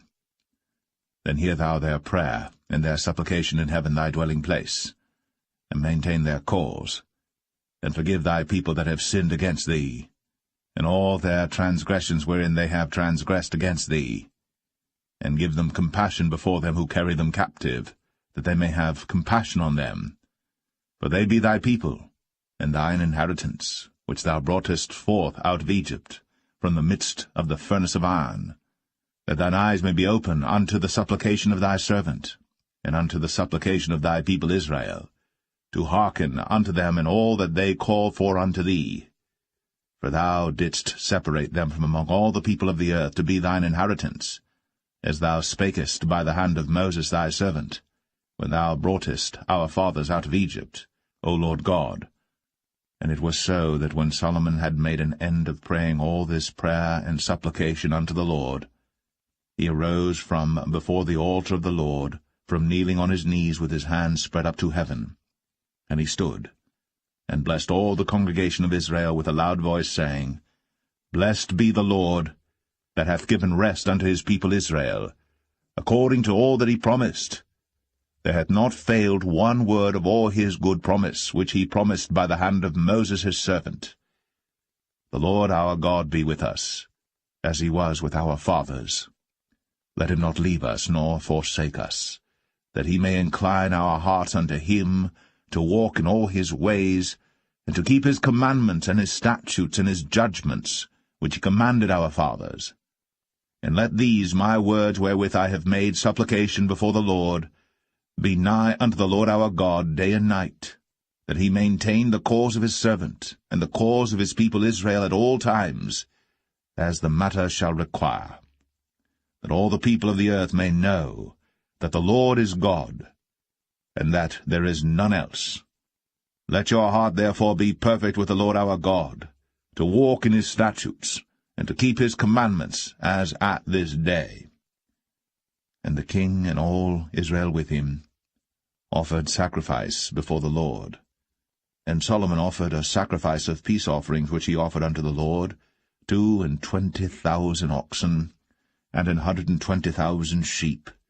So the king and all the children of Israel dedicated the house of the Lord.